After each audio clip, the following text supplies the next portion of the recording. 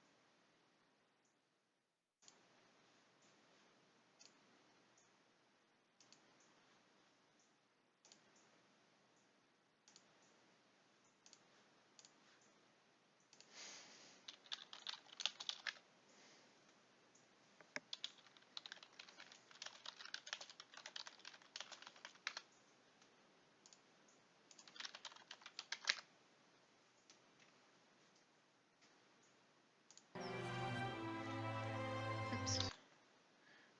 Almost ready, almost ready. There we go. Alright.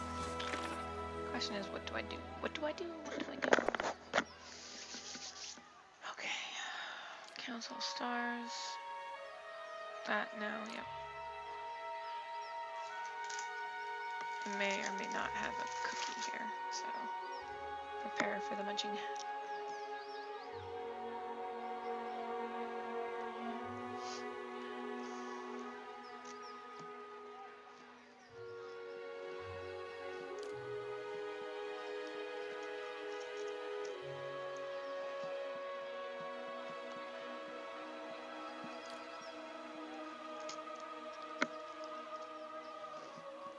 I wonder if I can talk to her now about it. Uh-oh. One of my streams is misbehaving. I don't know which one though. I bet it's YouTube. Time to find out.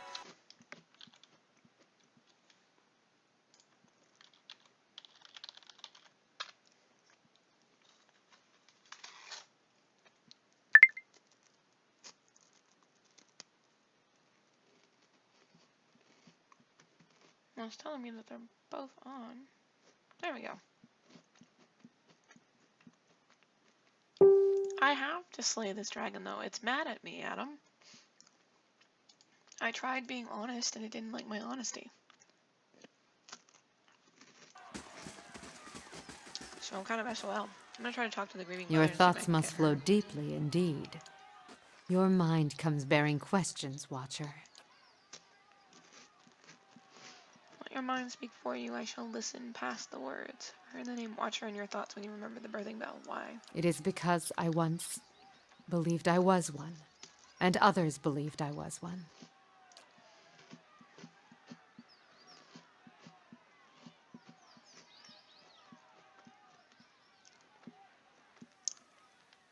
Do you know anything about Watchers?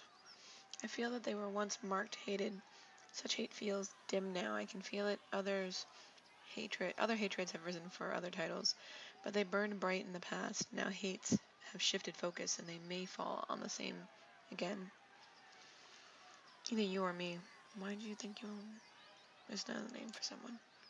I see the word cipher in your mind and see its meaning. Although I did not train in such things, the title feels more of a cloak the world casts on me and judges me for.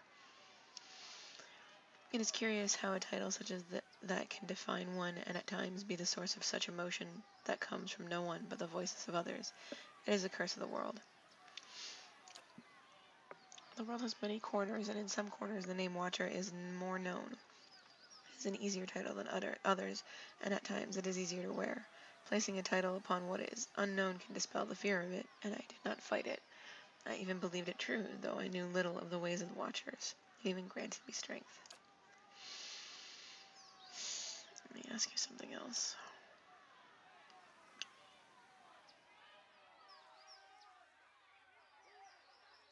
No, And I you. In asking, we reveal ourselves to each other. Why are you called the Grieving Mother? The air seems to go still for a moment, and time stretches as it did before when the two of you first met. There's a wash of uncertainty from her mind, slowly shaping into questions that swirl and do not coalesce. She does not move. She seems paralyzed as if you just wrapped her in a cold blanket. That is a question for you, not I. That is not my name, although if you wish to hang the title on me, I cannot stop you. Is that what you see when your eyes fall upon me? I named you. As a watcher, you may see what I do not. Your mind shapes the thoughts I project into a new meaning. There is truth in the title, but it is not all I am. So what are you grieving? You must have felt it, seen it. It has as many names as the pain it has caused. As the words take shape, they seem to tumble from her, and the wave is great, rushing into your mind. To your surprise, you feel as if you've been touched by the bee-whack again, and behind it, cutting through the torrent like a knife, are the thoughts of the grieving mother. There is a wound cut across the belly of the world, a jagged knife that has stripped the stems from men and carved furrows across the wombs of women. There is much I have forgotten, but I can feel the wound all around me. It will not let me rest, nor let me be. The children have gone silent, yet their voices may be heard again. Talking about the hollowborn? The word, there's a slowness of thoughts as the word is being weighed, accepted. It doesn't feel natural to her, you can sense it. It was once unknown to me, as was much of what unfolded in the outside world. When the curse came upon us, I thought it a smaller thing, a thing of communities and hearths.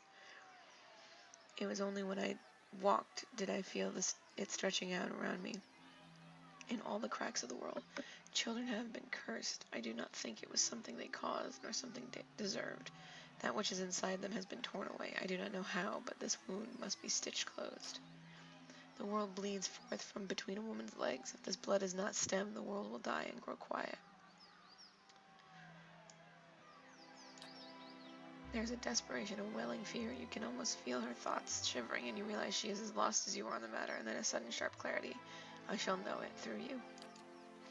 Your eyes will track the cause, find the path, and I will be beside you. There is no wound that cannot be healed, and if you are truly a watcher, then this wound may be seen for what it is. You saw me where I hid. Whoever's hands have stilled the world, you shall see them too. What do I do if there's no way to heal it?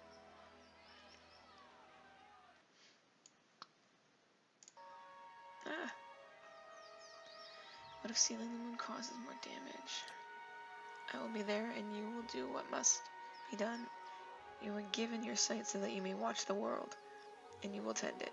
The children shall have their voice again. If your will is weak, then I shall strengthen it. Lean upon me as I lean upon you. You shall be my eyes as I shall be your hands when the time comes. Interesting. What do you think of the Deerwood? Those titles are markings on a map and channel people's minds in violent directions. Such things are a threadbare blanket cast over the world where men and women seek more importance. than simply being. How do you see the world then? The world is a field of souls tilled by Barath's wheel. The thought of cultures and territories do not concern me. The sowing and harvest of the field does. Barath's wheel has slowed, perhaps stopped altogether. Whatever words, titles, laws, and blades not devoted to carving away the harm or healing that wound holds little importance for me. Let's continue. I bet if I sleep, then she'll have more for me, I hope. Certainly. Okay. I don't want to.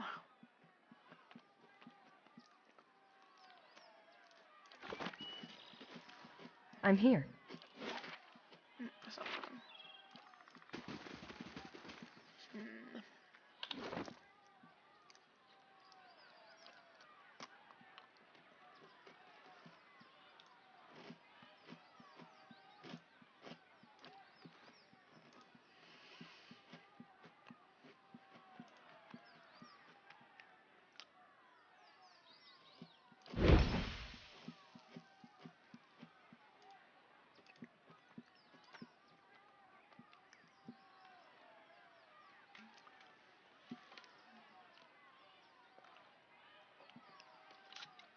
I think being crush proof is important.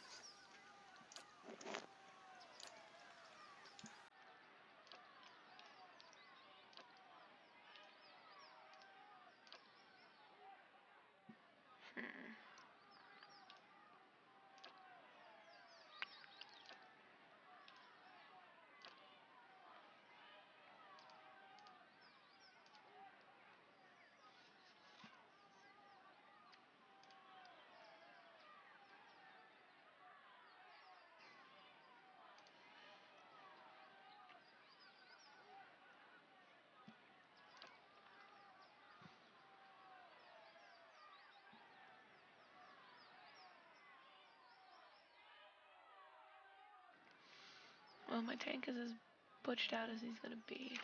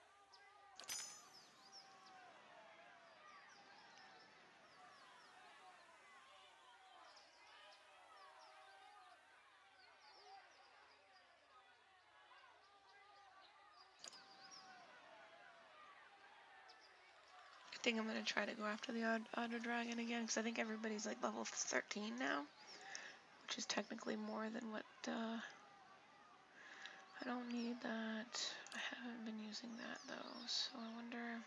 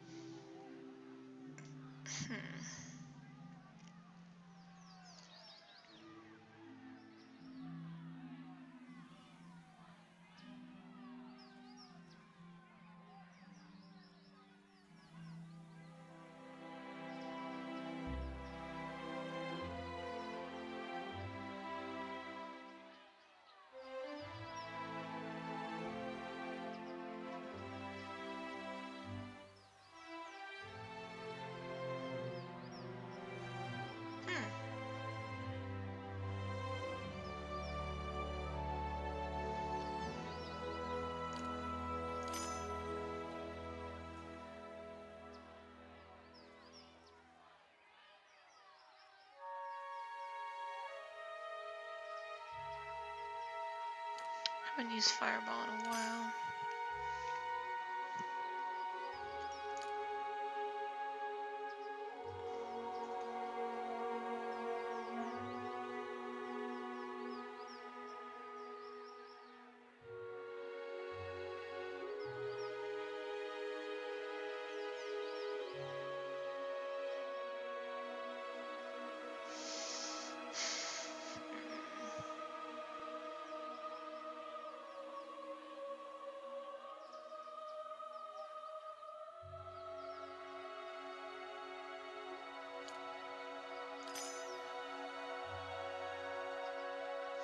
Some of these things are just don't hit me, don't hit me, don't hit me. Not the face, not the face.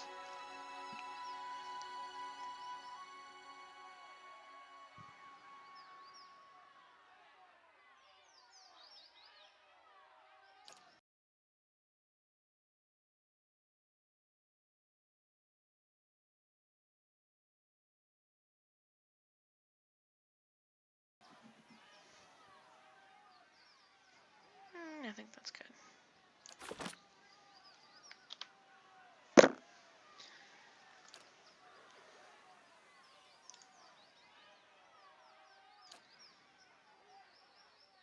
Everything about her is enchanted. What about this?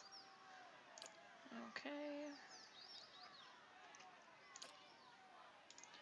Pretty sure everything I have is enchanted except for this. What is this? Oh, it is.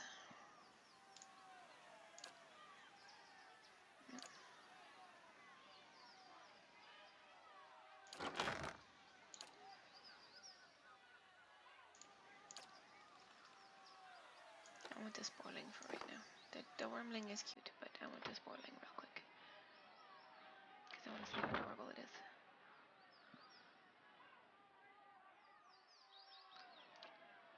He needs more something.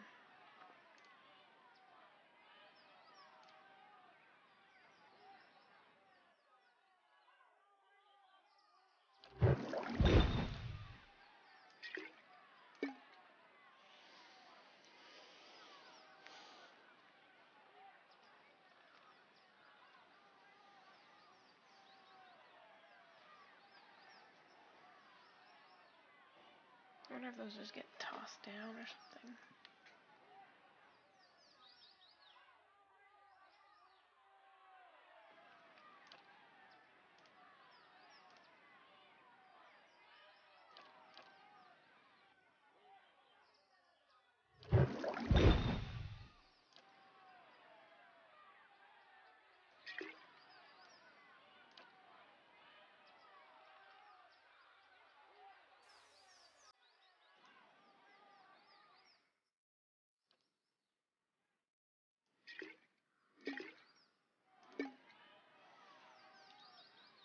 I need to split that. How do I split that?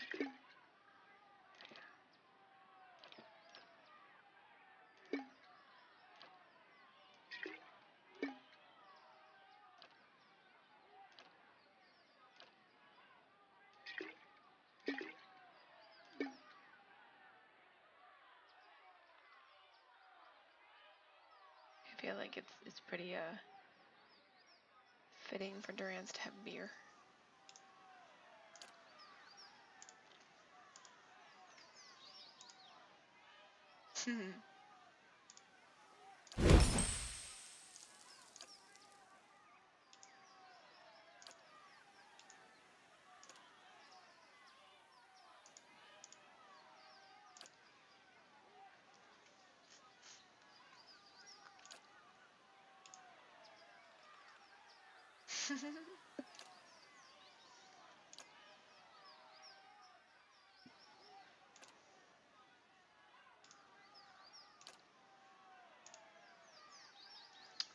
She needs intellect, I think, or is it perception?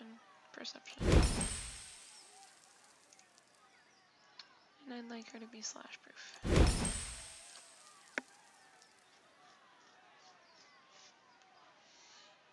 I think her gun could do some better stuff. Burning lash sounds fun.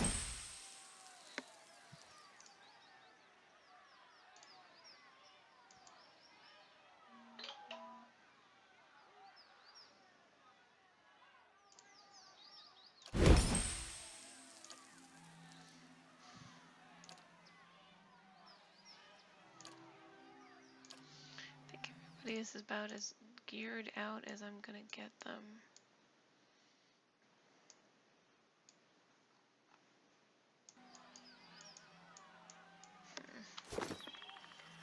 Alright, well I'll save and probably immediately die. This is gonna be fun. Not, and by fun I mean not very fun. What is my current constitution and athletics? Okay, I think that is good as it's gonna get. Endurance need to be like over here. Yeah, actually it can be closer that way.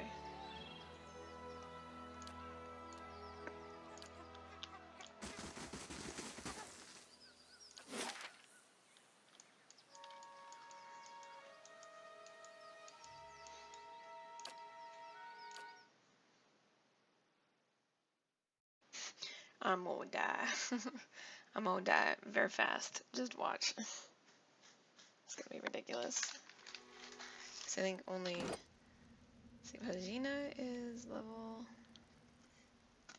Okay, I think everybody's 13 now. Yeah. We're all level 13, so hopefully.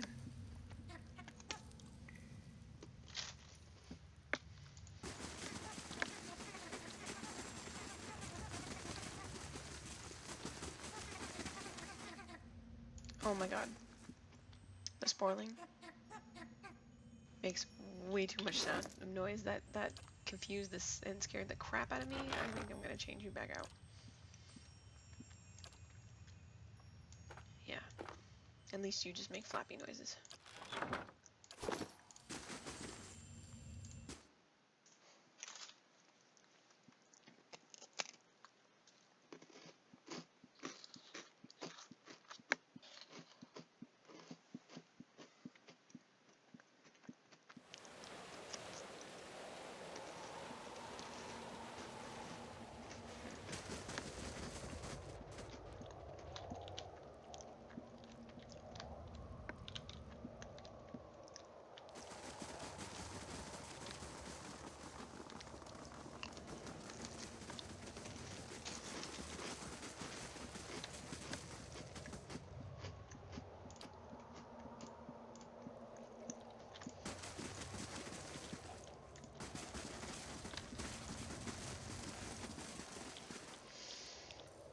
Okay, this is gonna be the fun part. Oh, the silver dragon thing? This thing? It's an ivory worm figurine, unless you meant this, which is just my little pet. Oh boy. Hey. I'm here. They shall see nothing while I see much. Okay, and then you three. I'm ready. Start making your way downtown. And there they are. Okay. Durance can do his...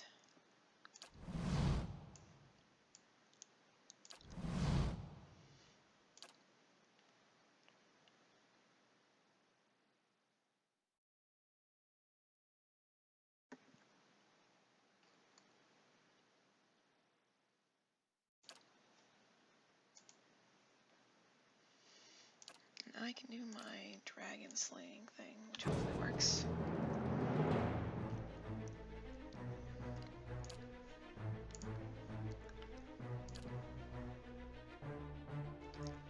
First things first.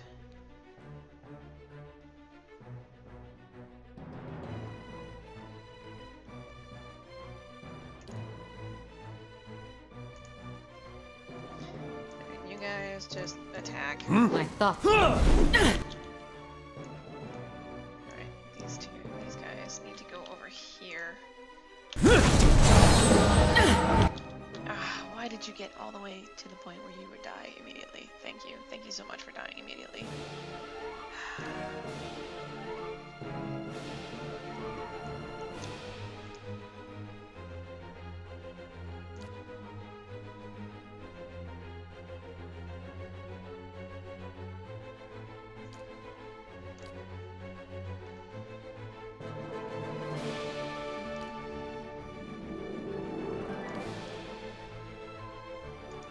I'm ready. It's not.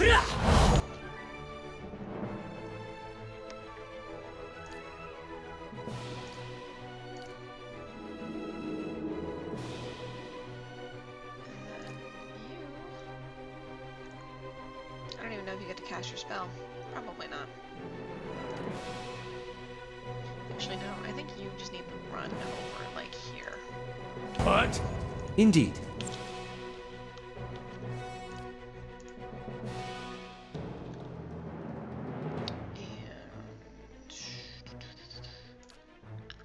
And you're healing her. I'm attacking that.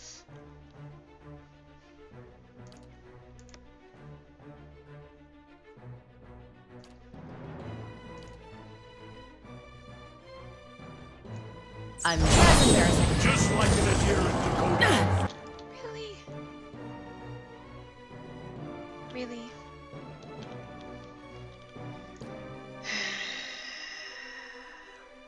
Just...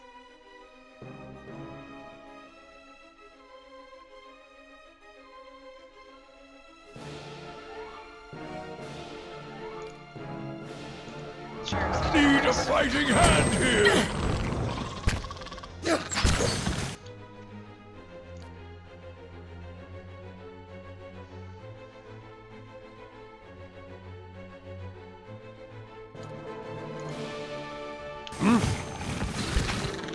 Don't even...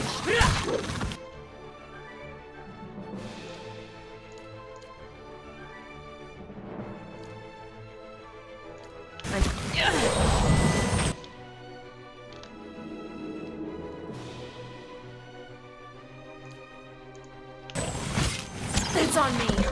Don't even... Alright, blue.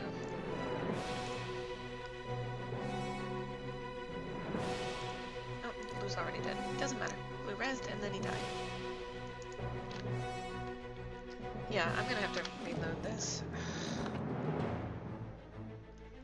Where's my quick save? Right there. It's like it does a stomp and then it does an immediate breath. So maybe I'm just gonna have to send in blue first.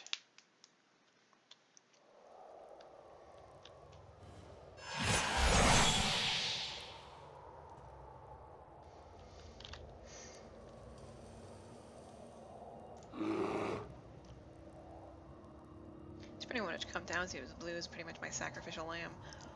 Alright, well, run blue, run. Alright, Durance, I need you to cast.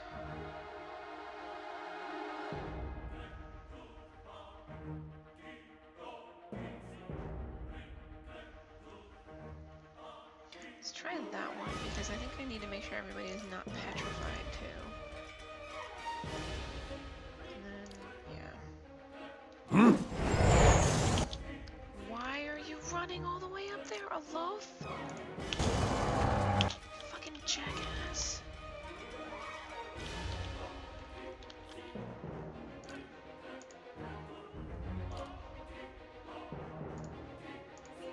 Hey. I thought you were dulled.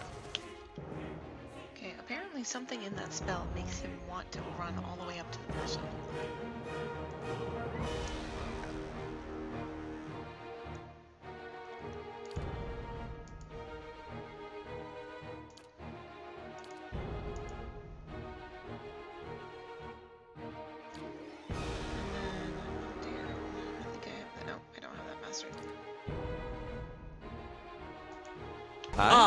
Worth and rough!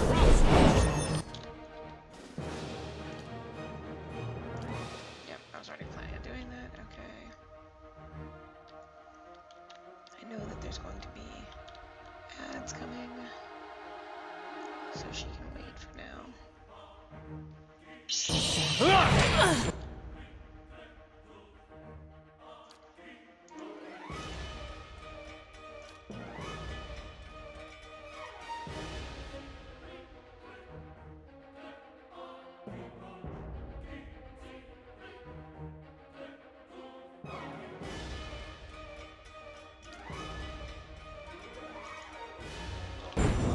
Griff Uligna!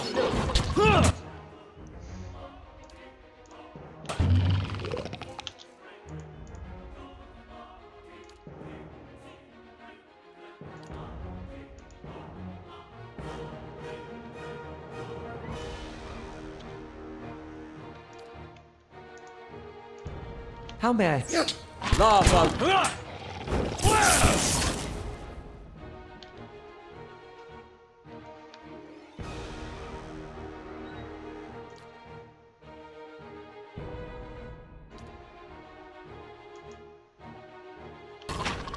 Just get quiet.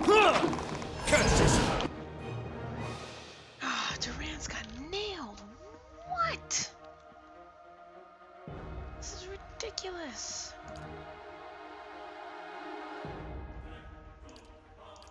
Alright,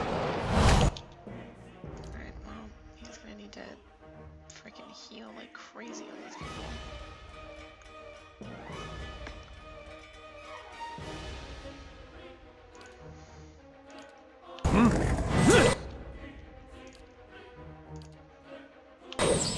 Madiko. You need to heal yourself, sweetheart.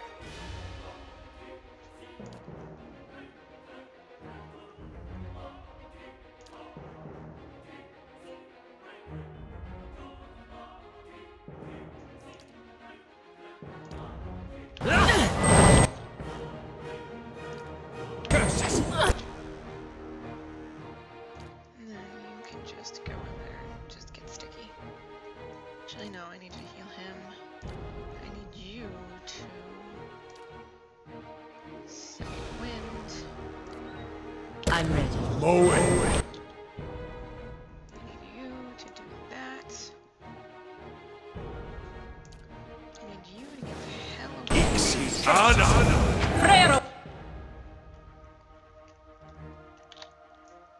I need you to now start attacking the dragon.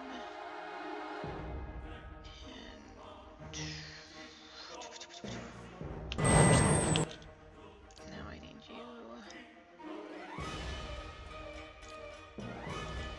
Ah! I have no idea if that actually worked, but whatever. You know, more dots.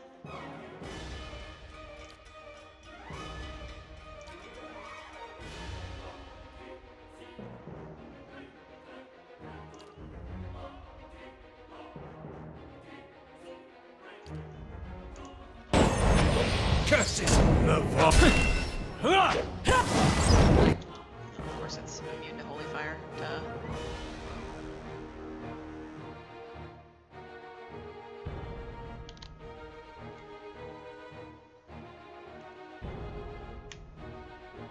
Or maybe it's just immune to something else. Oh, it's immune to fire. Okay.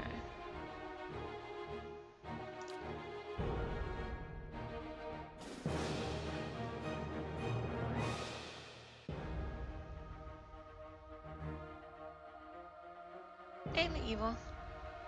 I should be running on Twitch right now too. Alright, so hopefully that works. That's not very helpful. How is that not helpful? He's not immune to ice. He's immune to shock and fire.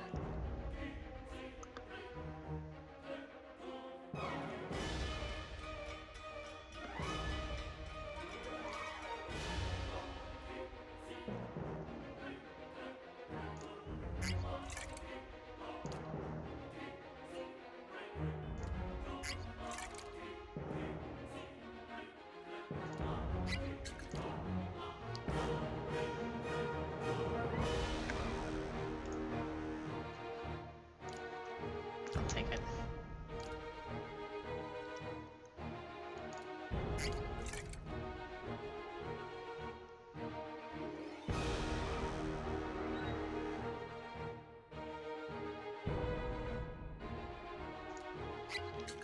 curses! My thoughts were Hello!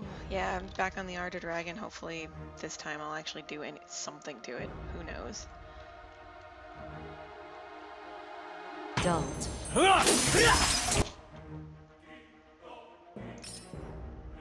It's no use! That's not very helpful. I'll give Whoop! And yep, now I'm dead. Awesome. Awesome, awesome, awesome.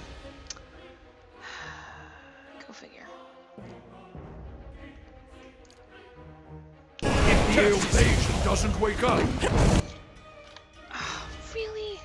This dragon sucks. That's not very helpful. Seriously, it's only Aloth now. Aloth is the only one alive. Awesome. Riff Uligna! Oh wait, no, Blueberry's still alive, and so is she. But none of these people can res. What is she doing? She's doing something. She's already got her second win that's already been taken up.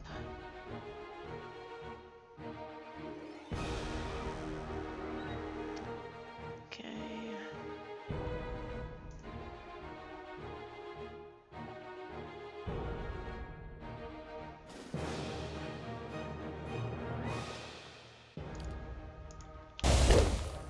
This one repels my touch.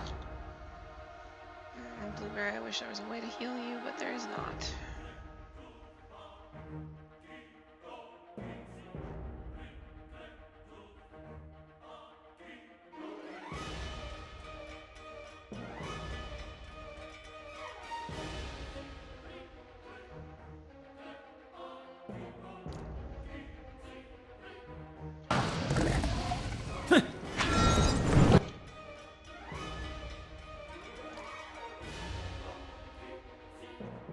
She just has to attack. There you go. Drink. And maybe that'll work again. Thought it don't. Damn it. And there goes my guy. Ah! Dragon is such a pain in the ass. I'm gonna give it one more shot and then I'm gonna do something else. I don't know.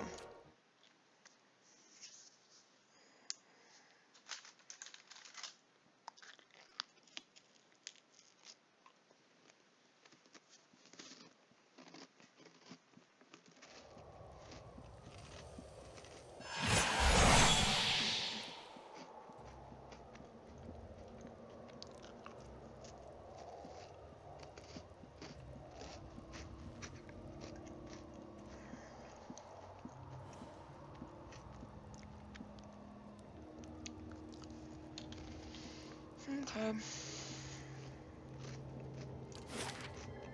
No, that's not what I wanted to do. I wanted to do that.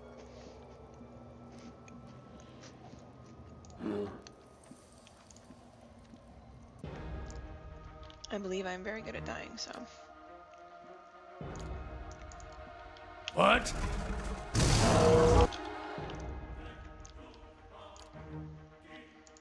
He's gonna go over there, she's gonna go over here. I'm ready. My thoughts don't. Curse it! Ender, I want you up this way. And now attacking it. You need to heal Blue.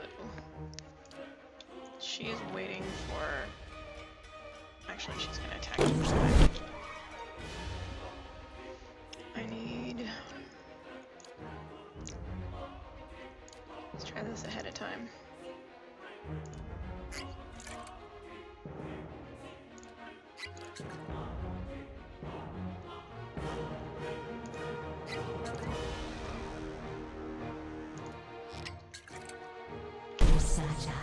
Okay, that healed him once. Once you're done with that, I need you to do a wall of force, so that when the bad guys come,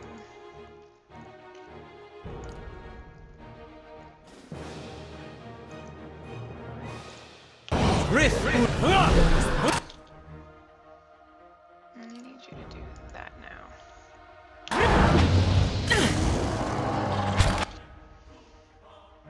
Alright, now I need you to do...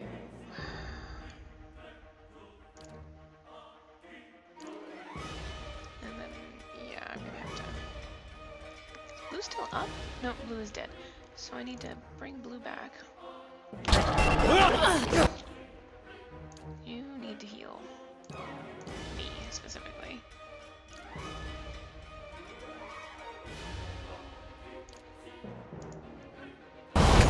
Yeah.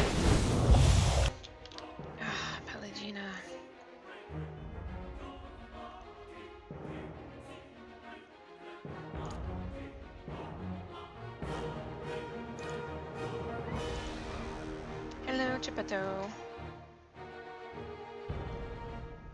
My party level is 13. I just really suck at the combat in this game. It is not my favorite. Yes. Ah, word that. And of course it didn't make that guy. That's fine. Nope. Attack that.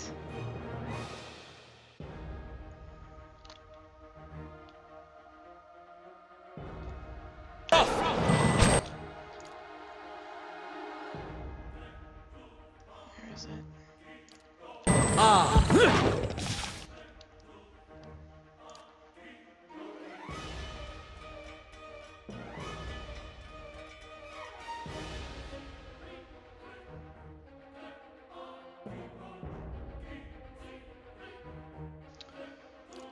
Just wait on you for right now.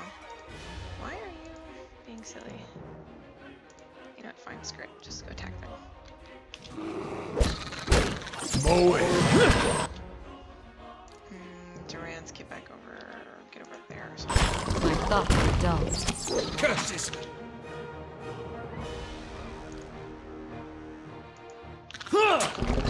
Mow it. Eeks. I like you being so close there, but I have no choice.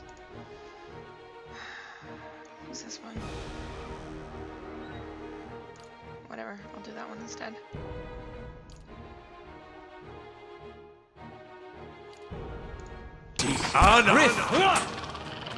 Curses. My thoughts. Roflstomp. I'll have to figure out what's going on with that in a minute.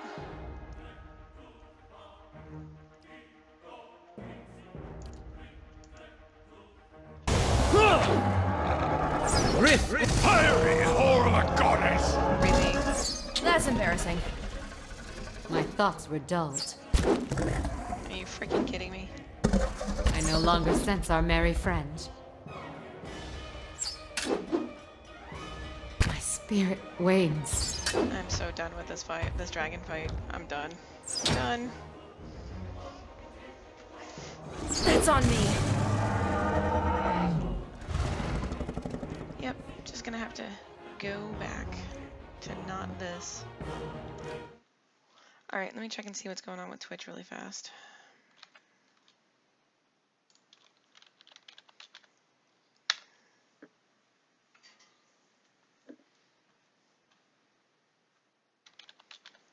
It says I'm up and I'm live.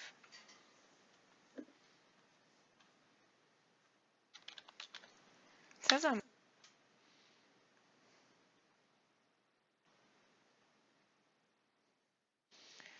Yeah, I tried really hard to not... yeah, my Twitch is up, so I don't know what's going on for you, Clodrix. But, I think my YouTube is still up, because that's where everybody else is coming from.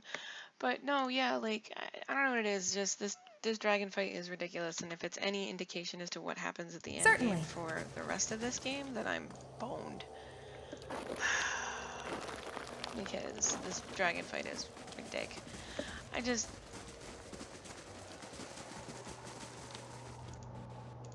It's supposed to be, I think, like a level 11 too, and as far as I can understand it, I think that I have my party fairly well balanced, but apparently not enough. Whatever, it's fine. I don't need to kill it before I finish the main storyline, so. And I tried going the non-killing it way, but it didn't like me being honest, so it's that's fault.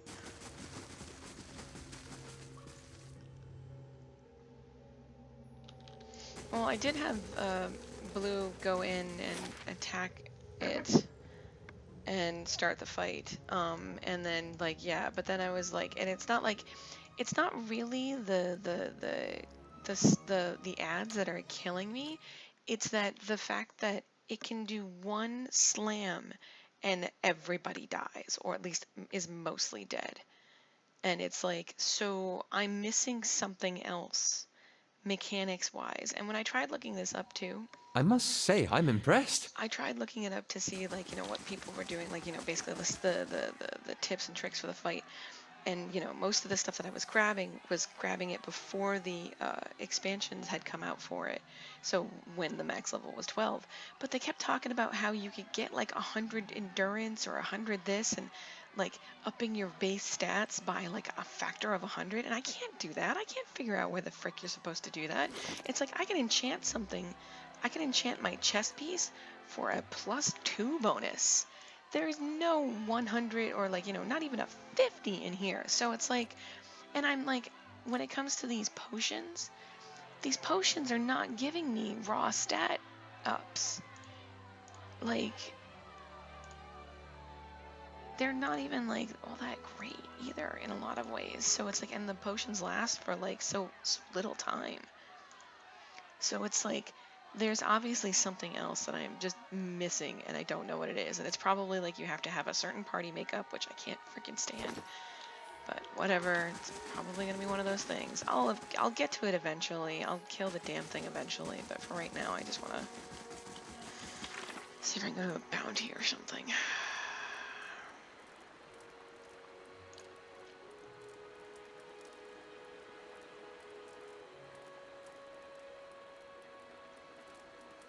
Yeah, it seems like, but like, what paralyzes them? I don't think my wizard has anything that does. Like, somebody stunned it. I cannot figure out Grieving Mother's, like, I cannot figure out Cypher. Without having played a frickin' Cypher, I cannot figure it out. Because every time I try to get her to do anything, she doesn't have enough focus. Like, ever.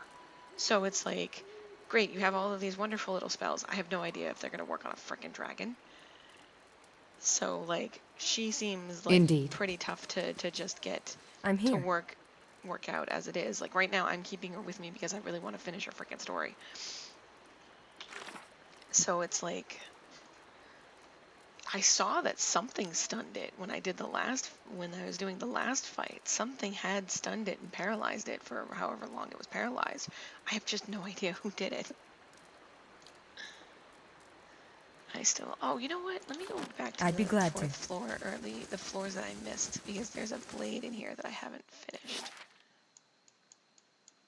I, like, went from 1 to 5 because I jumped down the hole. Ciphers have some sort of way to paralyze something, because they have the freaking, I imagine, or I assume, because they have heck, they have the mind control thing, too. Which, you know, I assume a big boss badass like a dragon is probably going to be immune to, but okay.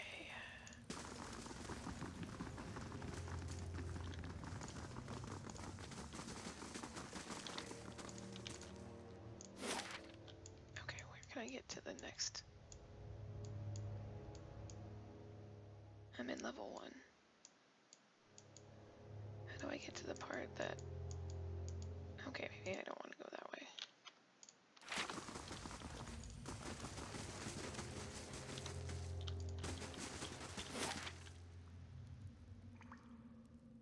No, that's where I want to go. You must gather your party before venturing forth. Nah, don't tell me what to do.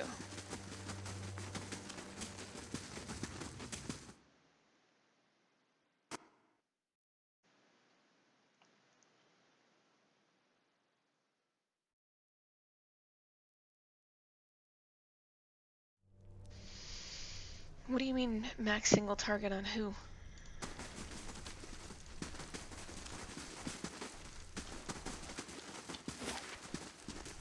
There's the stairs.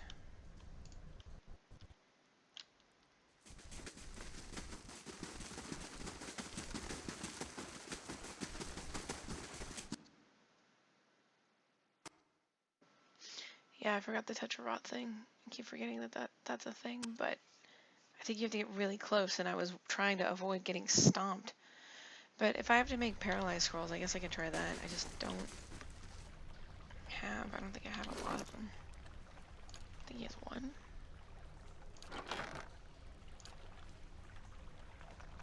There's more.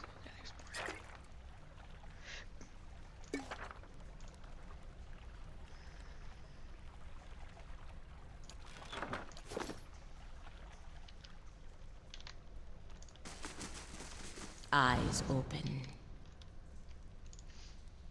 Yeah, Eater actually can take at least 2 hits from that thing. I've noticed he's been able to at least not die instantly. Look there!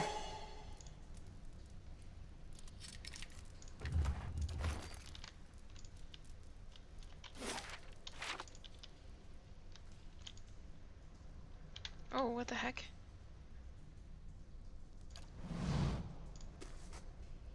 Cast in orange hues by the guttering torches, a massive creature sits at the rear of this wide chamber. There is an acrid stench of blood and offal about the room, and a hot, malodorous gust wafts towards you as the ogre rises, stirring up the dust beneath its feet. They had only known how many unwitting fools would wander into my camp, I would not have been exiled. Despite his words, the ogre studies you dispassionately.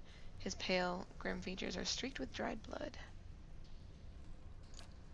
But then, I think they have lost the taste for human, now that they have feasted on one another for so long. I will not be fattened for the eaten. Eaten by whom? The rest of my tribe. They will come for me in time. There are not so many of them left, and they will not wait so long that they can no longer overpower me.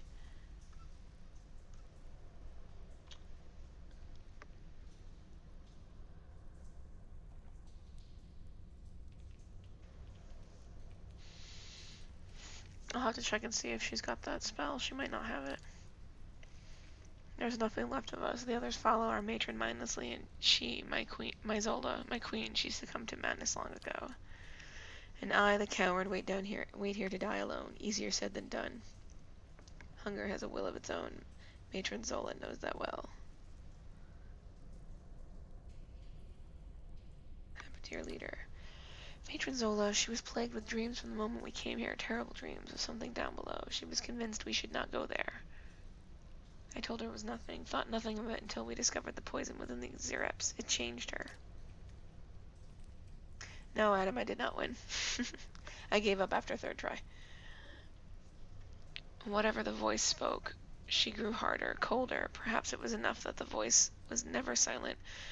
Through all those days and nights, perhaps the poison made the dreams all the worse. It is harder, perhaps, to see madness in those closest to you. But I should have seen it all the same. Too late for that now. Who are you? I am Thulgar. Once most trusted of Zola's warriors. Once. Matters not. Go but a little ways south and you'll find what's become of us. Once a dozen strong, now we are nothing. Our great chief, enraged by voices, and our people driven to devouring one another. Should put an end to this, Zola. Yes, if you could do that, then at least we will be free of this madness. Who knows how long we might remain eating one another until there's but one of us left. Bring me her torque, and I will know the deed is done, that our clan at last is finished. Consider this the final request of a fallen ogre human. Do what I cannot, and I will find some reward worthy of your service.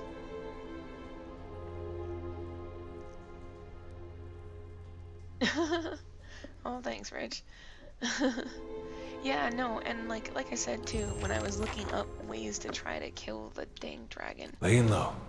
everybody that had any sort of like tip or trick or whatever kept talking about how they just had to have so much in one stat, so much in another stat, but they were getting ridiculous numbers, and I was like, I have no idea where this is coming from. So I was hoping by being a level higher, I'd be able to at least survive a bit longer, but she's still practically one-shotting us, so... That's for my friend!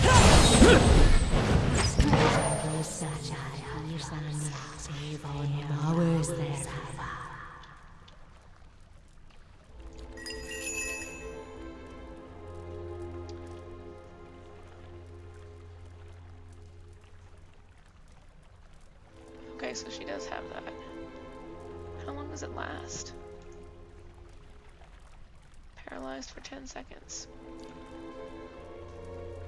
At least she's got that. Yes? Certainly. Yeah, Slowly now. I only lived up a couple of things here and there. Oh, Blueberry got stuck. I'm here. What?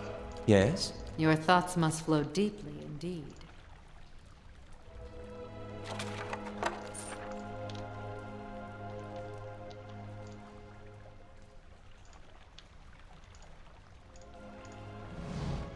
Crouched within a quiet alcove, this stone figure strides boldly forward, one arm high. Judging by the style of clothing and the cracked remnants of the beard upon the statue, Durant suspects that this is the Earl of Yenwood. A lauded warrior who was known to lead his men into battle, wielding a gleaming saber. Okay. So... Oh. Dollars to donuts, I'm supposed to put something in there so that this door opens. Shh.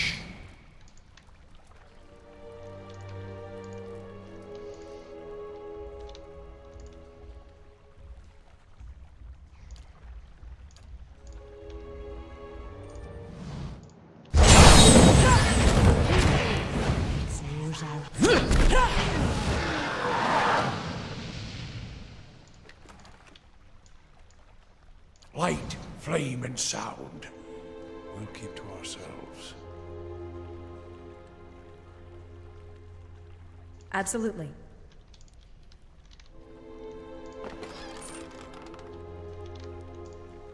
This wooden scaffolding has rotted away, crumbling under its own weight. Around it are signs of evacuation, evidently abandoned long ago. Oh. That goes up. To the master staircase. Okay.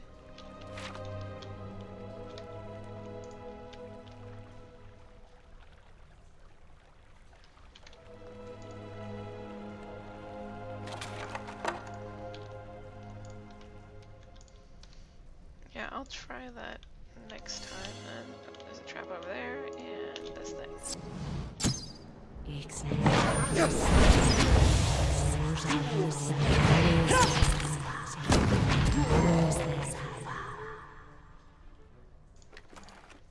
Nice and quiet. Look there.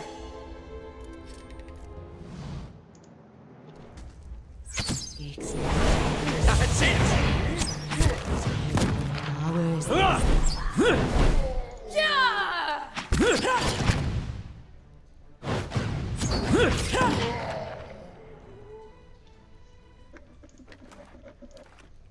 Absolutely. I'll see what I can find. Yeah, I'll have to try that next time. These massive bones have been picked clean, several cracked access them are within. Yuck.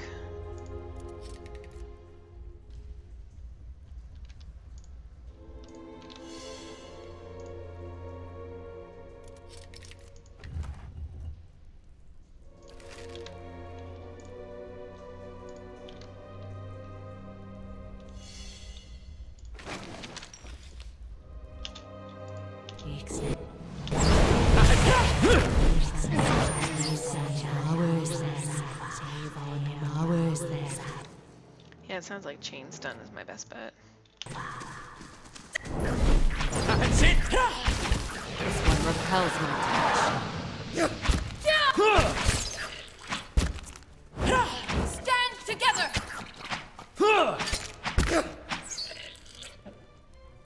I'm pretty sure that's because it doesn't have Nice any and light. quiet. That's why it repels your touch.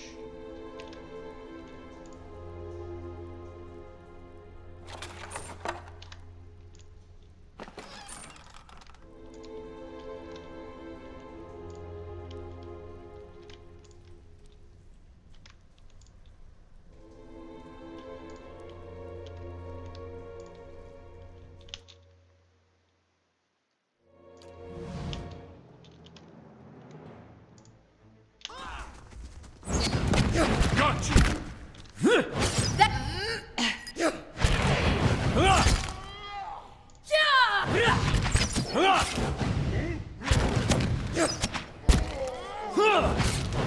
That one hit true.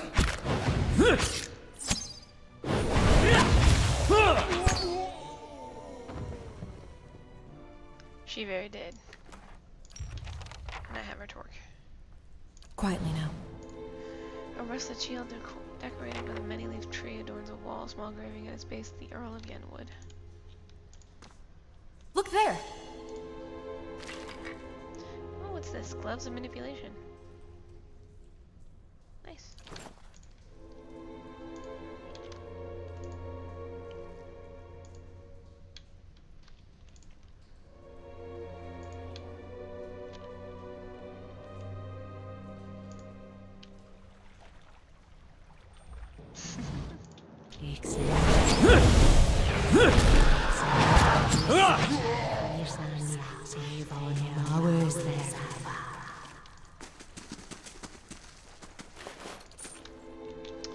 Alright, well, none of this was... Oh, this is like a low level freaking level of stuff. I don't think I have better gear right now, or anything on these levels is going to be better.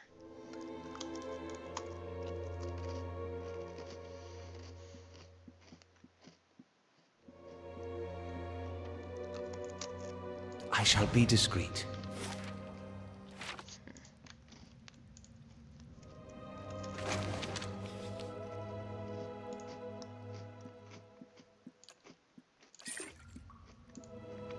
This is an old endearing horror story about a haunted dinner party. Wah wah.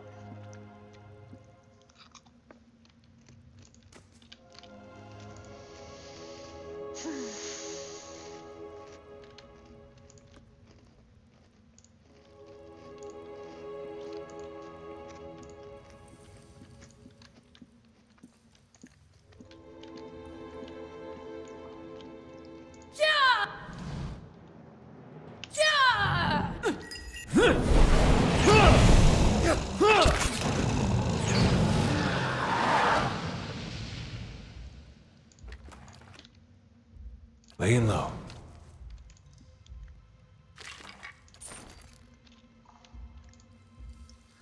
Just trying to see if I can find one more piece to that damn sword.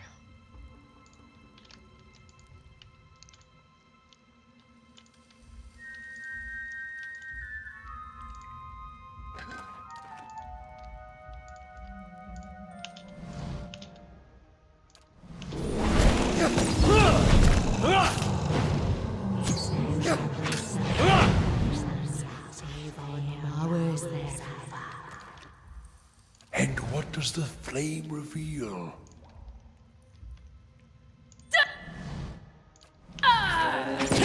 That's it! This is getting fun.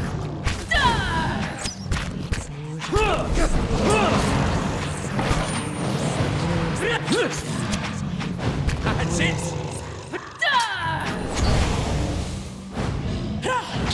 Leave it to me! I'm here. That's it! That one hit true. Hey.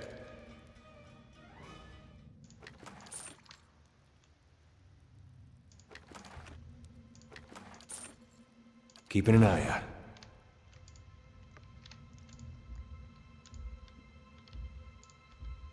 This whole place is like a weird maze of weirdness. Cool, but... Oh, okay.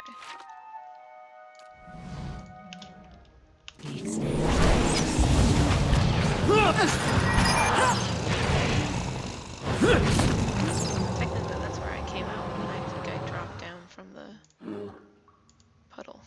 I'm here. Exactly.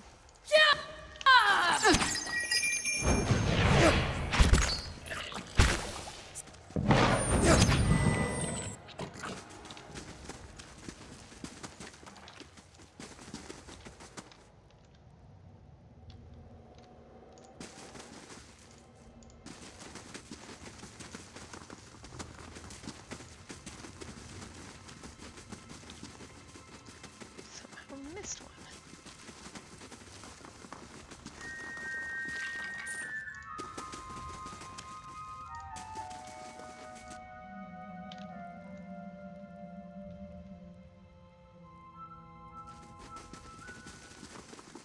Eyes open.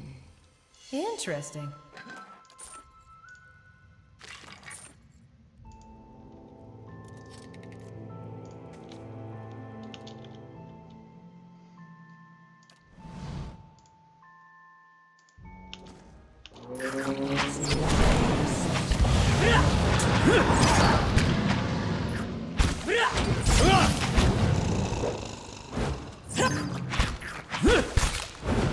That's for my... My mind feels...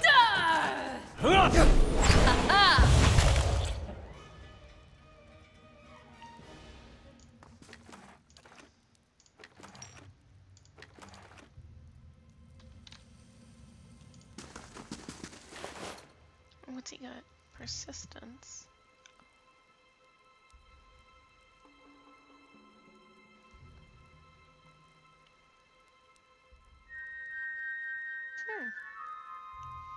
I have no idea if that's better or not.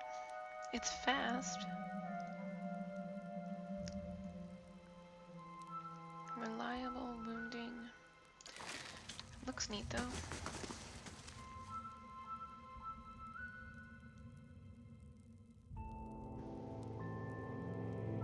Ooh, that sounds like a good idea.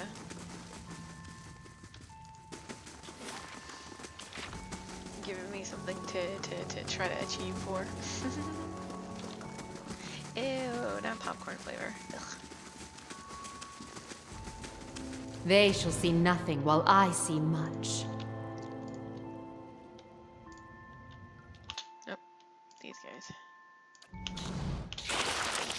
That's it! Not even slowing it!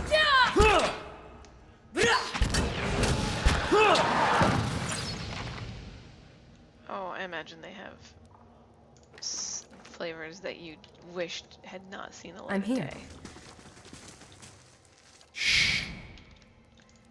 Just watch Iron Chef, and they are making ice cream out of things that you think that ice cream should not be made out of. Okay, this could be a problem because I have not come across another piece. Oh wait, there's something up there.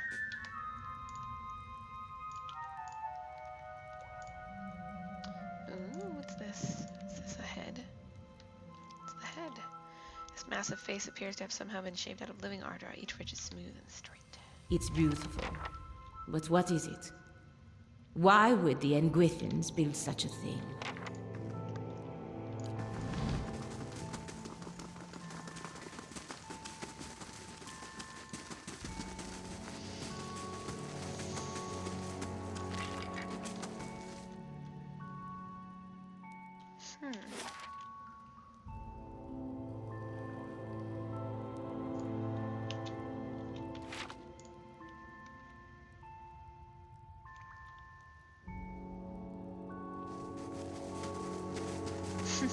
Exactly. I'm here.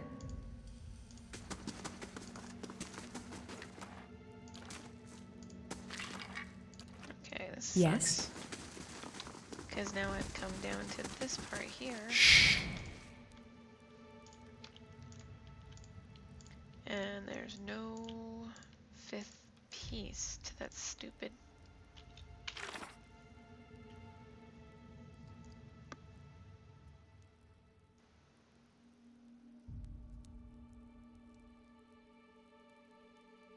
Yep, I've not found the rest of this blade. Oh well. Oh no, I think I already finished all of the bounties. Darn it. He wants that thing. No, I'm not doing that. Oh, I probably should go back to that orc and let him know that I killed his wife. Ex, whatever.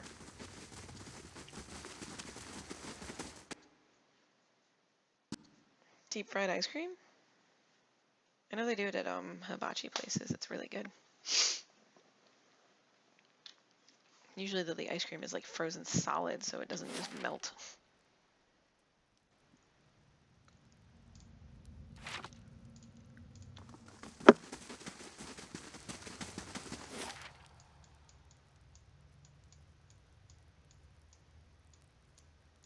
Okay, level 3 I think is where the ogre was. It's really good stuff. I think I had it last time I went having hibachi.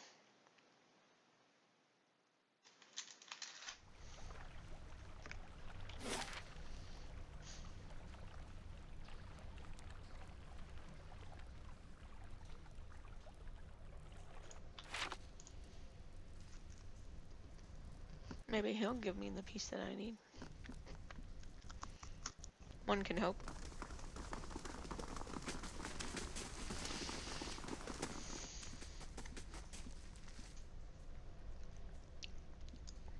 She's dead. Fulgar takes a deep breath. He is silent for several moments. Then it is done. Thank you, human. This was not my mate in there. I will not remember her that way. Here, I will not need this where I go. Use it well. Rindle's Finery. Bye, dude.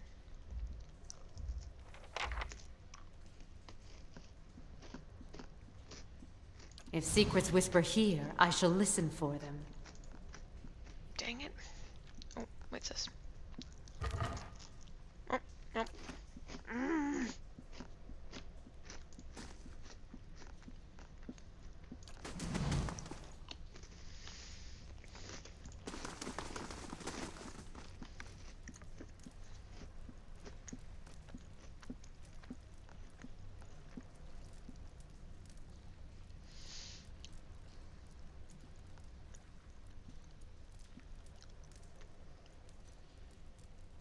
Yeah, sorry about that.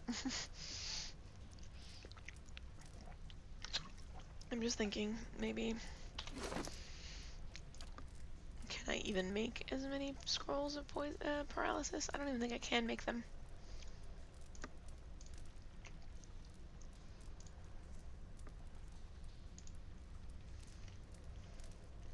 Nope, I can. Woohoo! I can make 3 more.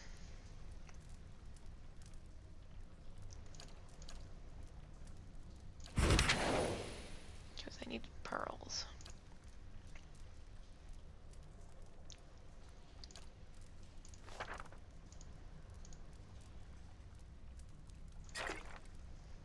I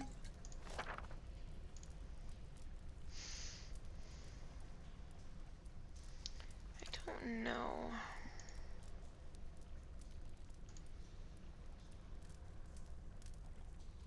Protection.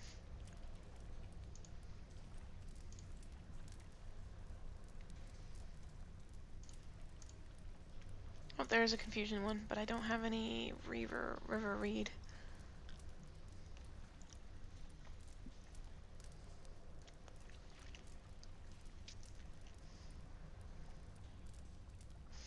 Otherwise, I would make them. I don't think I have any actual in here either. Protection, rolling flame, youthful spirit, wall.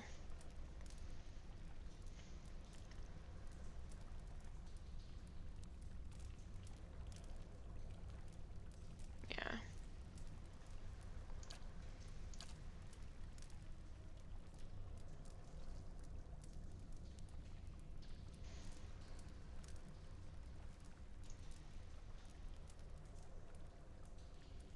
Yeah, fire is not gonna work.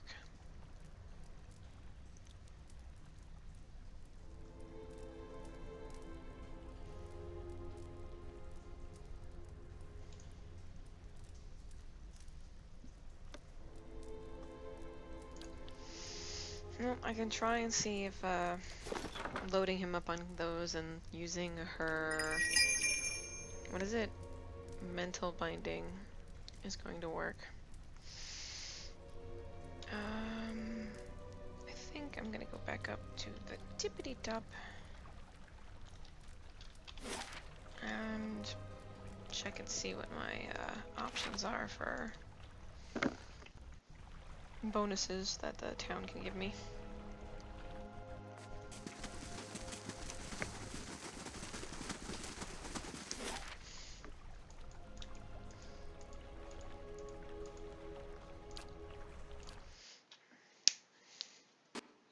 Let me see if you can actually use the scrolls of revival, because if they're high up there, I know I've got one. Pelagina is at least doing the one battle res that she can do. This place, as beautiful as it can be with the absence of children.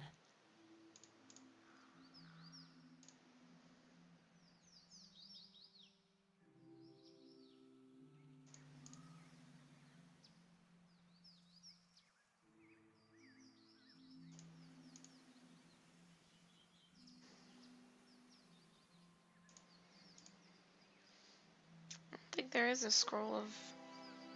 Oh, there it is. Haha. Right?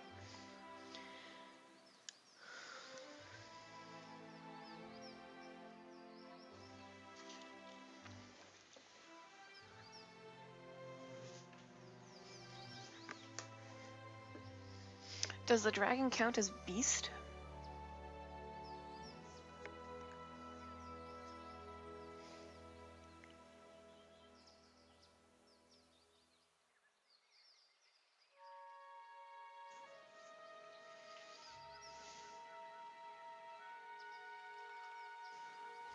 Okay.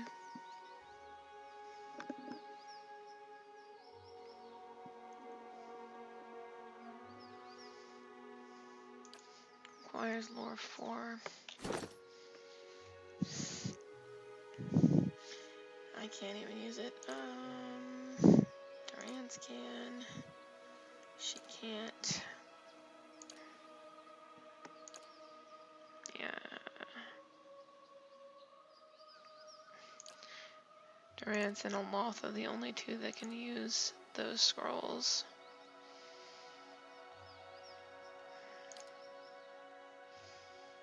Might not be a bad idea to have some though for with Durance, so that he's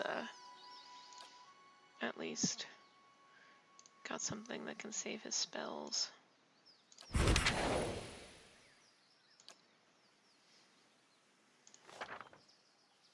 Pretty sure he doesn't need that. He probably doesn't need this either, because it doesn't seem to want to do anything for me anyway. I can't get the druid right now because the druid's actually out on mission. He's still got, how much time does he have left? Where is he? Oh, that's the Johnny, and then he'll be back in a turn.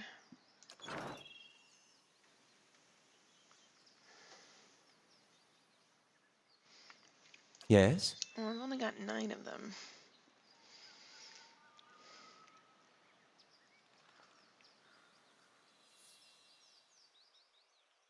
It's true.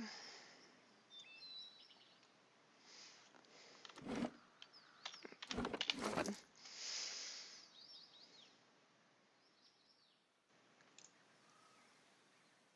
Burn damage, freeze damage, and nope, it doesn't work. I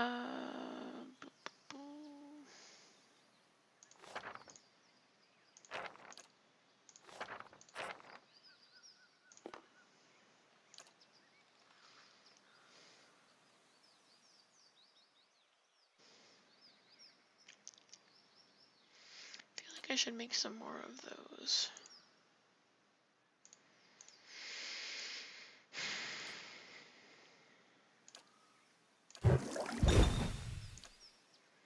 And then just give everybody one.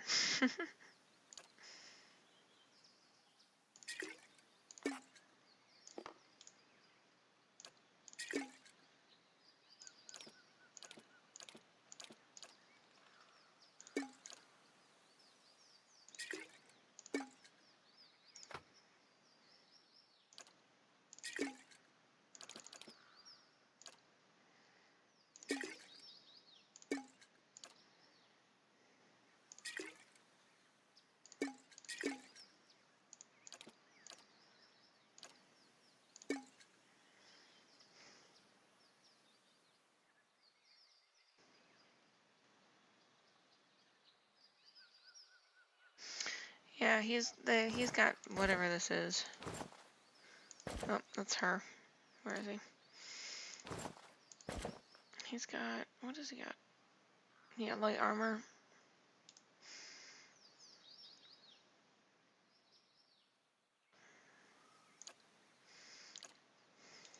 And he's got his robe, his specific robe. Yeah, whatever. I'll give it a shot this way, and if it doesn't work, it doesn't work. Alright, but then I'm gonna rest. What am I gonna do?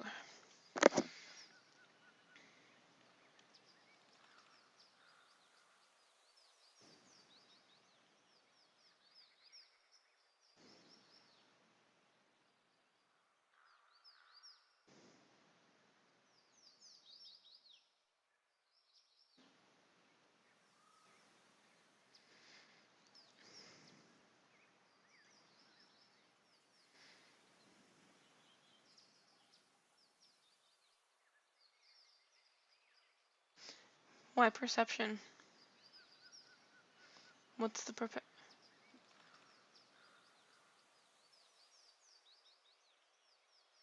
What's perception have to do with surviving this? Does that help with scrolls? Like, that's another. What the heck?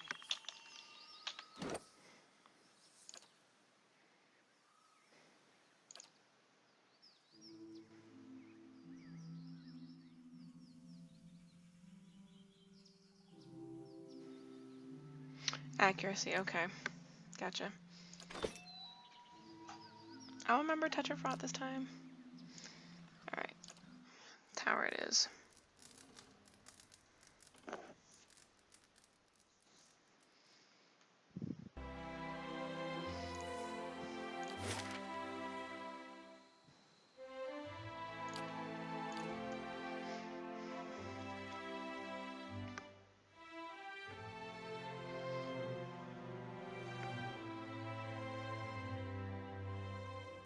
No, because the camp bonus overrides it. Like, you can only have like one resting bonus at a time. Because I've done that before where I just left my thing and then I did one fight and then I had to rest. And Absolutely. the new rest overrode my thing. Yeah, that's the thing. I don't think I can't stack them. I can't stack the camp rests because I literally like went like 12 or 24 hours like outside of the thing, which would have it still had 3 rests. Yeah. And then when I went ahead and I slept, then survival wise only like 4 people had something that like some DR or whatever. And then so but everybody they all lost their awesome Cade Noir buffs and got just the camp ones. Yeah, otherwise I'd totally be stacking it right now. Okay.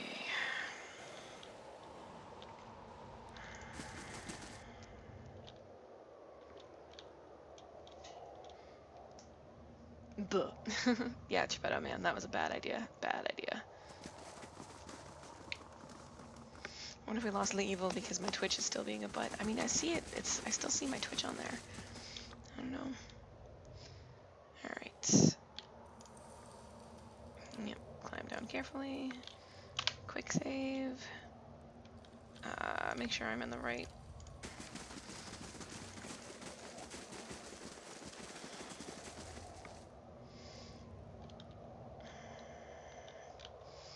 Just have How may I help? I'm here. Over here. Yeah, I guess that's good enough.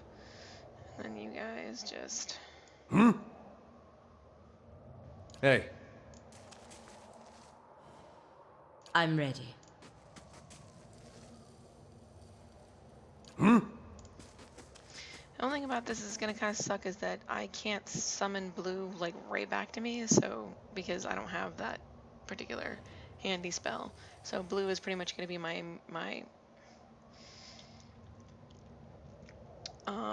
I try to. I think he's got it. Where is it? Oh, that's Strike Sphere. I know that I've used this one, which is Paralyzed and Petrify.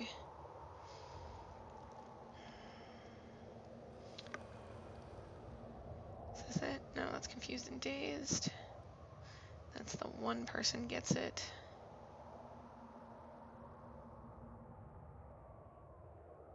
Oh, stuck. Yeah, I don't see his... Where is his protection against fear? Oh, there it is. Prayer against fear. There we go.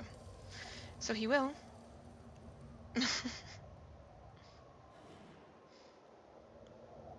I'm here. How may I help? Alright. This is about the best I can do for right now. We'll see what happens. And Blueberry. Do your thing.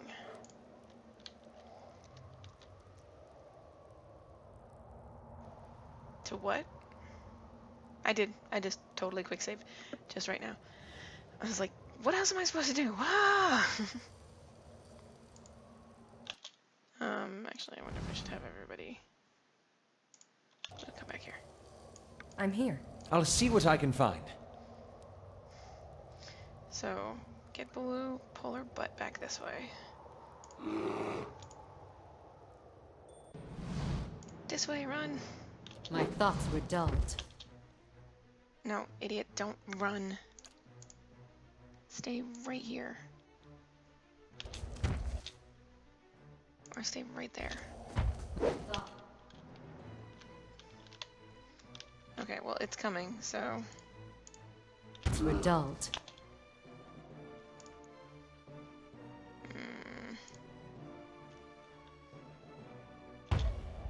Curses! Alright, you idiots. Go over here. At once. Alright. Now... Durance, do your just in case. And... I don't think Blueberry's back far enough, so... Bring it back here. And...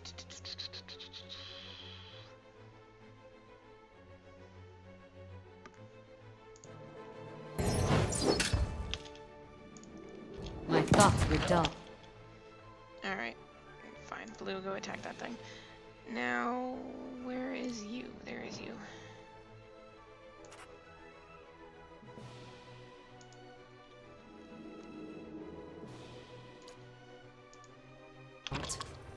Oh, Eater, where are you? Get up there. Hey, My thoughts were... Okay, so now she's stunned, so I'm guessing we should go all hog.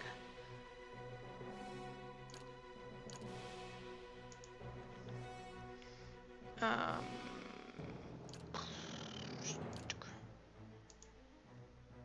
dulled. I need you guys to also die here in a second, so I think I'm just gonna do...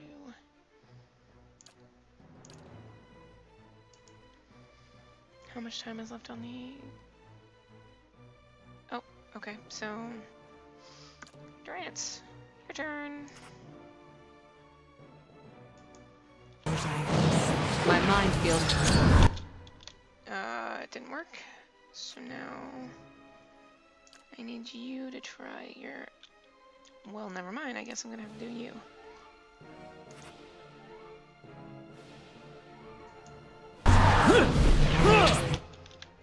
Still didn't work on her. Why is it not working on her? Scale breaker, paralyzed. Oh, she's paralyzed, okay. Weird, why didn't it say that she had actually done it? Whatever. I think that's the thing that I need to do with him, it's this. And you just attack her, and... That one hit true. And you do that one, because that one's better. Oh, right, I'm supposed to do the thing. Which one is it? Touch of Rot?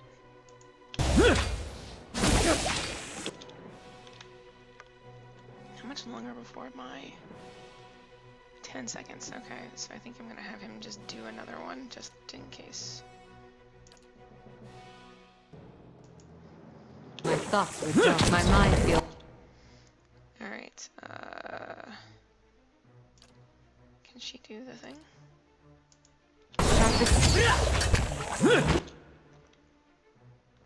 It's hobbled. But it's not...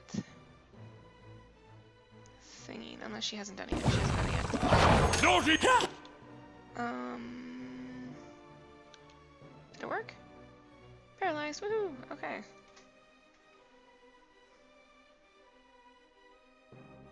Oh, yeah, but it's fire damage, and it doesn't work against her because she's immune to fire.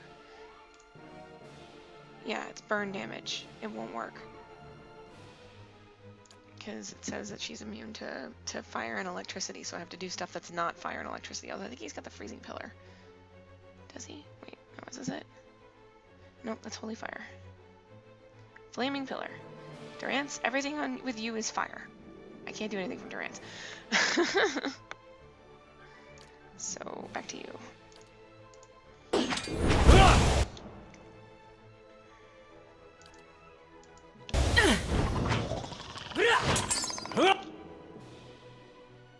Okay, blue. Griff Uligna! Might get this one now.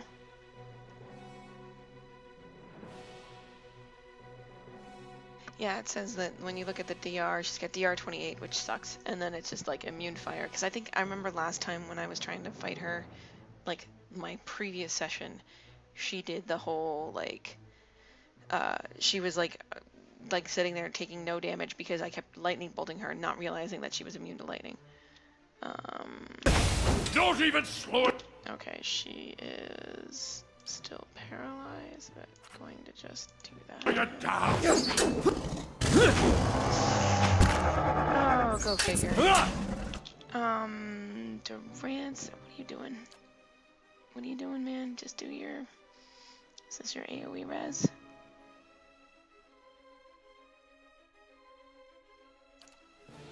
Just do it to Pelagina. Moeth Ixi. And then she can B-res Aloth. Can't stand. And then you can just heal the frick out of everybody. And then you can go back to doing that, but you're down, so we're just gonna do another paralyze. I'm ready. That's for my friends! Woo! It worked! Yay!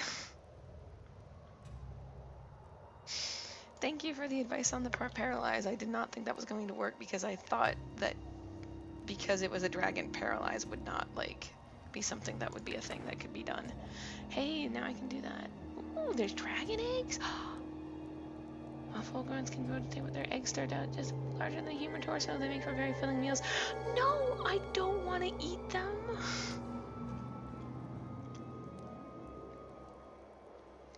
Thank yous. And thank you very much, Richard, for the advice, and Geppetto, and all of you guys. You guys did really cool in I'm helping here. me out with that one. Alright, now the question is, was there anything else over in this corner that I need to... I'm saving. I don't need to... I thought she could be, but, like, I was gonna try, but then again, I was like, I'm thinking, like, it's a dragon. Dragons can't be dominated. That's just the thing. Right? Right. But apparently I was wrong. Be cautious. Be constant. It's over here.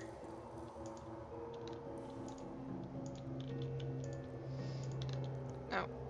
Oh, is this the horde? This is the horde. Is there anything, like, hidden? Ooh, what kind of shield is that? Oh, it's a small shield. Okay. It's a fine war bow. Ooh, and a grimoire. What's it say? You bury your arms to the shoulder and you still haven't reached the bottom of the pile. Yeah, I figure.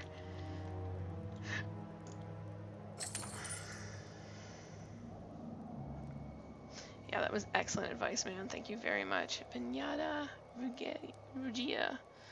Oh, it's light armor. I wonder if I can put that on her.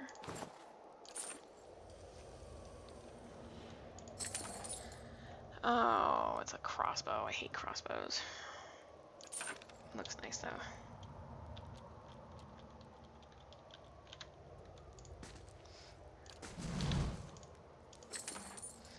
And then a scepter. Oh, wow. Let's see.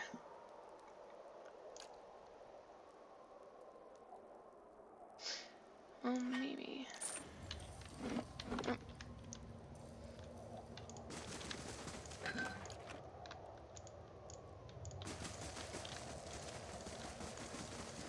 Okay.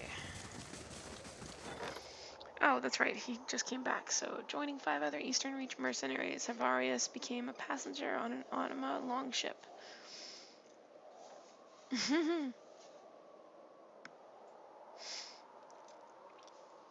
Eventually, Havarius and the crew spotted the Valayan caravel holding Tama and were able to overtake it before it reached open water. With grapples and a fair share of acrobatics, the mercenaries and Almond sailors boarded the caravel with Havarius in tow. The battle on the ship's deck was so thick with pistol fire that the smoke made it difficult to tell friend from foe. In the confusing melee, Havarius came face to face with the pirate captain. In the subsequent scuffle, the longship collided with the caravel and sent it lurching. The The captain slid down the length of the deck and was knocked overboard by a poorly secured cannon. With their leader sinking beneath the waves, the remaining pirates quickly surrendered or dove into the water in an attempt to escape to a nearby island. Upon Tama's return, his friends and family held a huge feast to honor him, Havaris, and everyone else that helped save him. Aww, got a lavender wreath out of it.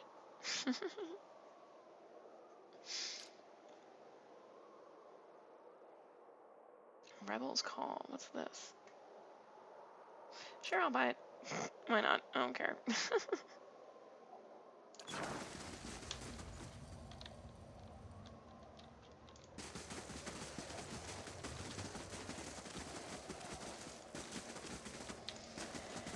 I have all, yeah, I totally forgot to do the potions that battle res you, but that's okay.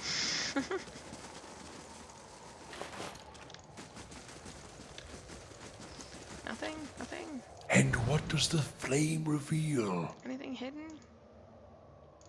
No?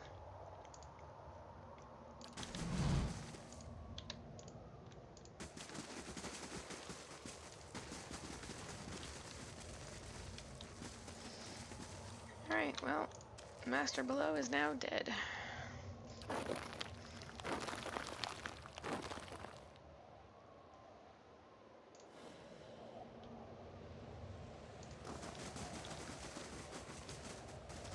Hey, I actually went through and, like, I found the burial, or I went to the burial isle before I knew it was a thing, and fought everything on that island, and then got to the pit, and jumped in thinking that that was supposed to be the next stage because, you know, hey, tells me that I can do the thing. Yeah, I know, Eater is sad, no dragon. But anyway, but that pit in the center, if you don't have the blessing of a god, you die. You just fall to your death. Womp womp. Game over. They even like to rub salt into the wound and roll credits as well. So it's not even a your party has died. It is no. We're just gonna be like, that's it. You decided to jump in the pit and now you're dead. Game's over.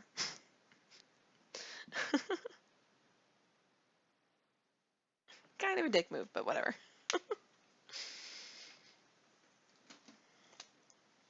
Last thing the Deerwood needs is another foreign colony.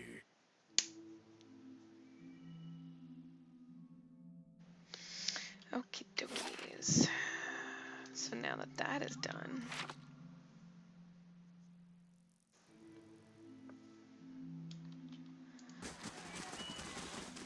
I think it's time to rest for everybody. Because why not?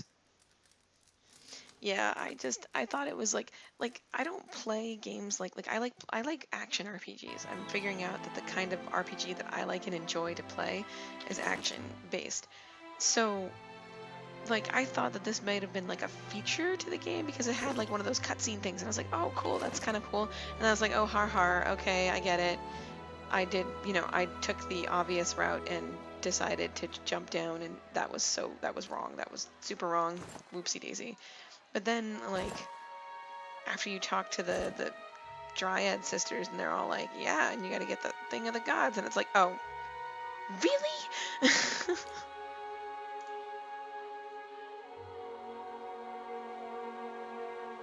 Oh, talk to the keeper, yeah, to finish up the quest. Hang on, I was just gonna do this real quick. I want everything she does to hit, so I'll do that. And then I don't want her to be smushed, so I'll crush proof her. There we go.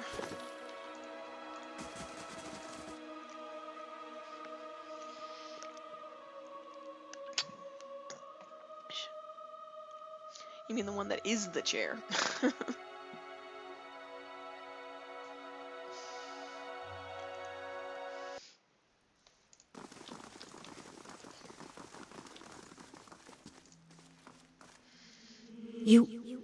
You've done it!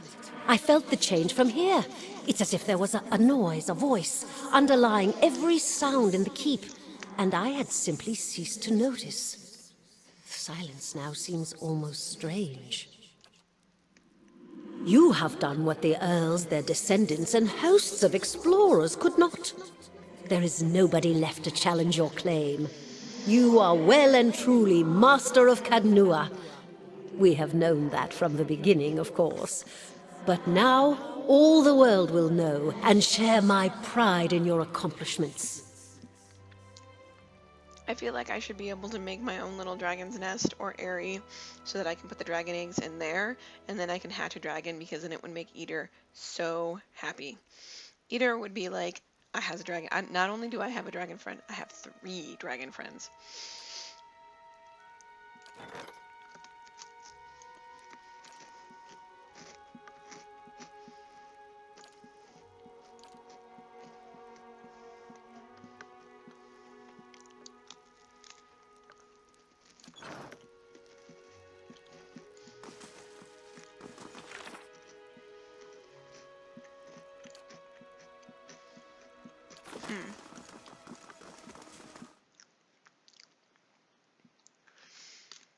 I do have the White March DLC. I haven't started it yet.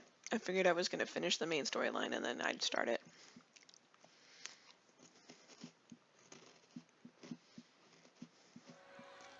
This place, as beautiful as it can be with the absence of children.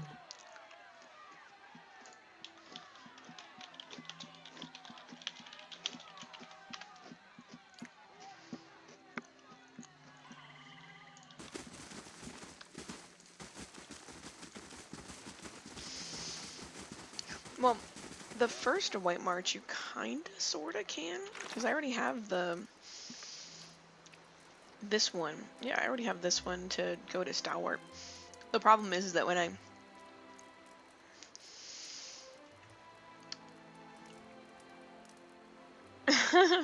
yes, because I didn't want to kill the Arter Dragon. Do you have to, like... Wait, so why would they make DLC that you have to do before the game ends? There's no, like, after game stuff?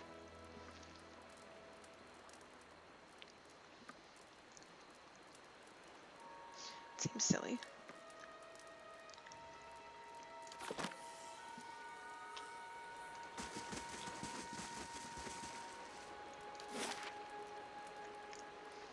Well, I guess I can go to this place then.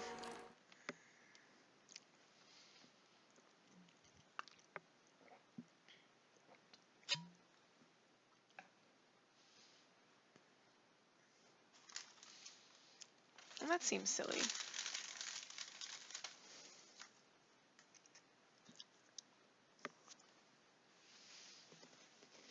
Well, I guess I'll have to do the White March stuff then before I go dive into the thing. Okay, this is where I was last time. And then the 2 mercenaries tried, it almost killed me, like, real good.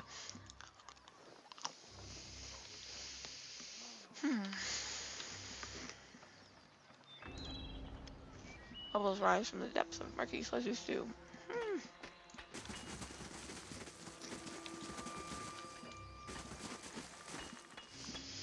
Sleeping Orlan lies atop a filthy bedroll, several paces from you, snoring loudly. A large key rests atop his chest, tied to a leather thong around his neck. His left hand holds loose. It holds in it. Examine him. His heavily scarred chest rises and falls with loud, uneven snoring. He mutters in his sleep. Short, pretty one. How much for her? Well, what will this buy? Not the Alma. No. Quietly approach. Grieving mother. Edges toward the sleeping Orlan. Suddenly, Greenmouth steps on a twig. A loud crack splits the air. The Orlan sits up, his eyes shifting back and forth under the half-closed lids. My stealth was not high enough.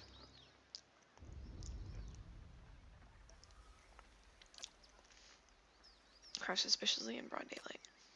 His feline eyes go wide as he takes a deep breath. I'm not gonna... I can't remember if I'm supposed to kill these people anyway.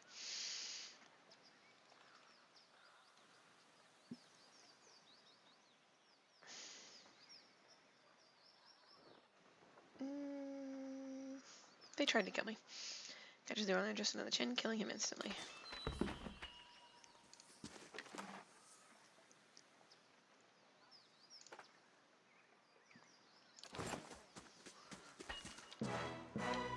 Oops. Intruders!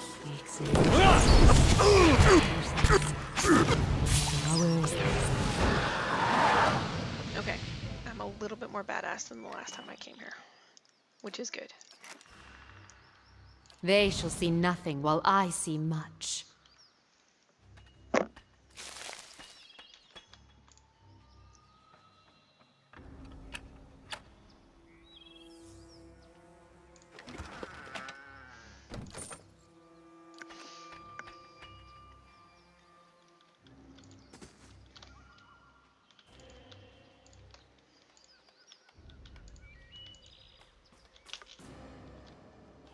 Berserker Pyromancer dies first.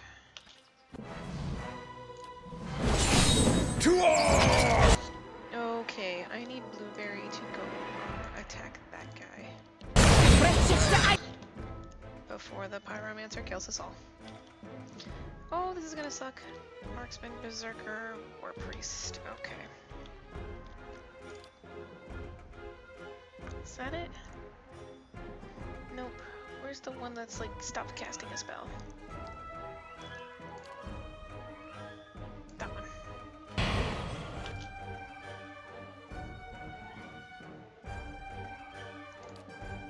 Which one's the one that you can take somebody over? I'm just gonna do that instead. Okay, now you guys can go ahead and attack the War Priest.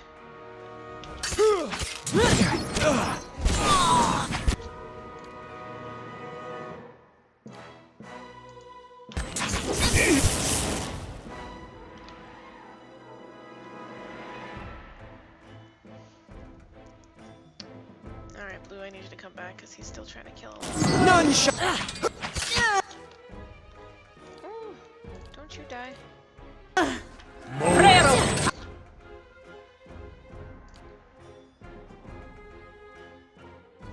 Why not?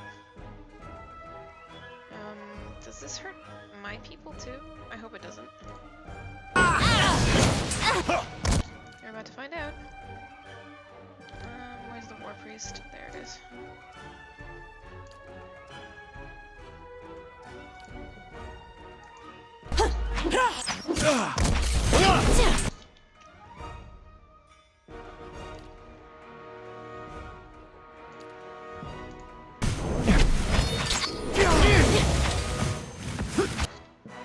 Okay, why is you not healing him?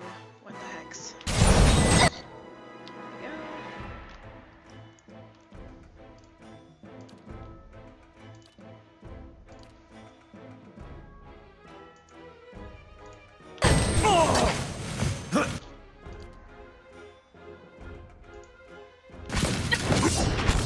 Nope, and there goes a Loth. And there goes Blue.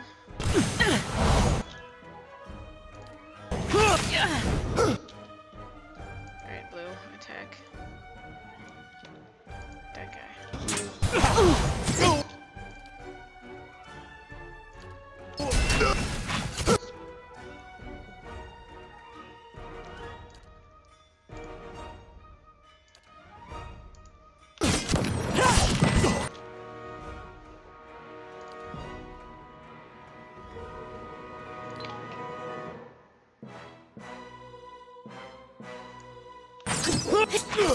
Mow it.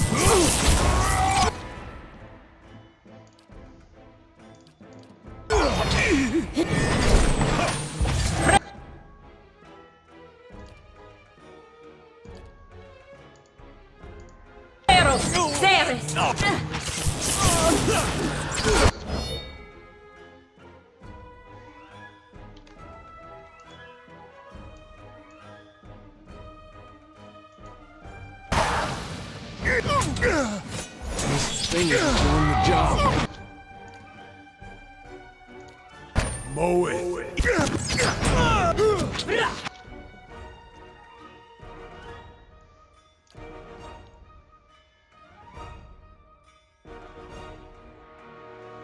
Where is it?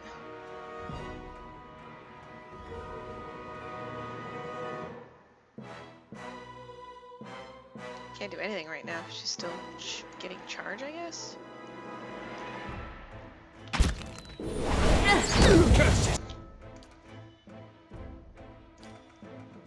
No, that's not gonna work.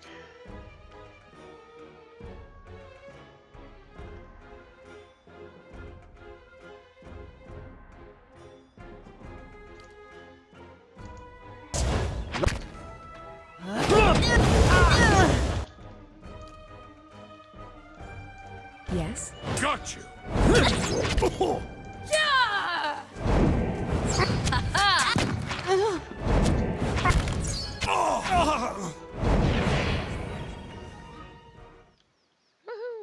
Survived.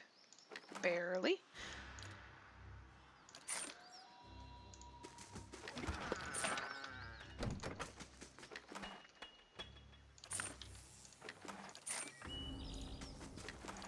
Well, that's what I forgot to do.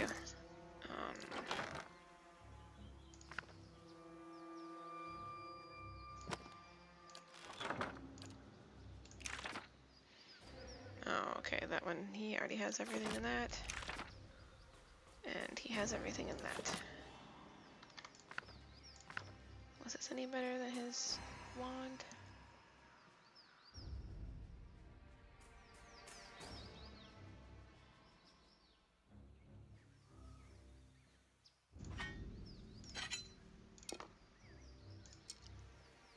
That looks better.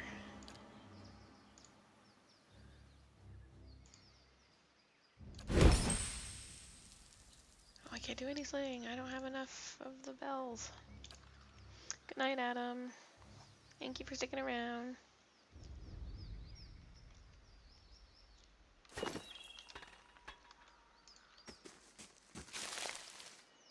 At once. If secrets whisper here, I shall listen for them.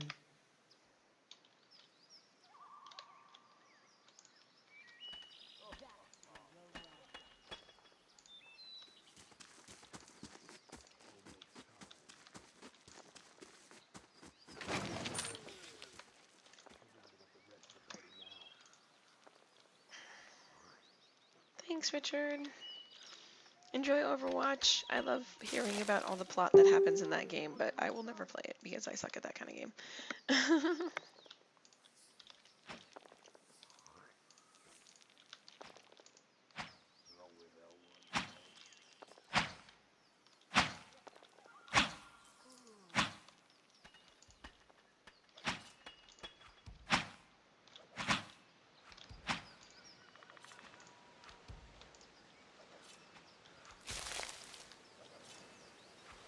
Okay, so there's some dudes there. Oh, is there a way to get in this way?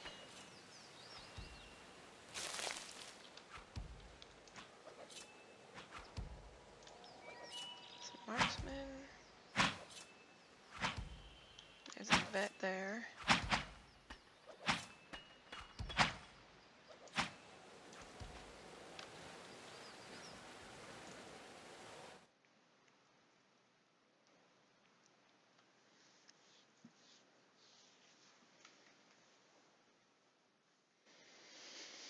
I'm missing out on rewatching all of Leverage, but that's okay. Netflix still has it for at least a little while.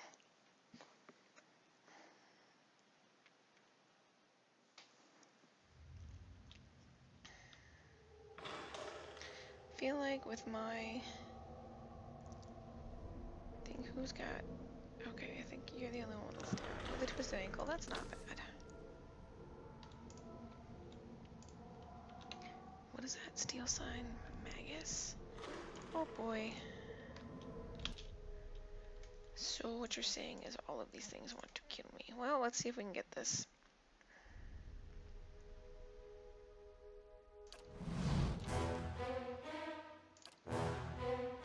Let's protect against the charms.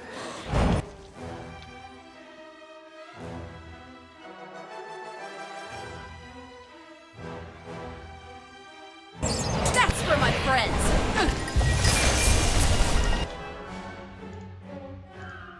What the heck? Okay, that looked hilarious, but alright.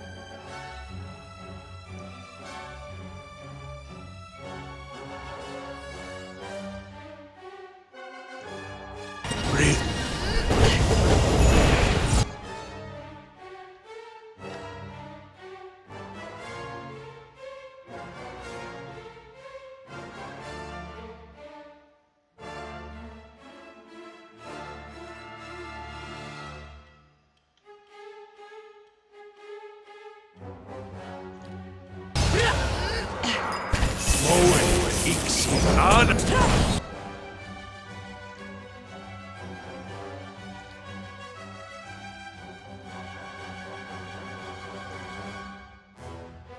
Nope, never mind. She's immune to that. So we're gonna do.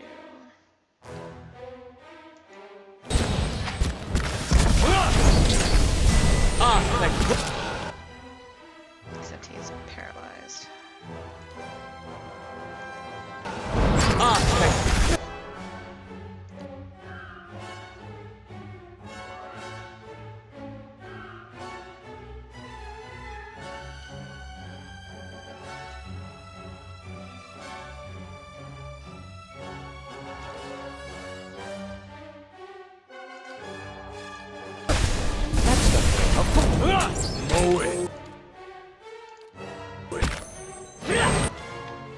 Where did this guy come from? Not cool, man.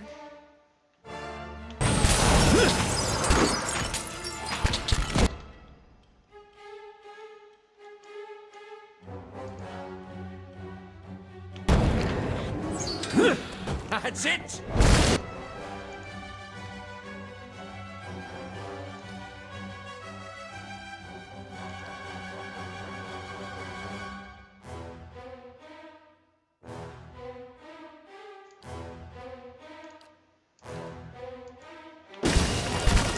It's on me.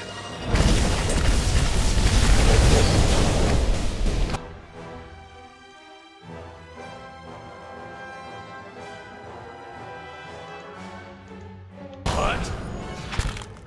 Moe Ixi Ana.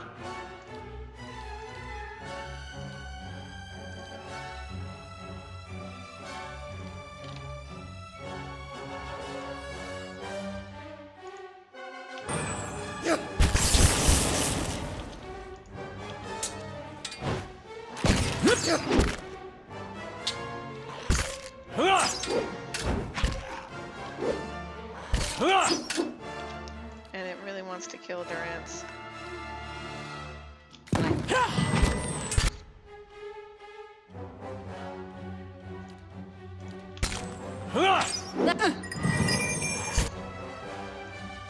Which makes sense, because, you know, kill the priest, but... That's not very... You can trust me.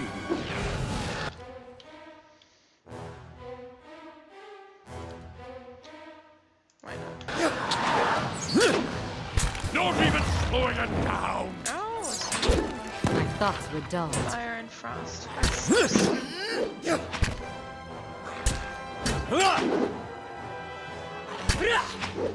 Moe Ixi Ana. Let's burn this.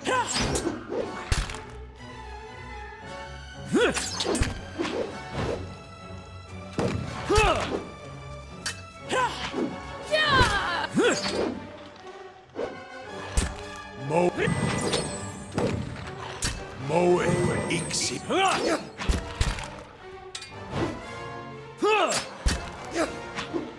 My thoughts were dulled.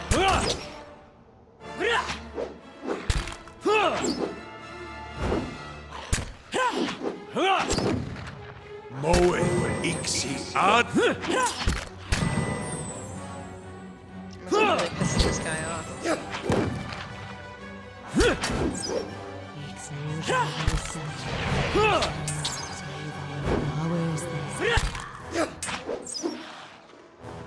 Yay.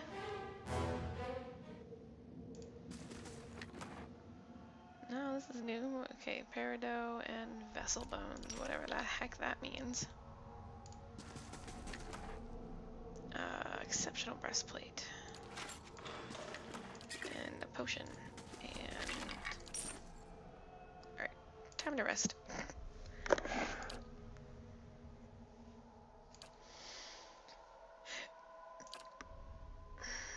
Yep, I think that's good.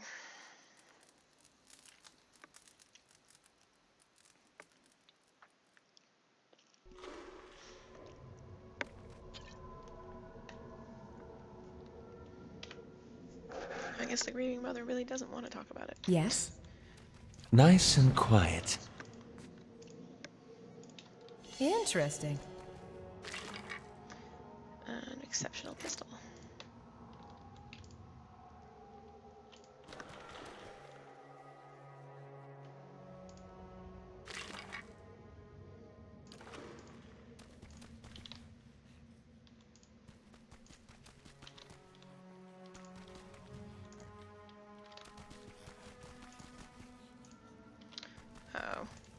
I can't actually get inside.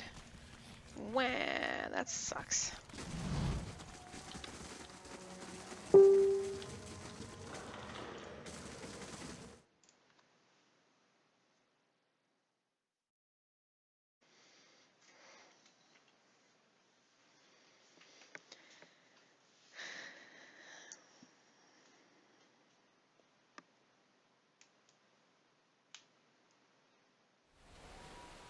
I shall be discreet.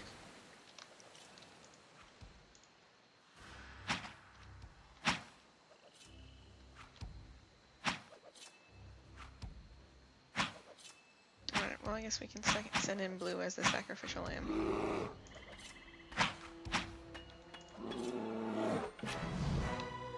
A soldier and a vet.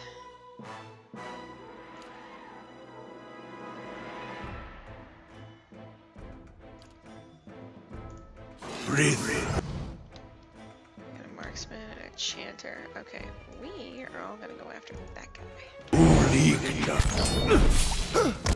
Whoa, holy crap. Okay, so that's what's gonna happen.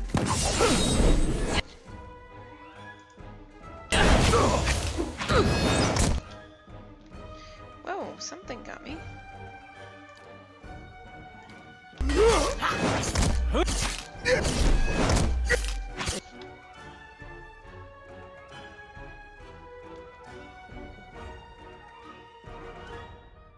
One repels my touch. Okay, Blue is up. Heal it.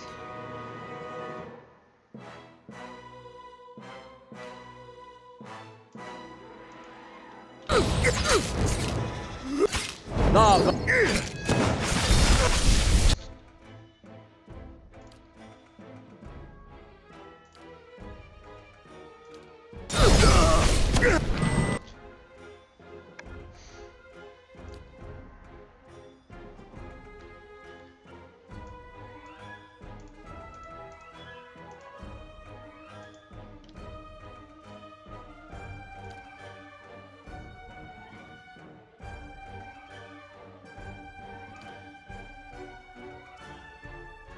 Hey.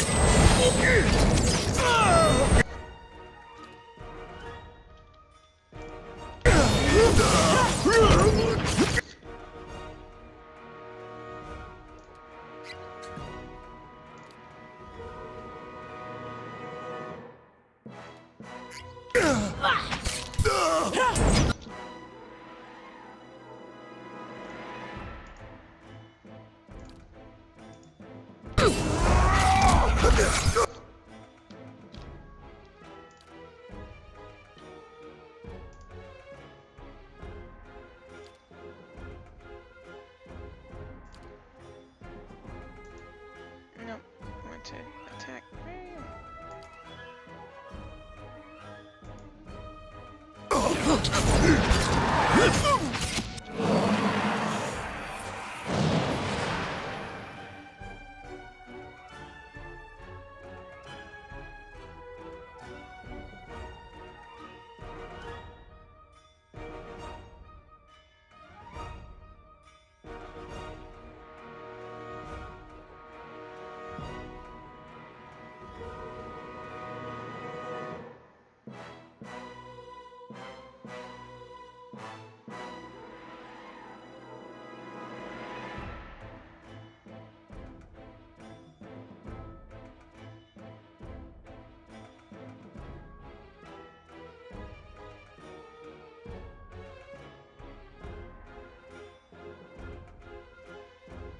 Lava, be on.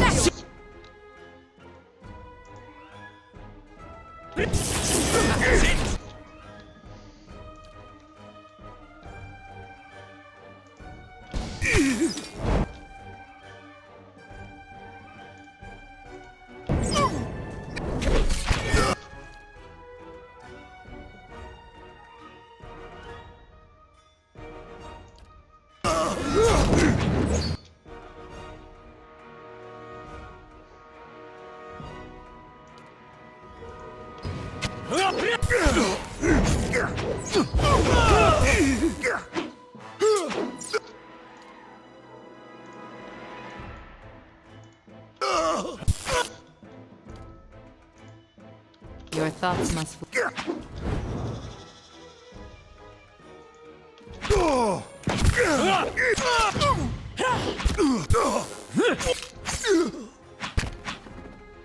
Yes?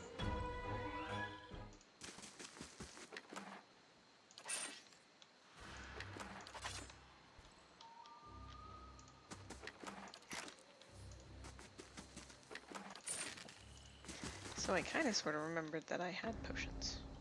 Light, flame, and sound. We'll keep to ourselves. It's no trouble. I suppose it can't be helped. I don't have the mechanics for it. Okay, that's fine. I shall be discreet. Oops.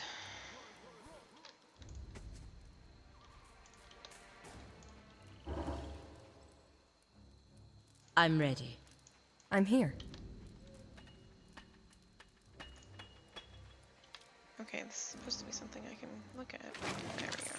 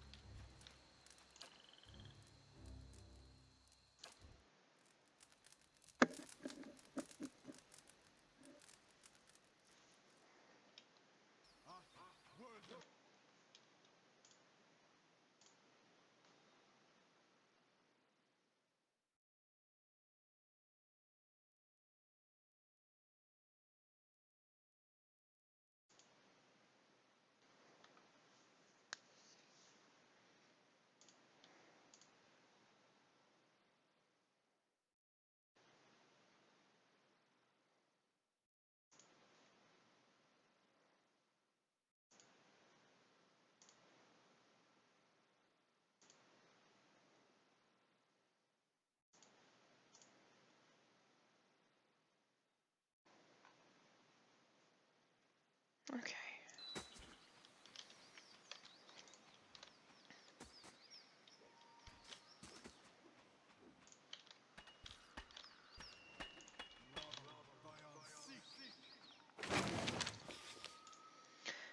Proceed to Krighold with utmost haste. Consul Hot will not willingly part with the Ingwithian phylactery, but you must secure it by any means necessary. Be warned that all previous attempts at acquiring the artifact have met with abject failure. We know very little about the phylactery, save that it is nearly indestructible. With that in mind, I would recommend using your considerable forces to lay siege to Craigholt. Once Consul Hot is dead, you may retrieve the phylactery from what remains of his tower. Delivery of the artifact is your primary charge, but definitive proof of Consul Hot's demise shall entitle you to a substantial bonus. Spare no expenses fulfilling this task, but know that any outside interference will constitute a breach of this agreement. I have spent considerable resources to ensure that any local authorities will look the other way. Any over the cursed party should be dealt with accordingly.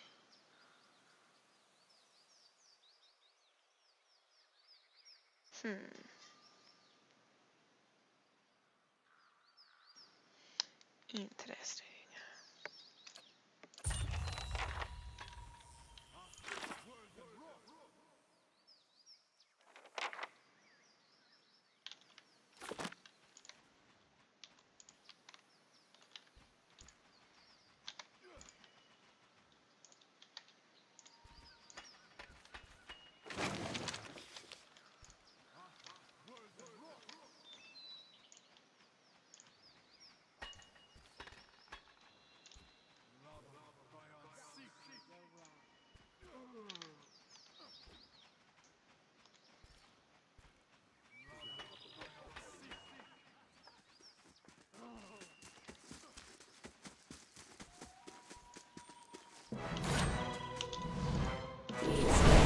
Oh, jeez.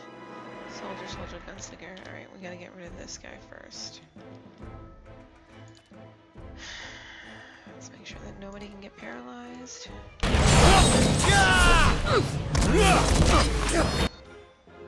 Don't think you have anything for blowback that these guys keep doing, but whatever.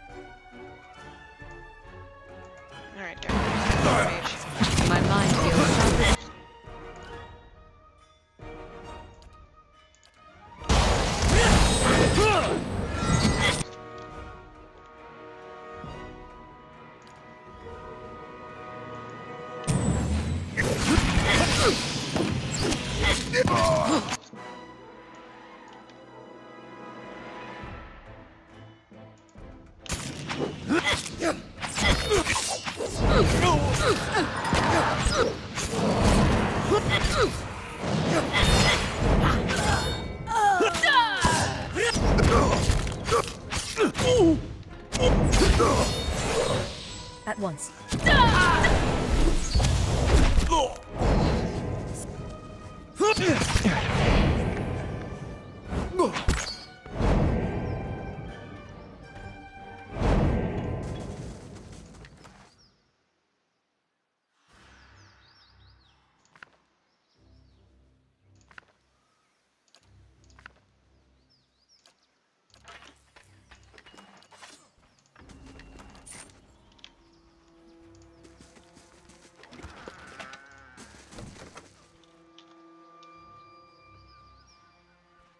I'm here. Eyes.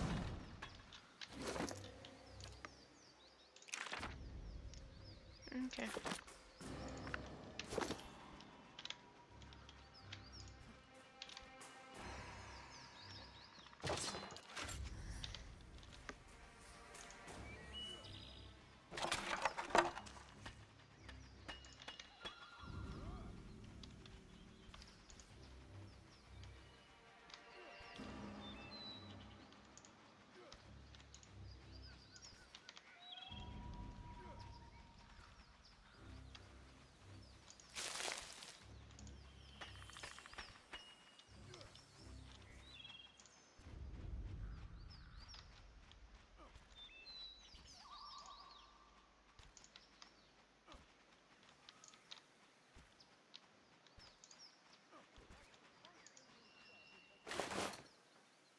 Someone's cape.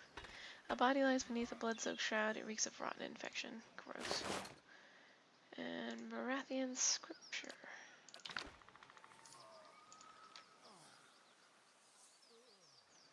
Oh, I guess they're fighting. Cool.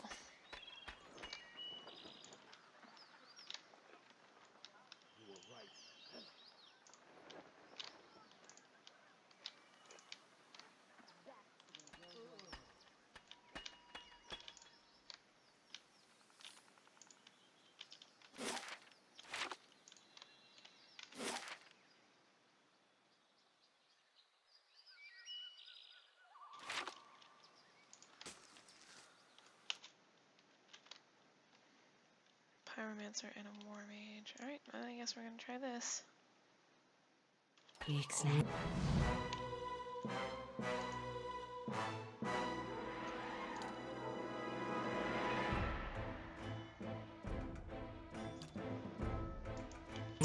And...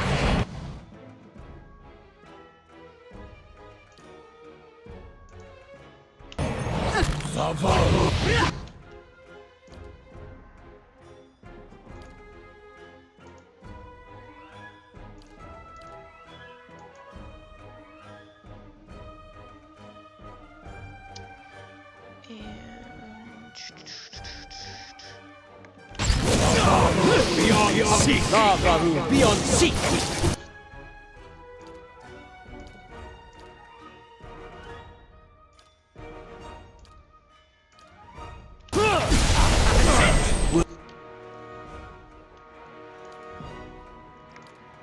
Screw it, I'm probably gonna sleep anyway.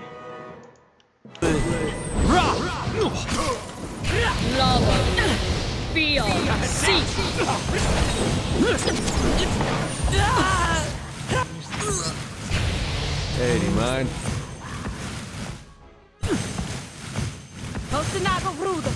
Be more careful.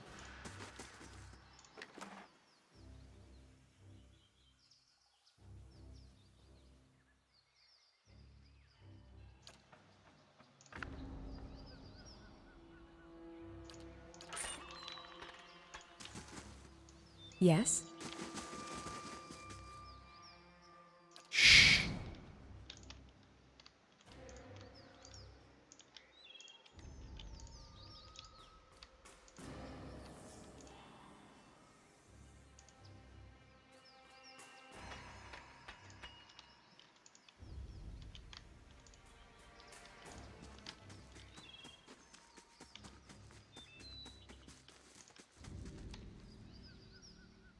Okay, that's where I was gonna go.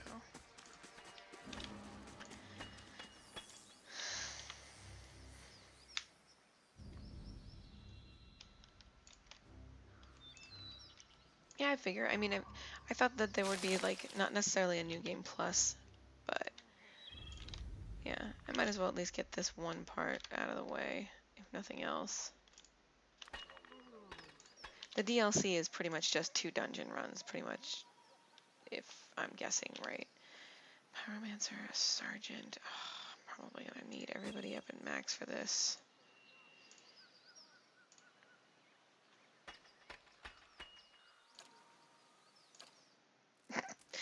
I love the idea that I can just camp just over here in the corner and nobody's gonna bug me. Do do do.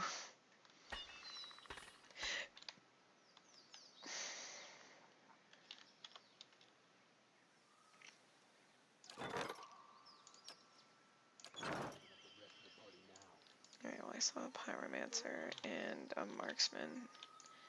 Gonna come in from the Pyromancer.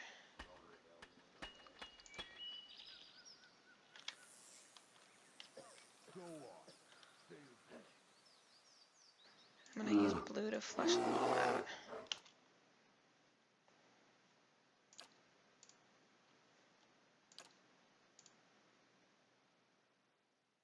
Hey. War Priest, Pyromancer, okay. Everybody onto the Pyromancer. Pile onto the Pyromancer.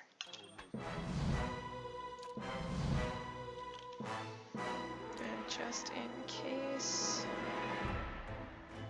of treachery, I don't want. Alright, now I need you to...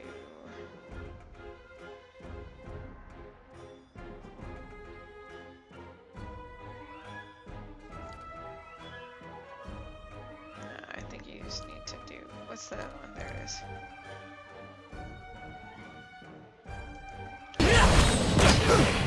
Do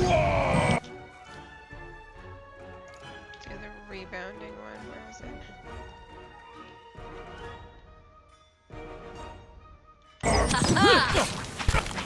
Attack!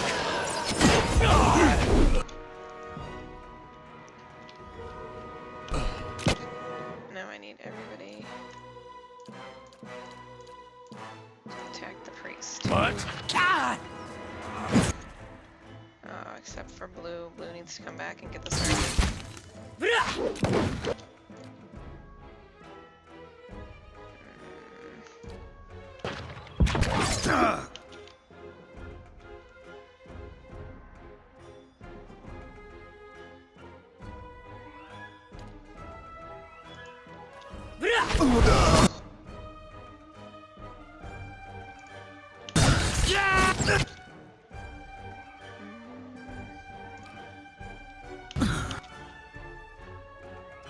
Face that guy at least. And then...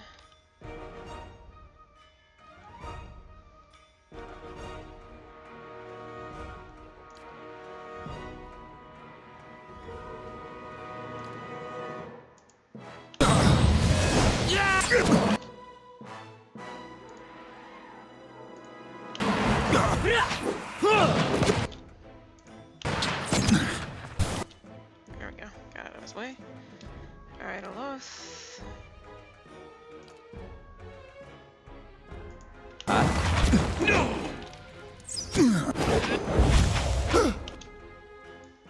Okay, everybody go after this guy.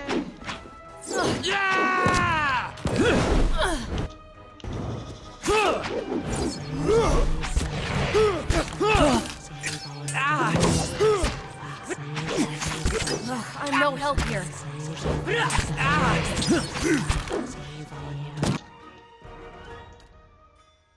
Where is the... How may I help?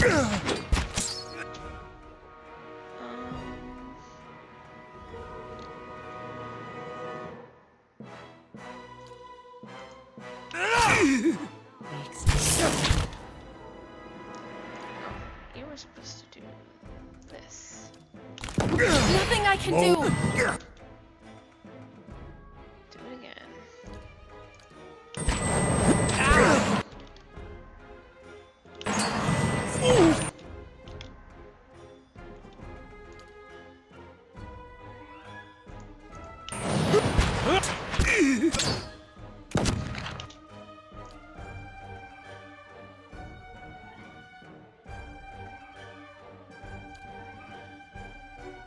Hi? Oh, and he died. That's fine.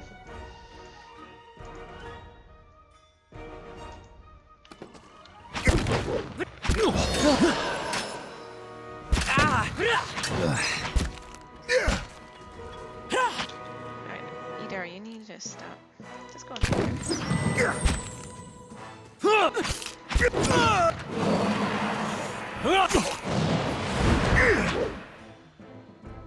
Oh.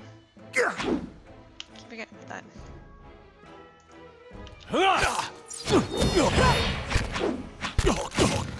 That one hit true. Precepta Ayek!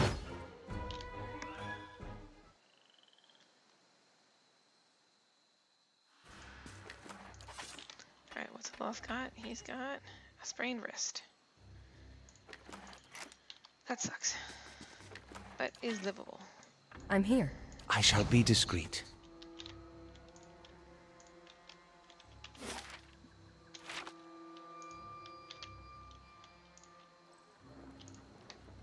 Oh, no, up there.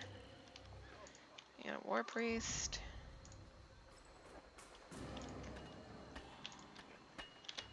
And a Zerker and a soldier, so it's probably another shindig. Alright, let's see if I can do this without having to rest.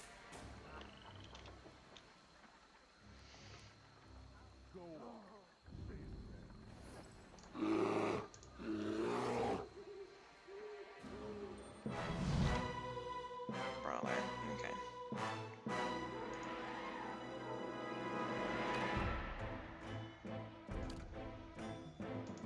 I'm here.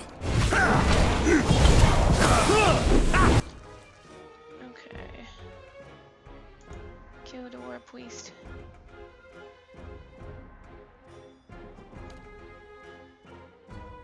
Where's the rebounding one? That's the one. La Baru.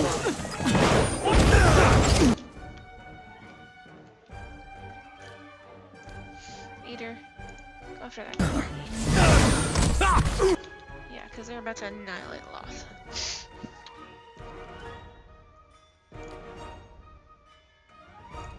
And we'll see.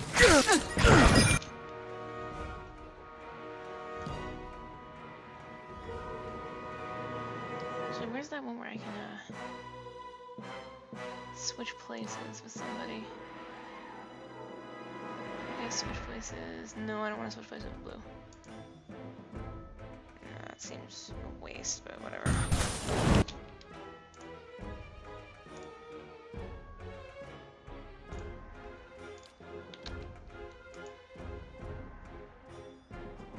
I don't have enough charges.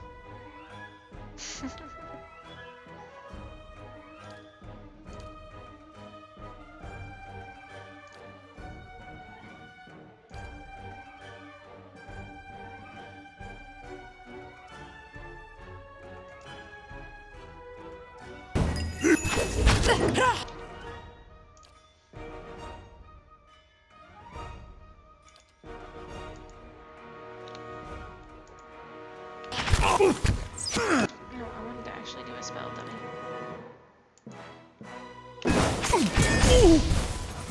La.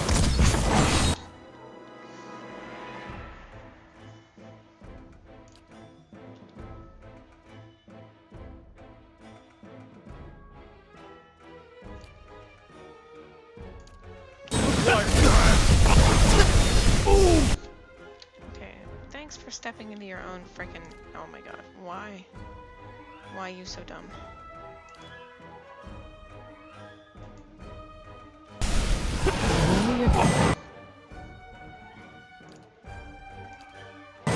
I feel him.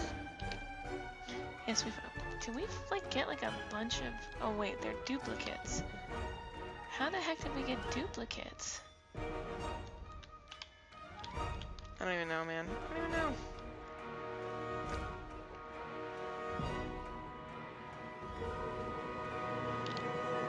Who can make duplicates? The priest?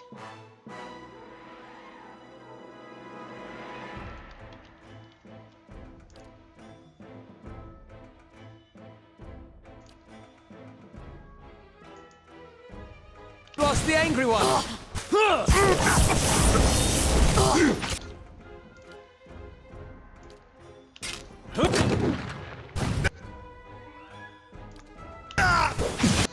Nope, didn't work.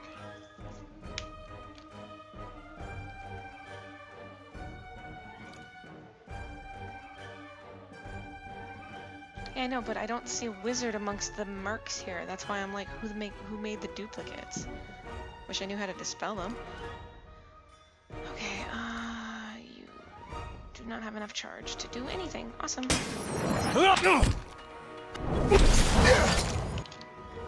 Lilith is about to die.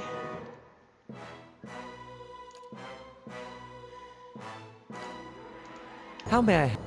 Rift Ulikda! Been there. Yeah, I figured that was gonna happen. They're all off.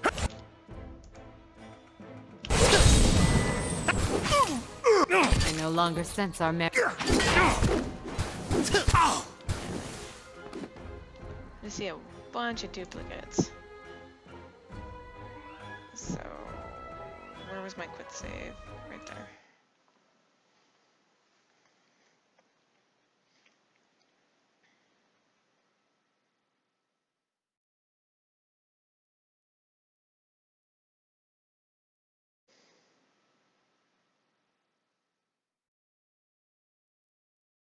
Yeah, just a wee bit.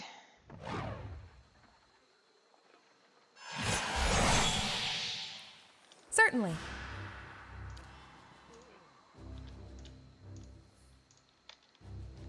Alright, I don't think Aloth has even access to do a party-wide duplicate. He can do his own duplicate.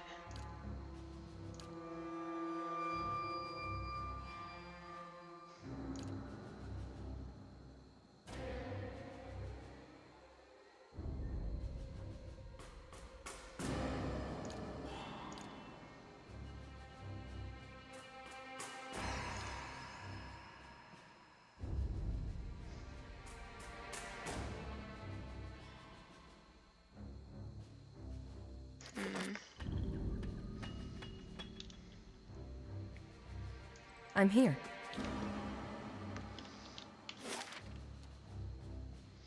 Feel like that's gonna be the next step anyway. I'm probably gonna have to kill those things anyway.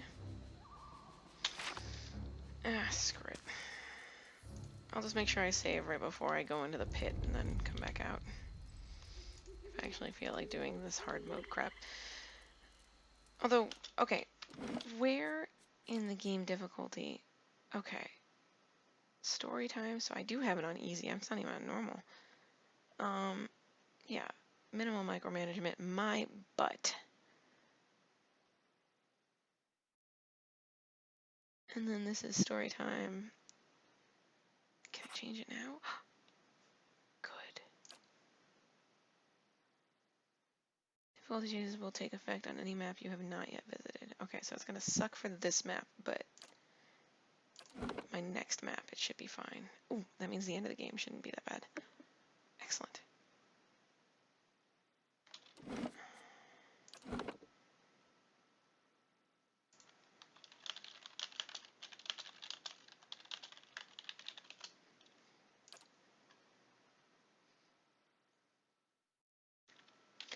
Okay.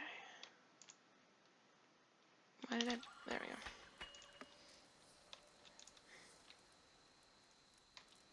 Where's the... There we go.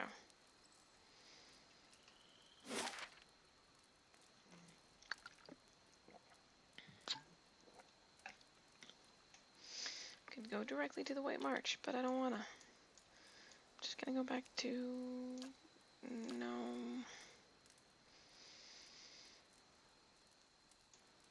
Okay, no, then I'm gonna get a sleeps and then I'm gonna go there.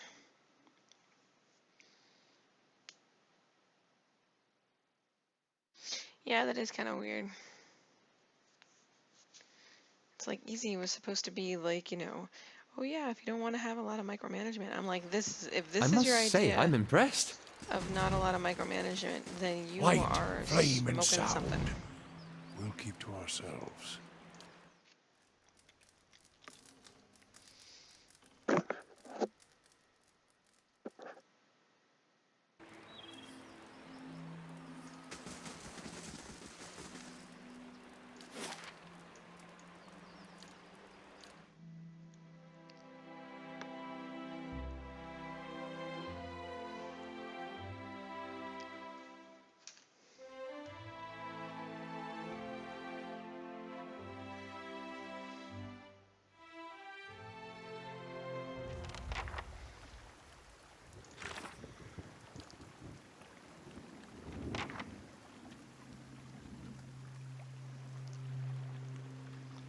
Alright.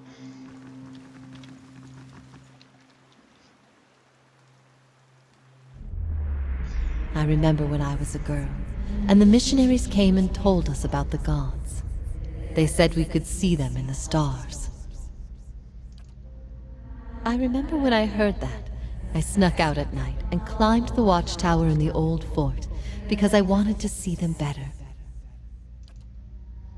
That fort burned down a few years ago when we cast the missionaries out. It was the missionaries who set fire to it. They didn't want us to be able to use it.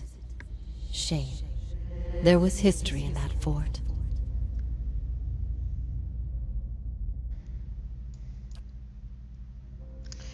It was that. For me as much as anyone. Seeing it burn, it made me think. You called this place home once. Do you worry about it? Our being here puts Cretum at risk. I wish I could say I thought otherwise, but hearing someone else say it helps settle some things in my mind.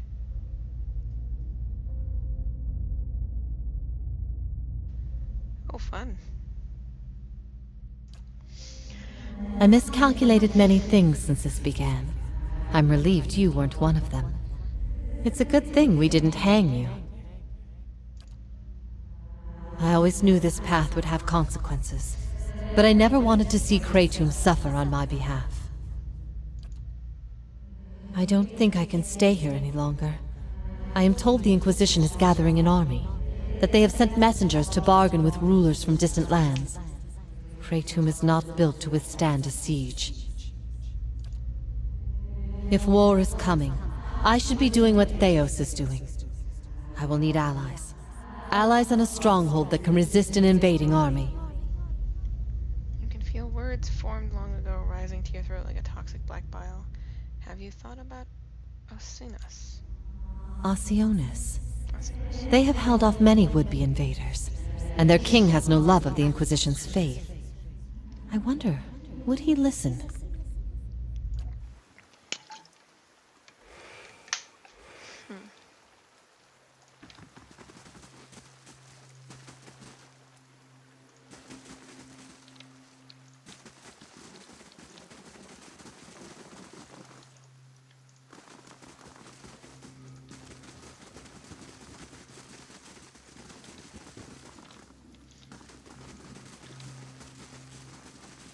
Kinda already came out this way.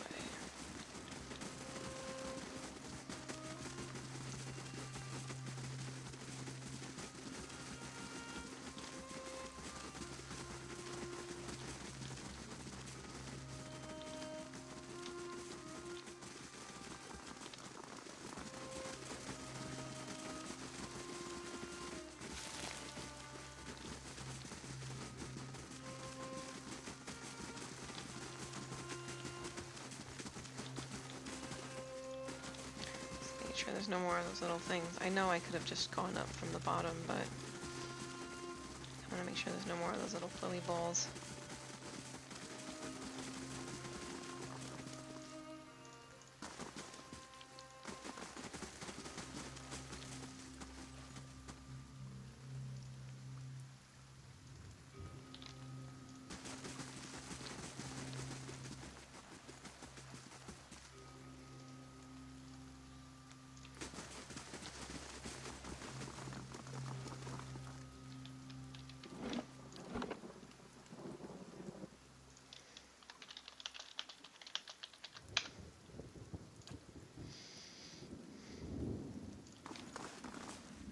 There we go.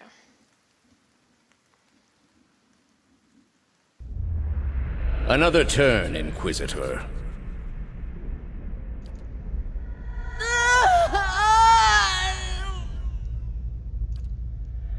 I ask again, Jovara Ixensios, do you confess to these heresies of which you stand accused? Do you confess to apostasy? I confess to renouncing a mistake. Do you confess to conspiracy against the one true faith? I confess to opening minds. Do you confess to false prophecy?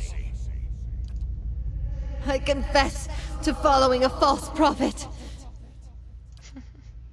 Indeed. And where might we find this heretic? He wears the robes of a Grand Inquisitor. You have no followers here, heretic. Your lies hold no sway in the court of the penitents.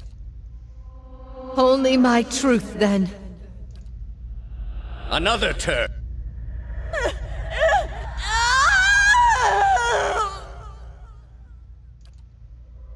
No! Wait! Wait! I'm ready. I'm ready. You are ready to give a confession? I'm ready to hear one from you. Theos shakes his head and points at the Inquisitor, and the scraping grind of rusted gears echo in your mind as the apparition fades away. So what you're saying is my past life is an asshole. Awesome. Okay, so last time I was here, I jumped, because that's the only thing I had to do. Hopefully this time it goes a little differently. A great pit lies in the shadow of the statue of Boudica. No light from the surface reaches the bottom, but even so you catch flickers of a ghostly glow in the depths. A wind from the pit buffets you. It isn't cold, but it raises goose flesh along your arms. The wind carries a whisper, low and sibilant. As you look into the pit, souls gather around you. They encase you in a cloud of essence that swirls around your body while you consider your next move. Jump. You jump, trusting in the promises of the gods and the power of the souls to bear you safely down. A sudden drop takes your breath away, but the souls catch you, encasing you in a shining, thrumming aura. But while they slow your descent, you can still feel that you are falling faster than you should. The essence flowing around you is strong but chaotic. You find yourself drifting towards the wall. Mind the wall, Janelle. That'd leave all kinds of marks.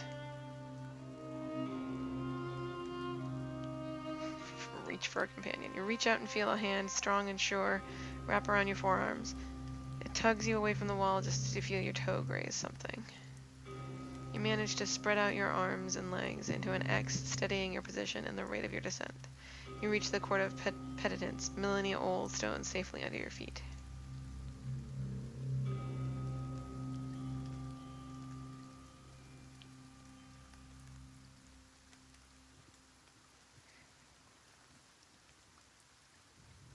Standard. I don't want it to be high level.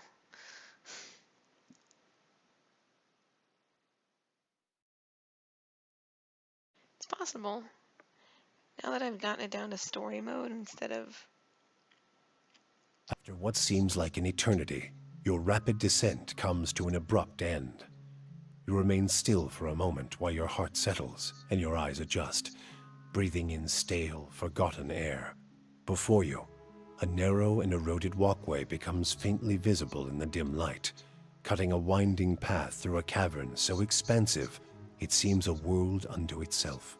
In the distance, you can make out the cold gleam of living Adra veins that spike and fork in and out of view from the murky depths beneath. Their glow a faint and fleeting guide along the ancient trail. You look above at the opening you jumped through, now barely a speck of light like some distant star alone in the cosmos and forever out of reach. Your only way lies ahead. Well, that went better than I expected. Everyone all right? No shattered knees? Good. Just me, then. This place is cursed. Shh.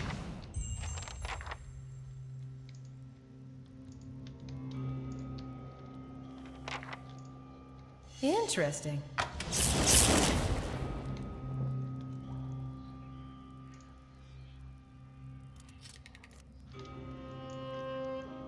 Its worth of dust fills in the cracks and crevices of the skeletal relief. Okay, let's change to this.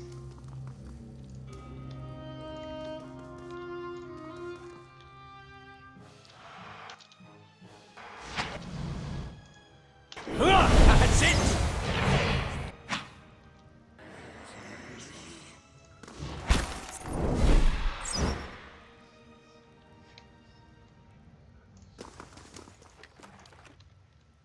Slowly now.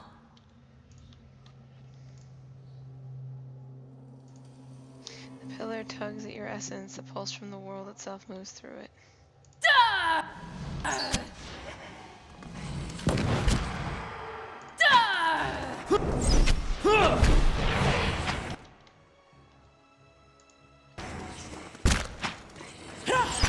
That's not...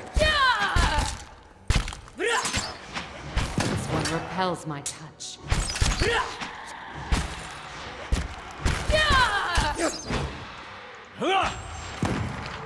Stand together!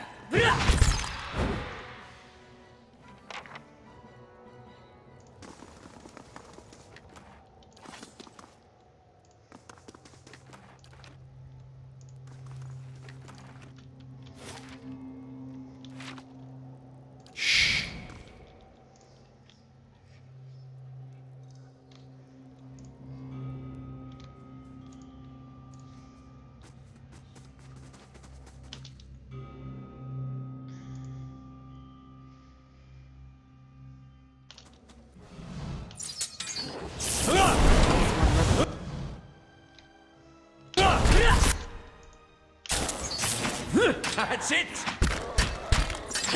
Stand!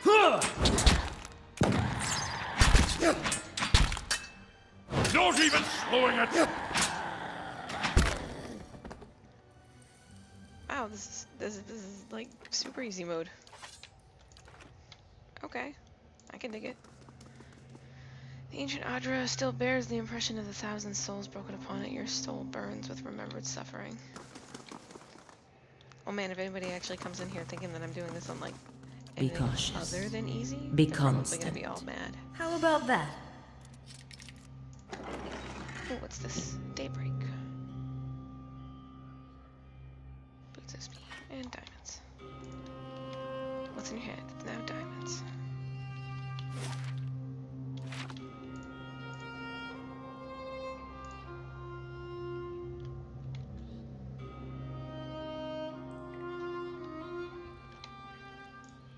Look there!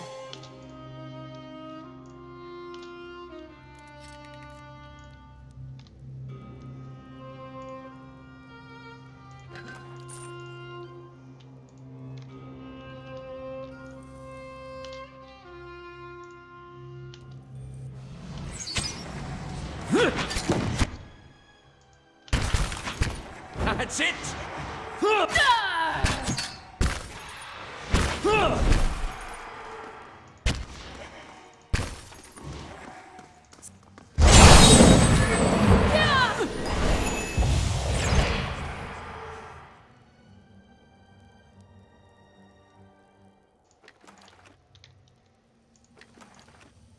Margaren's fire casts light in dark places.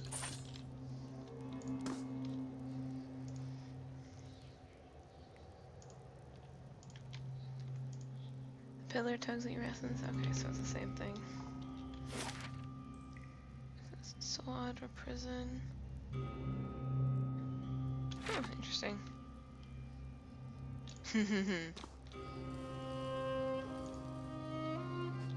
Look there! Oh.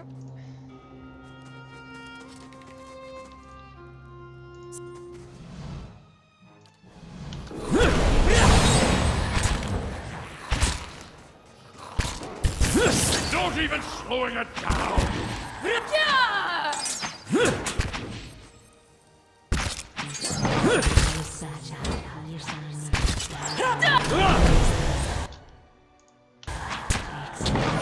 That's not very helpful.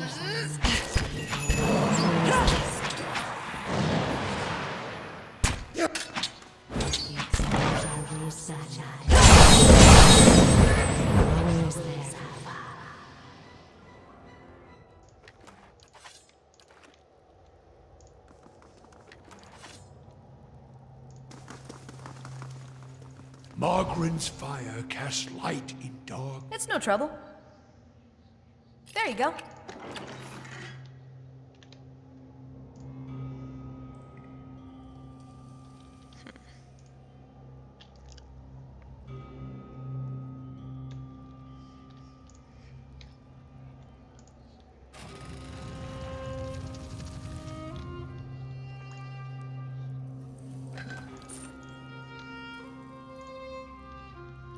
Uh-oh.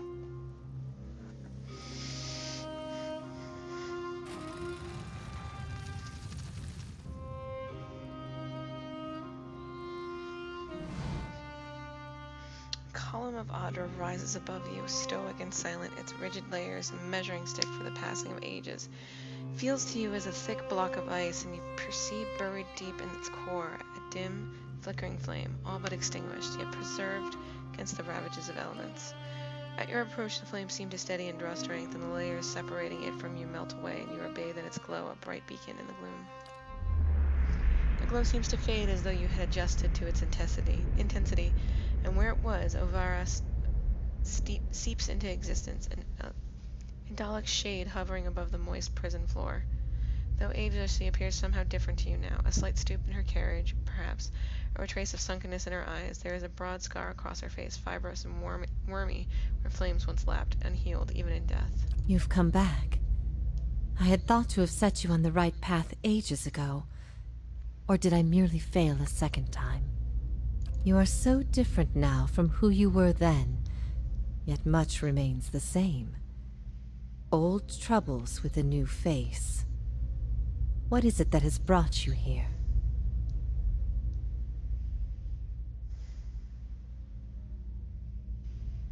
Seems I have unfinished business here. I'd hoped after our last discussion you would find what you sought. Has it eluded you all this time? I can only guess your presence here has something to do with Theos. The energy of this place changes when he is near. I don't know what he has done, but I do know of the souls that pass through here now. They do not come by choice. Theos diverted them from the cycle. He seeks to empower Woodica and to blame Animancy for the damage he's caused. After all this time, he would still stand against the tide.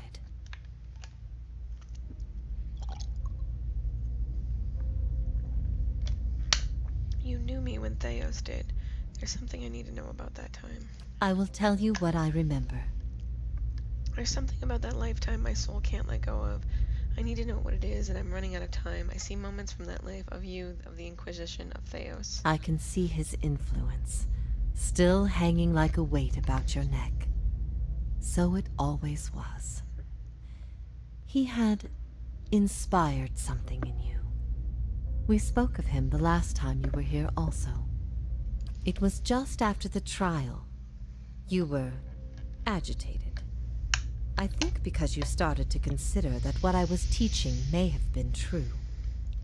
What was that? Yuvara's mouth tightens and her brow furrows, a look of pity. Her eyes shift back and forth between each of yours, as if looking for something that would help her decide whether to speak. That the gods aren't real. Elagina throws her head back and laughs gleefully. Ah, of course not. It all makes sense now. Huh. I'd dreaded the idea from the moment the Delimgon suggested it. And yet, it almost feels like a relief. She's not serious.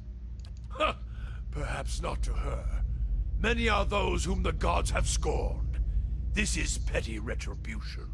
What I taught was that the gods whose faith we had been spreading were not gods at all, but something else entirely. Something created by people. They were conceived by Engwith, a society of high minds and broad concerns. Theos' people. In their time, every people worshipped its own gods. Sometimes they warred over it. After a few wars of their own, the Engwithans sought an end to it. They devoted all their energy to finding the true creators. Generation after generation, they prodded and worked the stitching of the world and unlocked its secrets. One day, they found an answer. Except the answer was no answer at all. There were no gods to be found. Or if there ever were, they were gone. It shook them, this finding. If they could discover this on their own, how long until others would? How long before war and chaos reigned over a world without consequence? But they had mastered many things in their pursuit of these answers. And with their mastery, they crafted their own gods to fill the void, and sent missionaries to the corners of the world to spread their faith. I never thought of it as faith, but I think you are right to call it that. Let the world see. Let them decide what to do. That was my faith. I became a missionary because the gods brought me hope that I wanted to bring to others. For a time, the truth sent me to a dark place. Then the day came when I realized nothing had changed, that I still had a purpose, and the purpose was the same and it was worth living for. I began questioning the other missionaries in public, exposing their parlor tricks. In time, their following became mine. The Engwithan missionaries all knew it, but they never told the rest of us. They meant it to be a secret that died with them, and in the end, they allowed their bloodlines to fade from memory.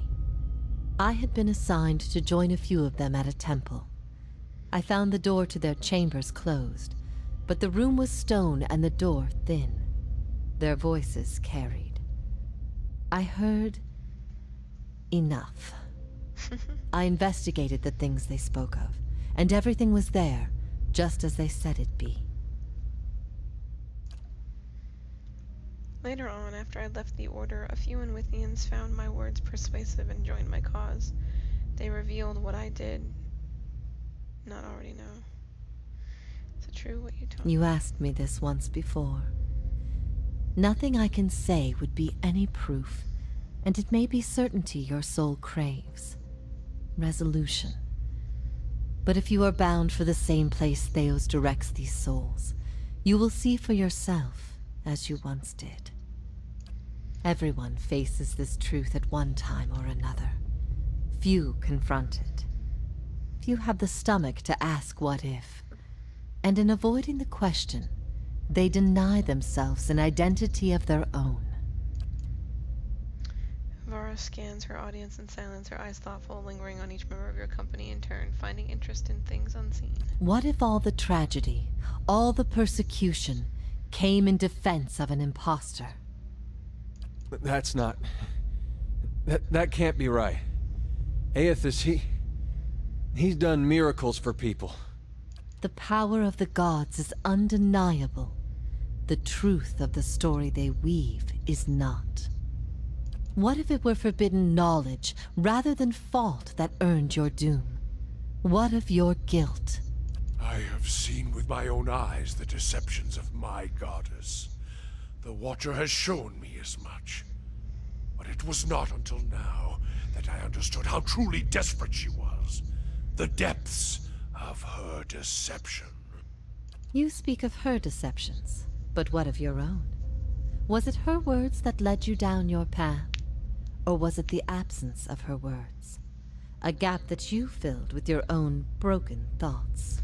Beads of sweat coalesce under Ance's forehead and trickle down the sides of his face in streaming rivulets, as though he were a block of ice standing before a great pyre. What if you had always been alone, without guidance? Well, as poorly as I've chosen my guides, I suppose it would be a comfort to know that I'm free of them. The freedom has always been. It was the guidance that was the illusion. What if even mastery over all things cannot answer the most basic of questions?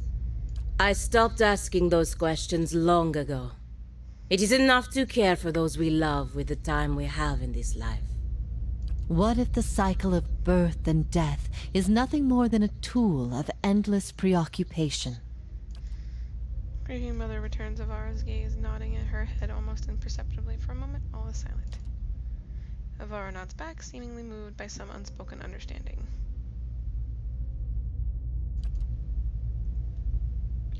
You feel the weight of Avara's translucent eyes upon your soul. What if we can be assured of nothing? Oh, fuck. I have to read all these now.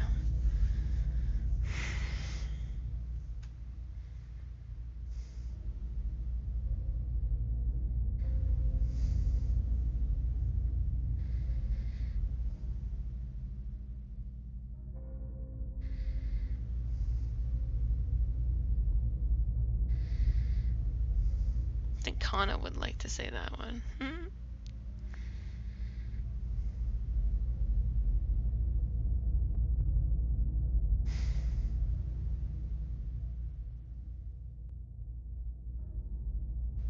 Isn't that what brought us here? Seeking the man who's haunted you for lifetimes? Who I've unwittingly followed for years? A question is a journey, and a journey is what makes us who we are, it's true. But when one journey leads only to the next, then where may one find rest? I ask these things not to trouble you, but to show why they must be confronted. No answer is simple.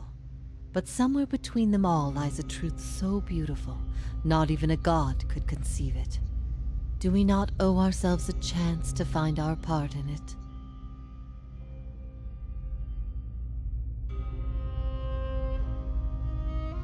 I don't think it makes much difference either way.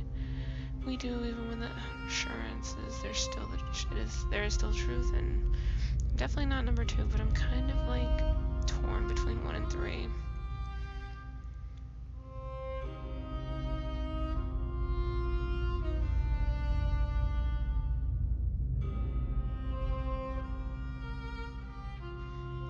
If that is truly what you believe, then you are a far different person than the one I knew. It's because I'm much more honest. I've been alone here with my thoughts for so long now. I've found peace with my failures and with my punishment. I no longer curse fate for what might have been. But there is one thing that has clawed and scraped at my mind all these years. One thing that will not be put to rest until I know. Until I understand. I need to know why you chose to remain with the Inquisition, even after you'd learned the truth. Do you remember?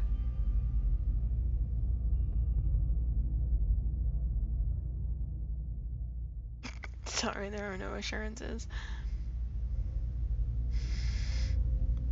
Why would I have stayed with the Inquisition?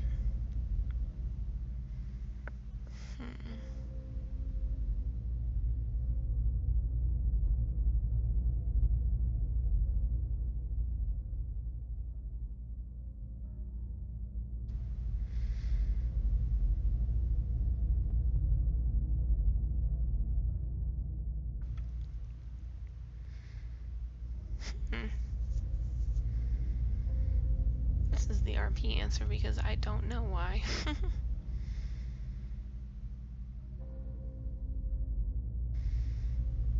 It's not noble, but might as well. Boudica gifted him a great many things, but his ability to manipulate was always his own. Good. Good. The things I taught, the things I believed, I needed to hear that. I needed to know it wasn't because...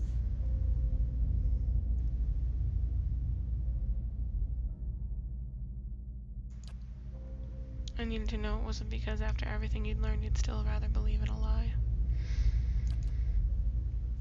That is the conclusion people reach once they know everything, that my purpose has been a mistake.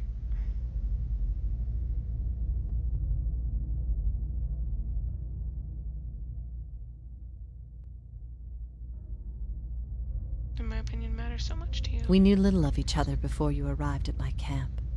You might have been anybody, which is why your choice meant everything. You had heard both sides, seen everything. If not you, then who?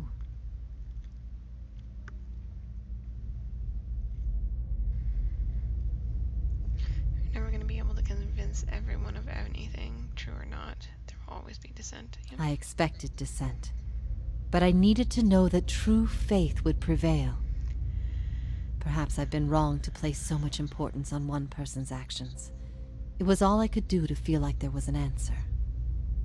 Even knowing what you've told me, some part of me knows it doesn't truly answer what I wished to know, nor will an eternity of silent contemplation. I will have only my guesses and suspicions, and that will have to do. And what of your understanding of our past? Are you at ease with the choice you made?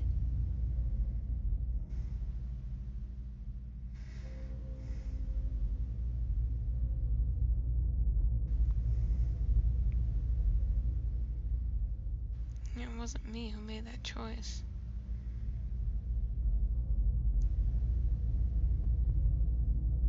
At first I thought this might be the source of your soul's anguish, but now I see I was mistaken.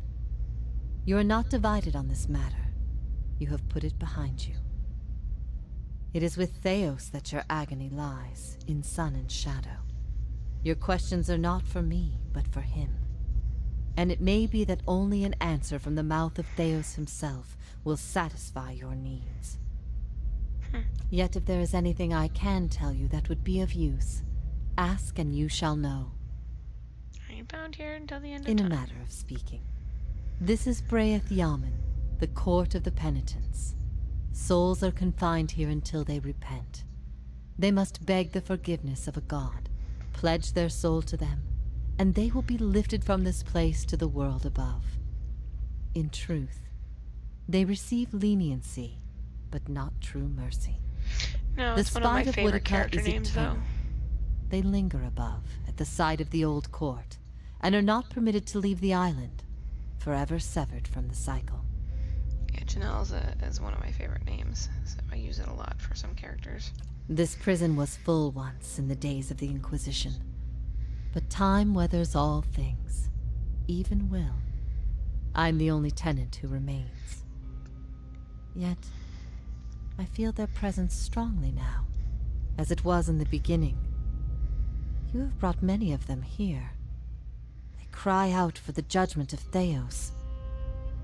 You have struck some bargain with the gods, then. Using the gods to further my own ends.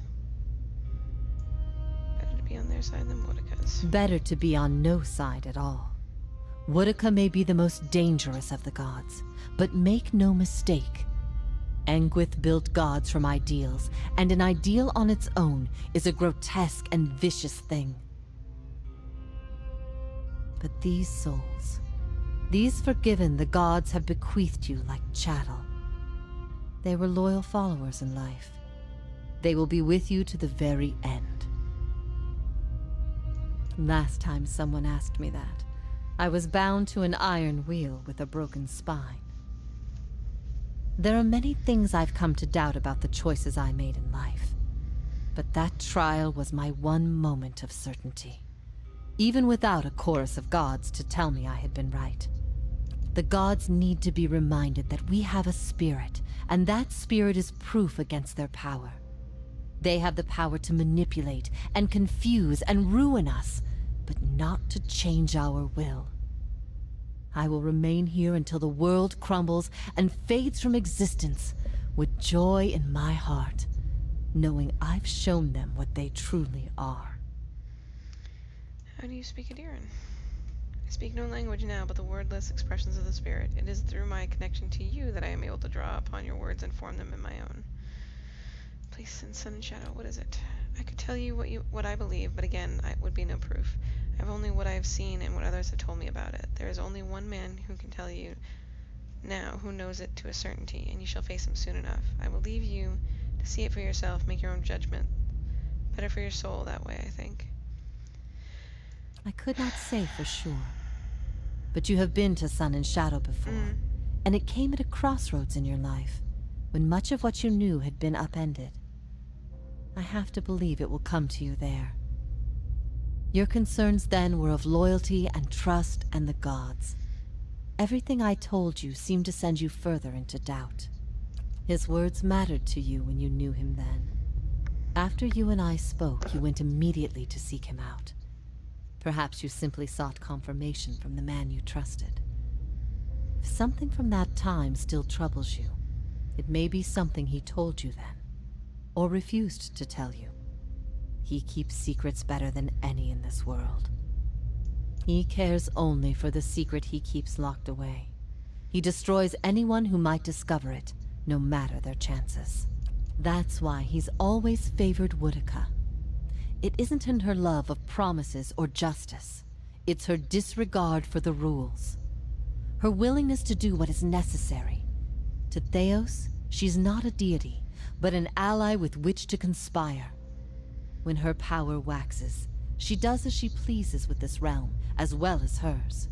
And she wants that secret guarded as much as he. If Theos succeeds, there will be a shift in the balance of power among the gods. Woodica was vanquished once, when the other gods decided she had gone too far, and her power diminished. With this infusion, there is no telling what she will do. The only certainty is that there will be chaos in their realm, as well as ours. You will not find a more resolute being on all of Eora. There is no offer you could make, nor spell you could cast, nor pain you could inflict that would make him reveal what he hides. But I see you have become a watcher in this life. Perhaps in defeat, when he can no longer defend himself, you might learn something from him. So basically kill him and then interrogate a spirit. Gotcha. Theos will not wait for you. If you do not catch up to him now, you may never find him again.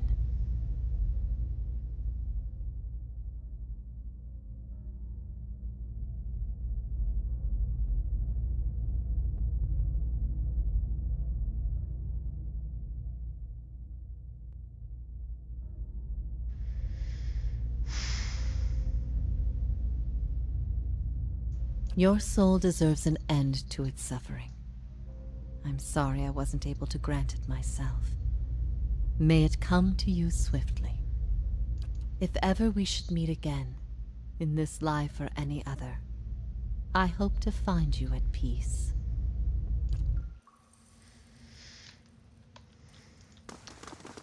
Interesting.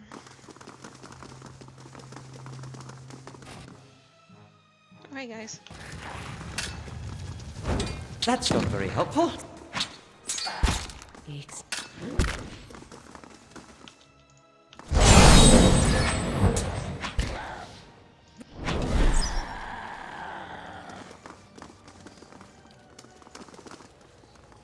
Interesting.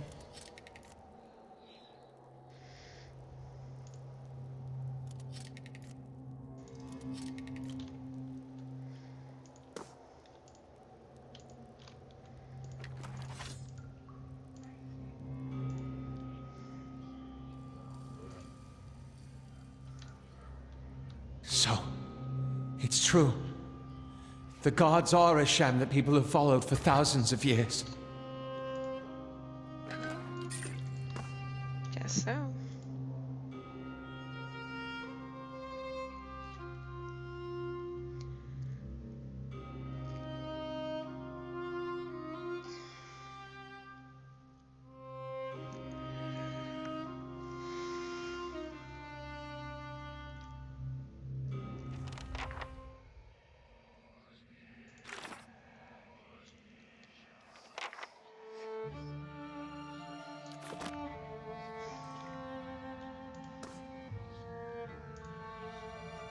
Correct me if I'm wrong, but didn't we note a rather sharp drop somewhere around here?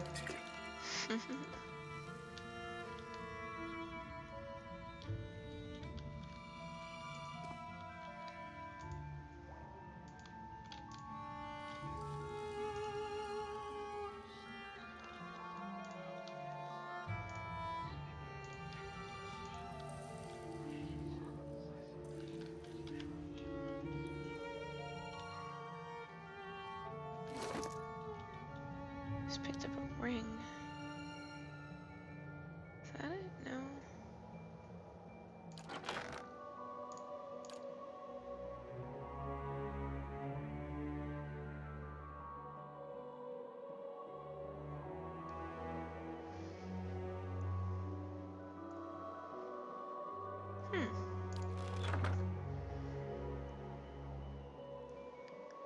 Yeah, on easy mode, the Animants were a little bit harder because I think they charmed. Did a lot of charming little butts.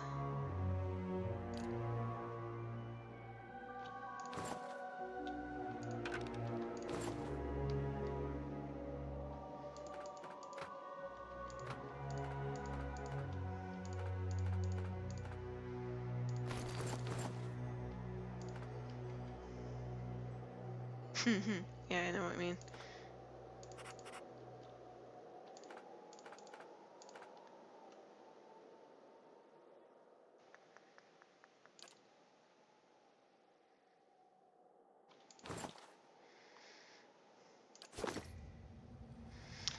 Alright, well, saving. Oh, wait, well, these guys have to talk. What do you want to say? We've been lied to. Our whole Ooh. lives, and many lives before that. And it's led us to put our faith in a pantheon of gods that never deserved it in the first place.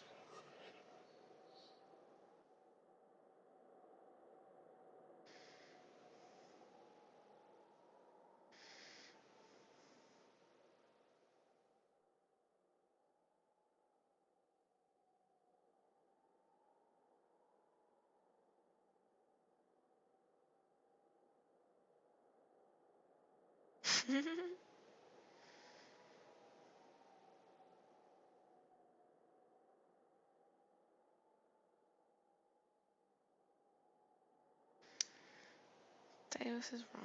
You're right. People will be better off finding direction on their own than following this farce. Besides, the gods haven't exactly done much to prevent us from slaughtering each other.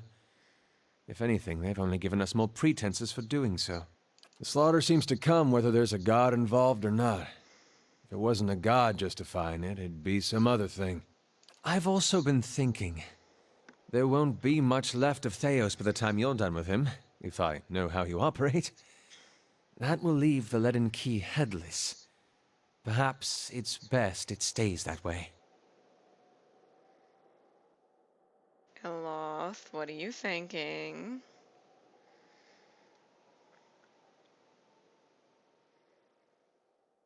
Then let's face Theos. When this is all over, I'll make sure that no one is able to commit his abuses again. Let's see what either has to say. Well, doesn't that just beat all? Here I was, wondering all this time whether all these terrible things were people's fault or the gods. Turns out they might be the same thing. Wonder how things would have gone different 15 years ago if the Raid Sarens had been told their god was made in some forge or kiln someplace. Would we still have gone to war?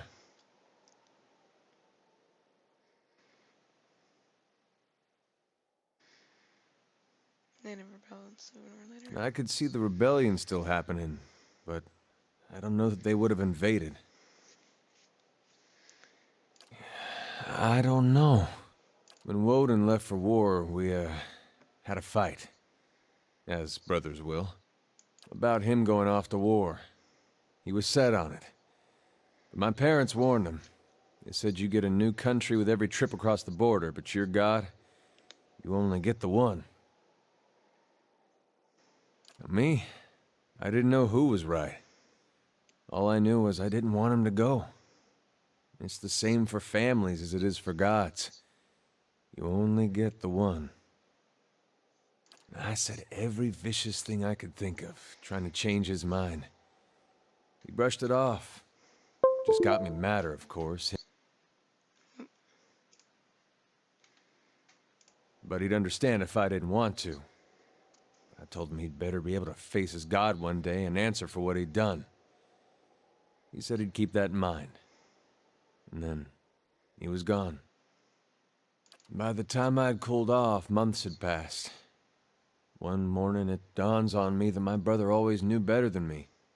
If he was so sure of what he was doing, then I should be there with him. I packed my things and was on the road that same morning. He is my tank. Of course, what I didn't know then was he'd already changed his mind. By that time, he was dead on that field.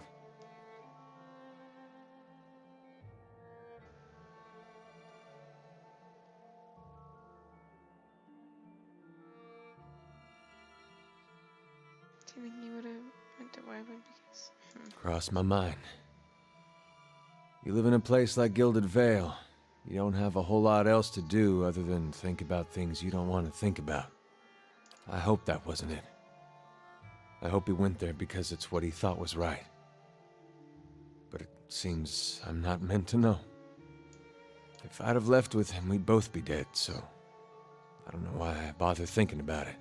He asked me to trust him the day he left. Said if I went with him, he'd make sure we were on the right path. And he deserved that. He deserved that trust from me. Raid Saris is a long way to walk on your own. I think I'd have liked to have been there with him on that journey. Even knowing how it ended. Still one more mess we gotta straighten out. Come on then. I still owe you one. Yes, very I'm much here. so. I agree.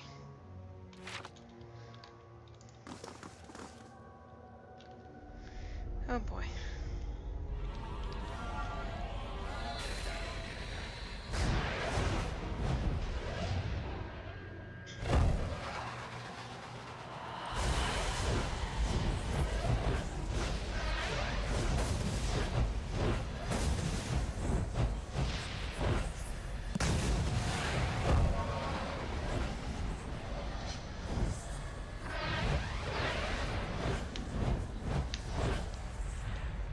Full of surprises, aren't you? Many spirits stir here, edged with anger, violence. We light our own path now, Watcher. Can you do that again? I had something in my eye. I missed most of it. Jerk.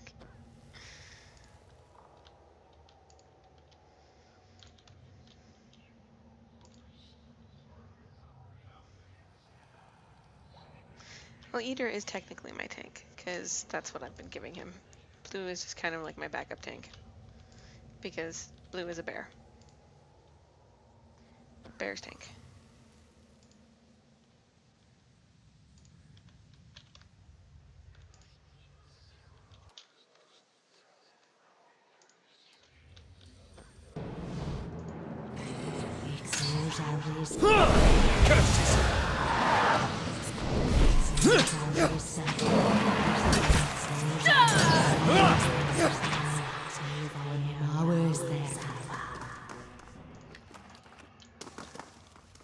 Slowly now.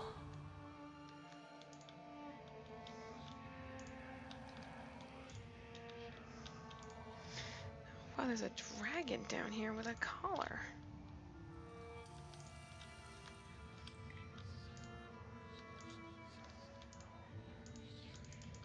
Why isn't it not letting me? Come on. I'd like to see what the little burb is. Alright, fine, whatever.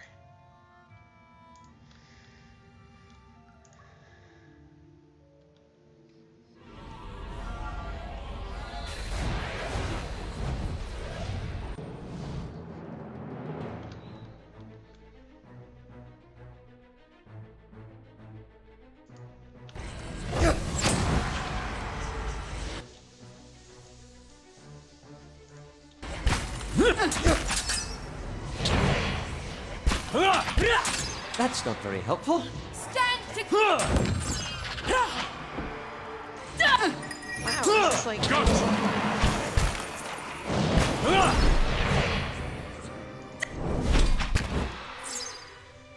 Yep, story mode is super easy apparently.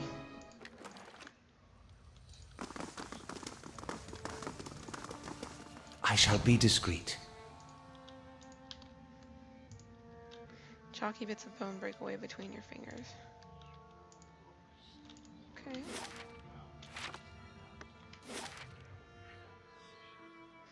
The Guardian's doing.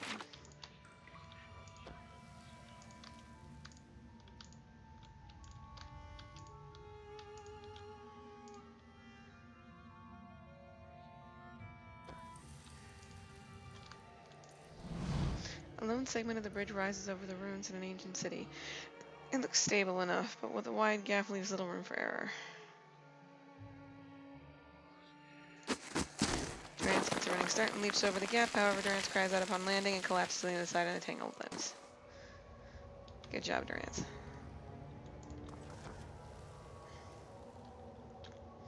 Durant's got a twisted ankle. Awesome. Yes? Nice and quiet.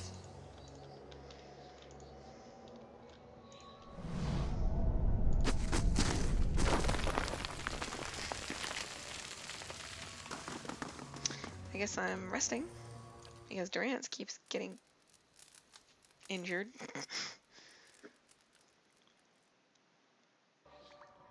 My thoughts will be as silent as my feet.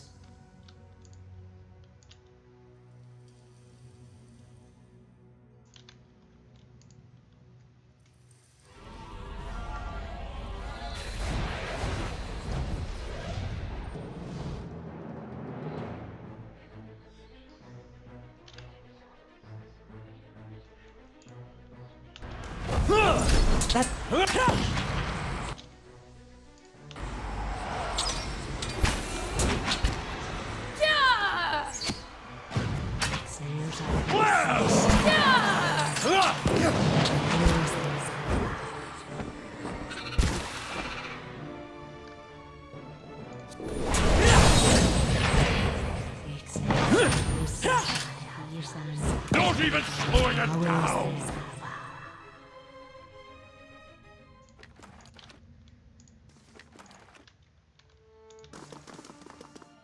Keeping an eye out.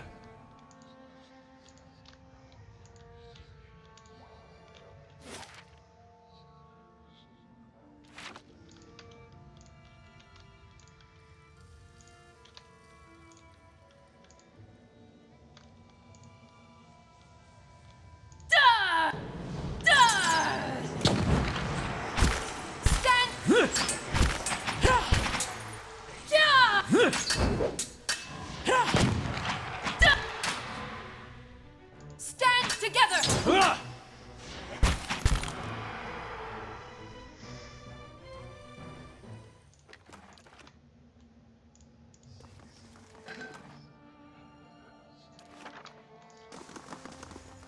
Keeping an eye out.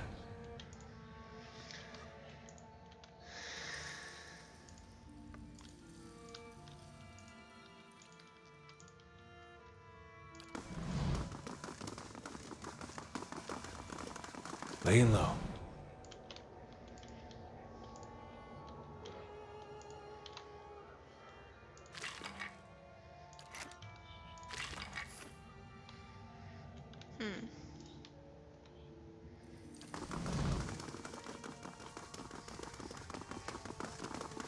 And what does the flame reveal?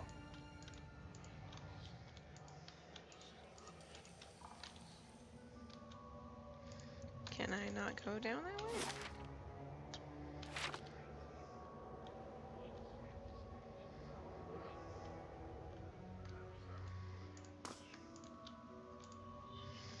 Apparently I can't go down that way.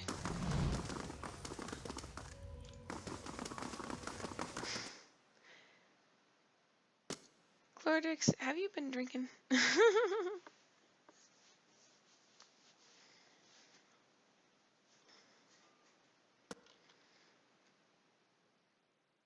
I can't. I equipped it and when I first started this and then could not stop laughing because it was like meh, meh, meh, meh, meh, meh. And I was Light, like, okay, flame, and I sound. can't do this. We'll keep to ourselves. I can't take this thing seriously.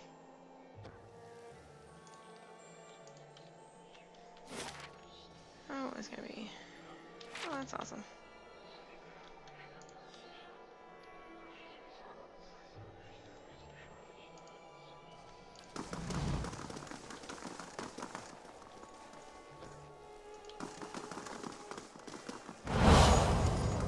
Are you ready to take the oath? To spread the word of the gods to the lost and heathen? Good night.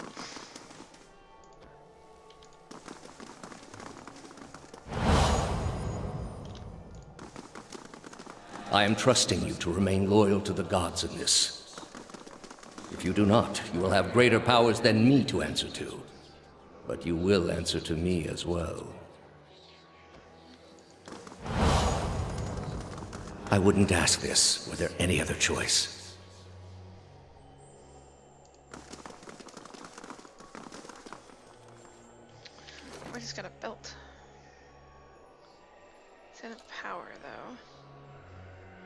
can resolve.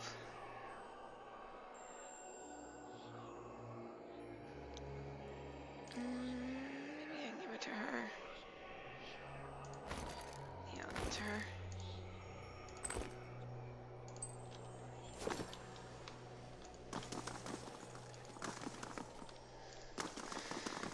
Oh boy. Just in case I'm quick saving. Oops. This is a missionary, same as I was, taught the wrong things as I was. Oceanus. They have held off many would-be invaders. You are ready to give a confession? I am ready to hear one from you. Oh, I guess this is a reminder of all the things that you've heard.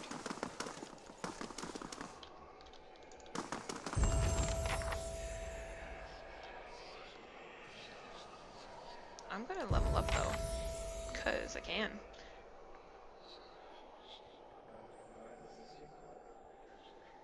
We'll go with survival.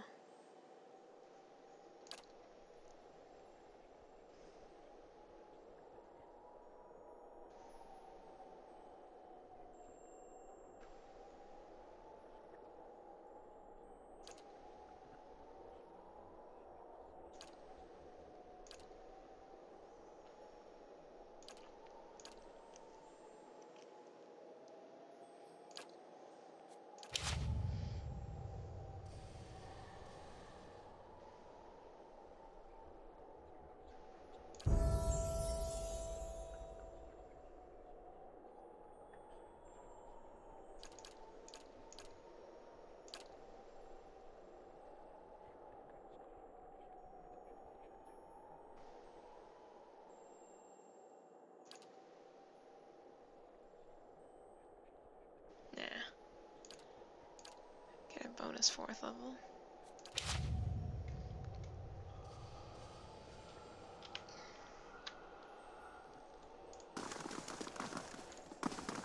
Oh, is it a song? Oh. Hang on a sec. My headset is about to remind me that I need to plug it back in. Oh boy. Alright. What's this? Something I can't see yet because I got too close to the whispery place.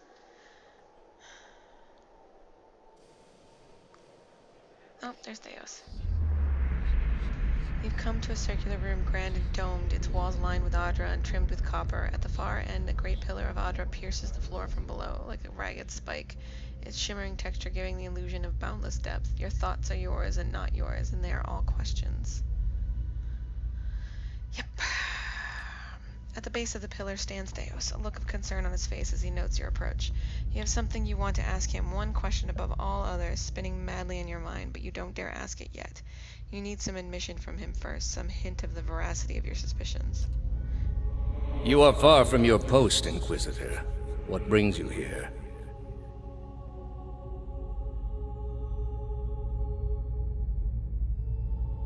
All these statues, who are they of? They are monuments to Woodica's greatest servants among my people. I hope to join them myself one day, but my work is not yet complete. What is this place? We are in a sanctum holy to Woodica. There are others like it in service to the other gods. I come here often to pray for her counsel, and in this space I may be assured that she hears me. What does it do? It has many uses, but its purpose is to bring structure to the chaos that surrounds it. Was Avara telling the truth? That woman sought only to destroy the foundations of peace and civility that my people sacrificed everything to build. And the entire Inquisition based on a lie. The Inquisition was based on the need to cut the flesh from a rotting wound. You are shaking now, having lost all patience for tact. No more evasions. You have to know everything you believed, everything you'd done for the gods. Did you lie to me when you said the gods would absolve my sins? Theos says nothing. Are there no gods? What is a god? Hmm? A higher power? A rewarder of good deeds and punisher of the wicked? Something men can turn to in their darkest moments when their days seem only like bridges from one tragedy to the next. Our gods are all these things.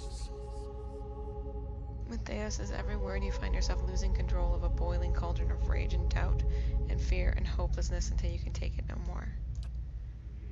We are in a sacred place within earshot of the gods themselves. This is not the time. You've been through much these past few months. You will return home and you will rest. When you feel you have recovered, you may rejoin us at the trials. The Inquisition is far from over, and I will have need of you.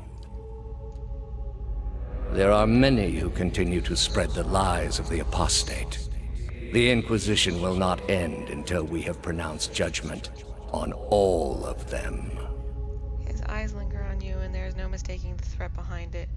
Your rage shrinks at the image of an iron wheel in your mind, monolithic and caked with the dried blood of thousands. You do not ask your question again. Ooh.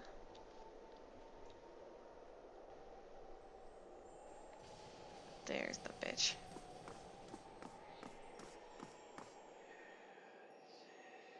How did you find it? There's Lady Webb. Another in a string of acts of petty defiance. For all her knowledge, she always preferred spite over reason. It was reason that guided her hand in this. Then she should have obeyed.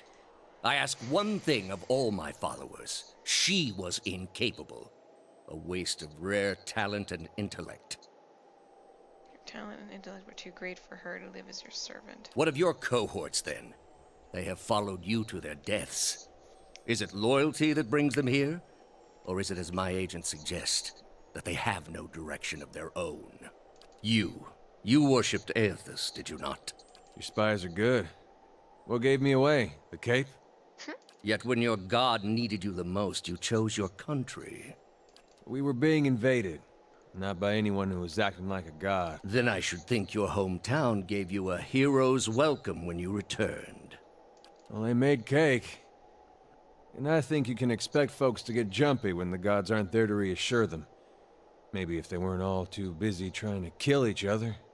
The gods argue over how best to prevent Kith society from destroying itself. These disruptions would not be necessary were mortal instinct not so diseased.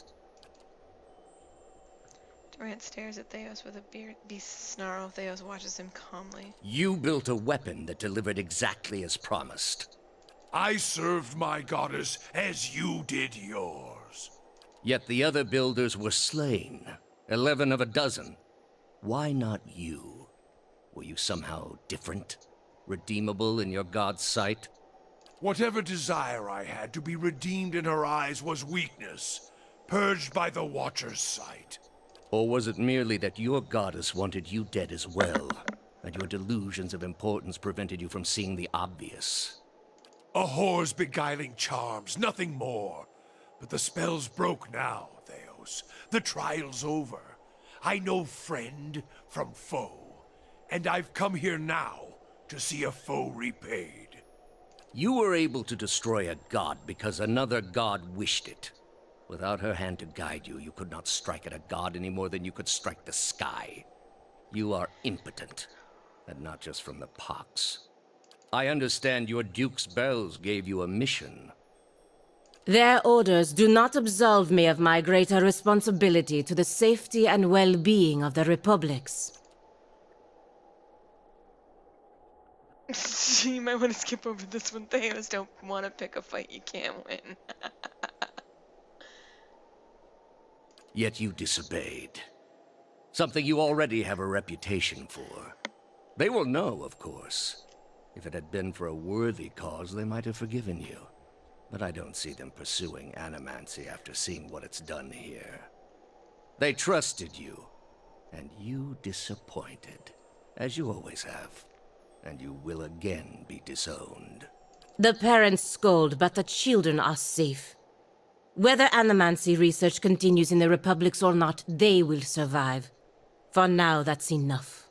In any case, I wouldn't be so smug about my fate, Theos. I imagine Woodica responds to disappointment much more severely than even my dukes. State your name and purpose, young acolyte. My name belonged to the gods and my hand to their service. No more. You serve none but yourself. Without contact with your order, you can have no higher purpose. Only the base concerns of the flesh. You have cast yourself from our ranks. And I should have done it years before. I'd rather live in uncertainty than servitude. And that uncertainty would lead you where it leads everyone. To doubt, to emptiness, to the many cruelties inspired by disbelief. You will have to forgive your Grandmaster for remaining skeptical of his initiate's choices. You are here because you are lost. The gods cannot reach everyone, I'm afraid. May you fare better in your next lives. I gather you have had your soul awakened. Why else would you shadow my footsteps like some stray mongrel? You think I have something to offer you, but our business was concluded long ago.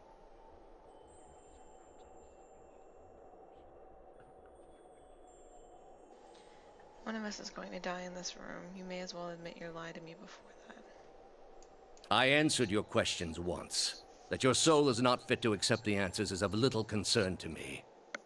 I lied to no one. Not to you, not to anyone. The gods are real. They are everything we need them to be, and the world is better for it.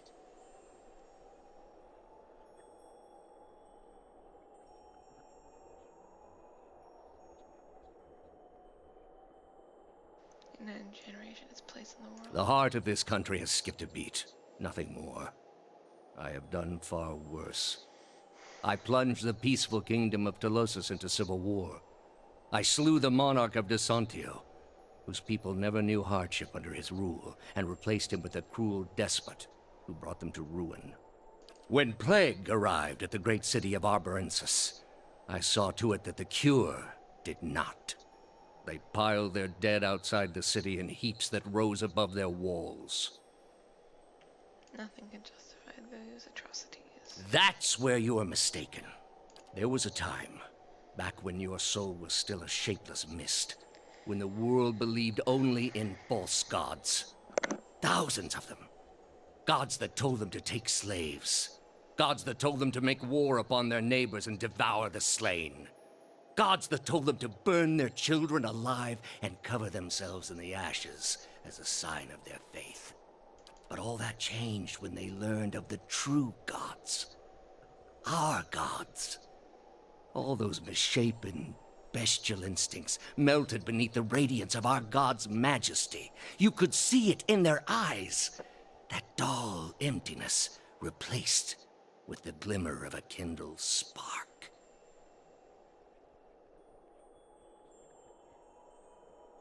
Teaching them there were no gods would have achieved the same purpose. And replaced it with one far worse. Have you imagined this existence? The one the apostate would have created. We are not all so virtuous as she.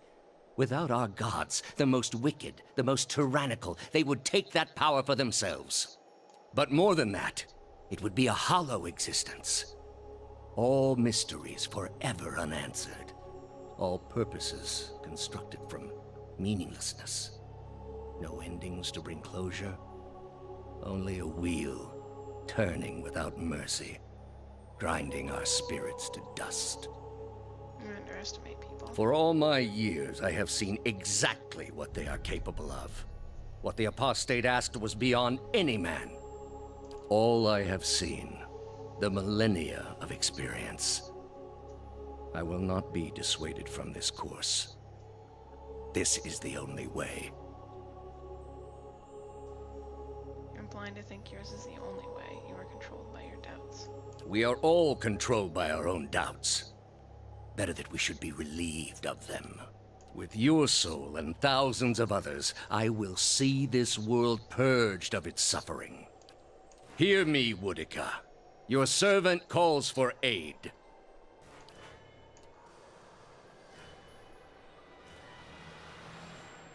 Roak 10!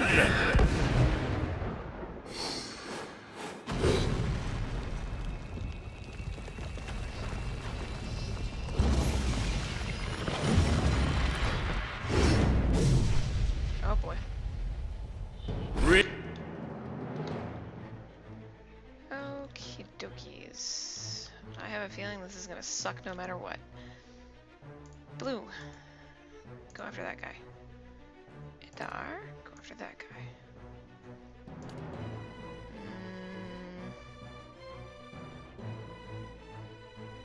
Just in case, because I don't know if he will or not.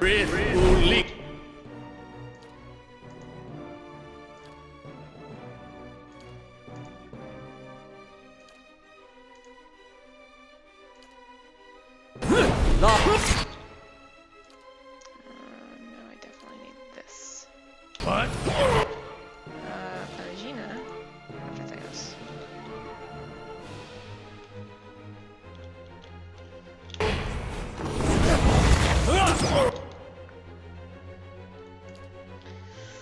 This might be maybe easier, mostly because I don't know, because I've changed this.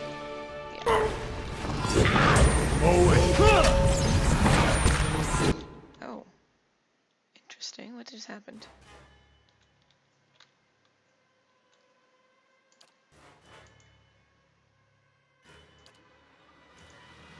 That's it! Oh, I guess you can't attack him if he's... Oh, okay. That's it!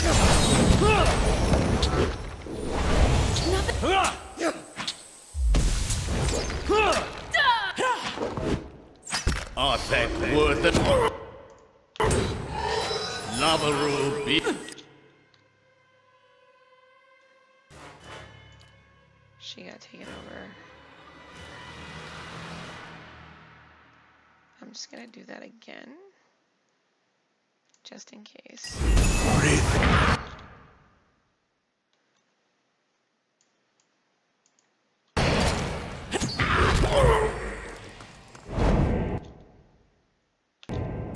I have failed.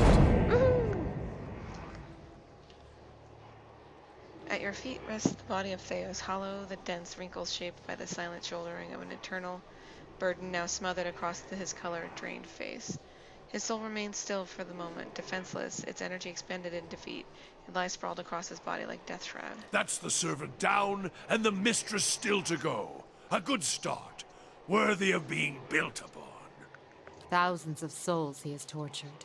Would that he could live those sufferings 1,000 times himself. In his own way, Theos must have truly believed he was caring for the people of Aora, protecting them from themselves. A shame his soul won't have a chance to reflect on his errors before it enters the wheel. He was good at serving his god, I give him that. He should have picked a better one. He spent his lives, more than any of us will ever know. For what? Binding the world to a lie. Could a man like that ever be redeemed? With a deep breath, you plunge into Theos' soul, and where in Brackenberry it had been a maze of narrow corridors and dead ends, now it is expansive and borderless, its walls crumbling into heaps like the ruins of the and width as you pass through them. You travel for what seems like ages, rushing to a known destination, a memory you glimpsed once before, and last you see it no more than a pinprick of light at the end of the long tunnel, expanding slowly at first, then quickly as you near. You come out in the room you are standing in now, but it is new and pristine and filled with people, thousands of them, all turned towards the great Audra pillar and the machine that encases it. Theo stands at the machine, and you are one with him now. You look out at the crowd, at faces of shriveled old men and cherub-cheeked little girls, mothers bouncing infants to quiet them, and fathers clasping their children's restless hands, watching you with somber acceptance. The woman with tears in her eyes gives you a small nod. You turn back towards the machine, your breaths constricted beneath the weight of unwanted knowledge, preparing yourself to set out alone on a journey without end. You close your eyes and open them again to find the machine still in front of you, beckoning. You take your place in front of it and place your hands upon a large mechanical disc at the base of the great crystal column and speak a single word. Giant rings creak to life, building speed, setting arrays of carved draconic mouths glow and sending tremors through the platform beneath you. The entire room shakes now with the force of the accelerating machine, all sound drowned out by its deep, deafening thrum. Brilliant tendrils of light arc outward from the pillar in all directions, and you look over your shoulder to see them engulfing the crowd, burning them brightly like hot iron. One by one, the tendrils disappear, leaving ashen effigies where people once stood, many of them disintegrating into gray heaps under the stress of the tremors. You look above to the outer pillar, and glowing spherical mass has begun to coalesce atop the column where the arcs converge. It grows and pulses, translucent and bulbous like some immense chrysalis, suspending in slow rotation as though it were being spun from the arcs of light. When the last arc disappears, the spectral mass hangs a moment, no longer rotating, so bright you must shield your eyes with an outstretched hand, and it seems to you as though it is looking at you. You bow your head in acknowledgement and look back up to see it melt into the pillar like warm candle wax. The pillar flares with a flash of light, bright as the sun itself, and fades to darkness.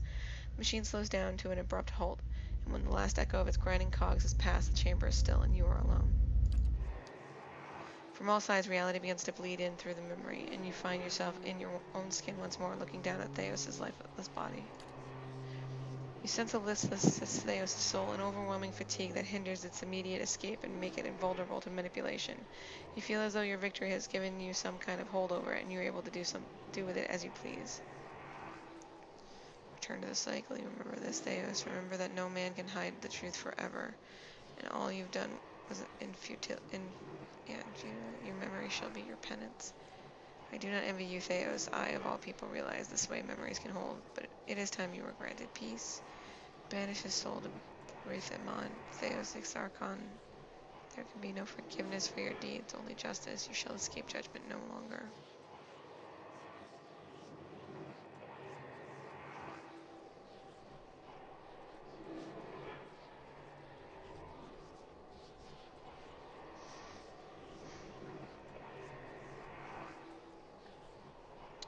I've been honest and benevolent.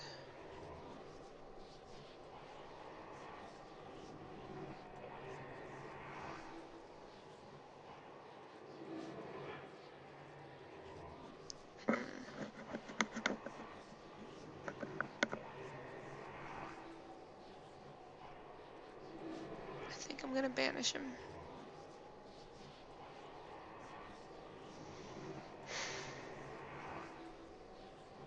Because I'm not granting him peace. Return to the cycle. You remember this, Theos. Remember that no man can hide the truth forever, and all you've done was futility.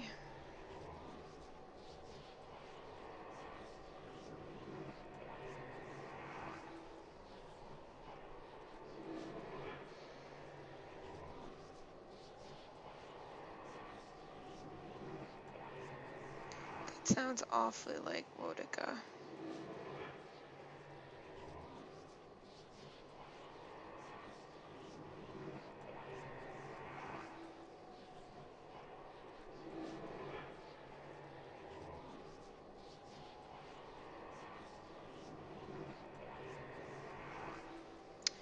Yeah, I don't want to give him peace though. I'm just that tiny bit petty.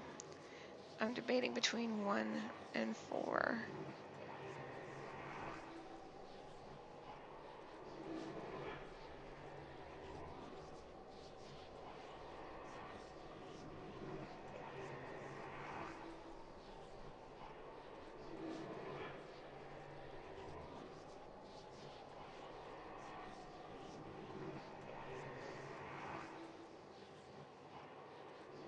To apply the teachings of Durance would more immediately satisfy the cravings in my bones. But this is the stronger lesson, for his soul is already marked by his own hand. Some acts cannot be forgiven, it seems. A cruelty worthy of this man. Let him know the pain he has wrought. Let his own choices be his punishment. I suppose we'll see if he can rise above that. You can feel the pull of the intricate ardra capillaries that rise up from the depths below the chamber. Many are bound up with the great pillar and would pass to Wodica, but some are filled with the souls of the dead, bound for somewhere else entirely, and you know these are the paths of rebirth. Stretching your presence as far as your spirit will allow, you make contact with one such path, and between it and yourself, you open up what feels like a long tunnel, sheer and undulating, the gullet of some enormous beast. You shift your focus to Theos' soul, clinging weakly to its vanquished shell. With all of your consecration, you wrench it free and send it hurtling through the channel until it passes into the Adra vein and can be felt no more.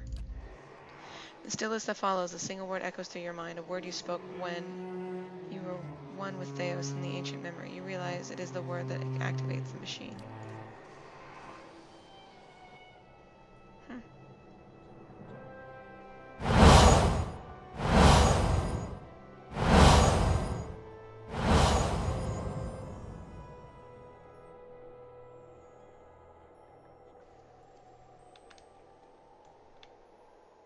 there's no body to loot. Absolutely. At once. Quietly now.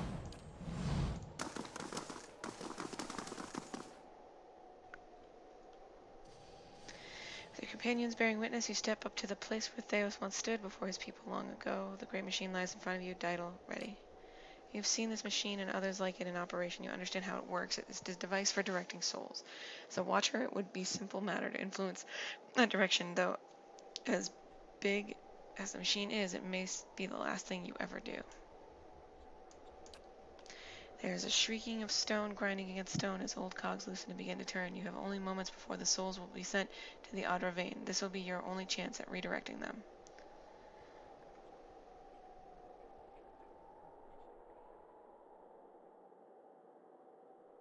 Turn the souls to the bodies they were intended for. You close your eyes and expand your perception outward, taking in the immense totality of the tens of thousands of souls orbiting the chamber. Your grasp on the souls is tenuous.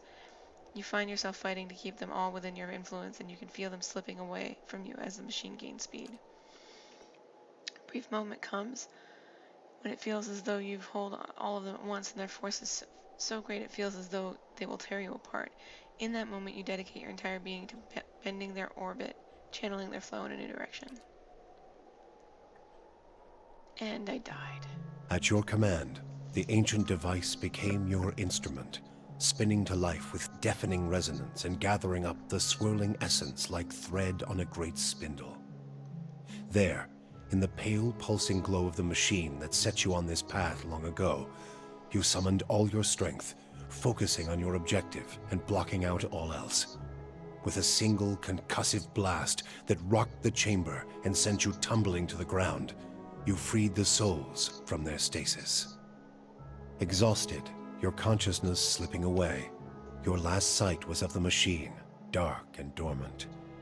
Then your eyes closed, and sleep welcomed you at long last. After coming to and searching for some time, you discovered the route Theos used to enter Sun and Shadow, and embarked on a long and arduous ascent back to the surface. You emerged in Ter Evron after days of tunneling through the rubble Theos had left behind, and when you stepped into the daylight, you were faced with a different Deerwood than the one you had left. At your direction, the souls diverted by Theos were guided back to the vessels originally meant for them. For the first time, parents of hollow-born children woke to the cries of their infants and looked into their eyes to see them staring back. People fell to their knees where they stood, thanking Helia or Mogren or even Aethys for their forgiveness of whatever guilt they felt they bore.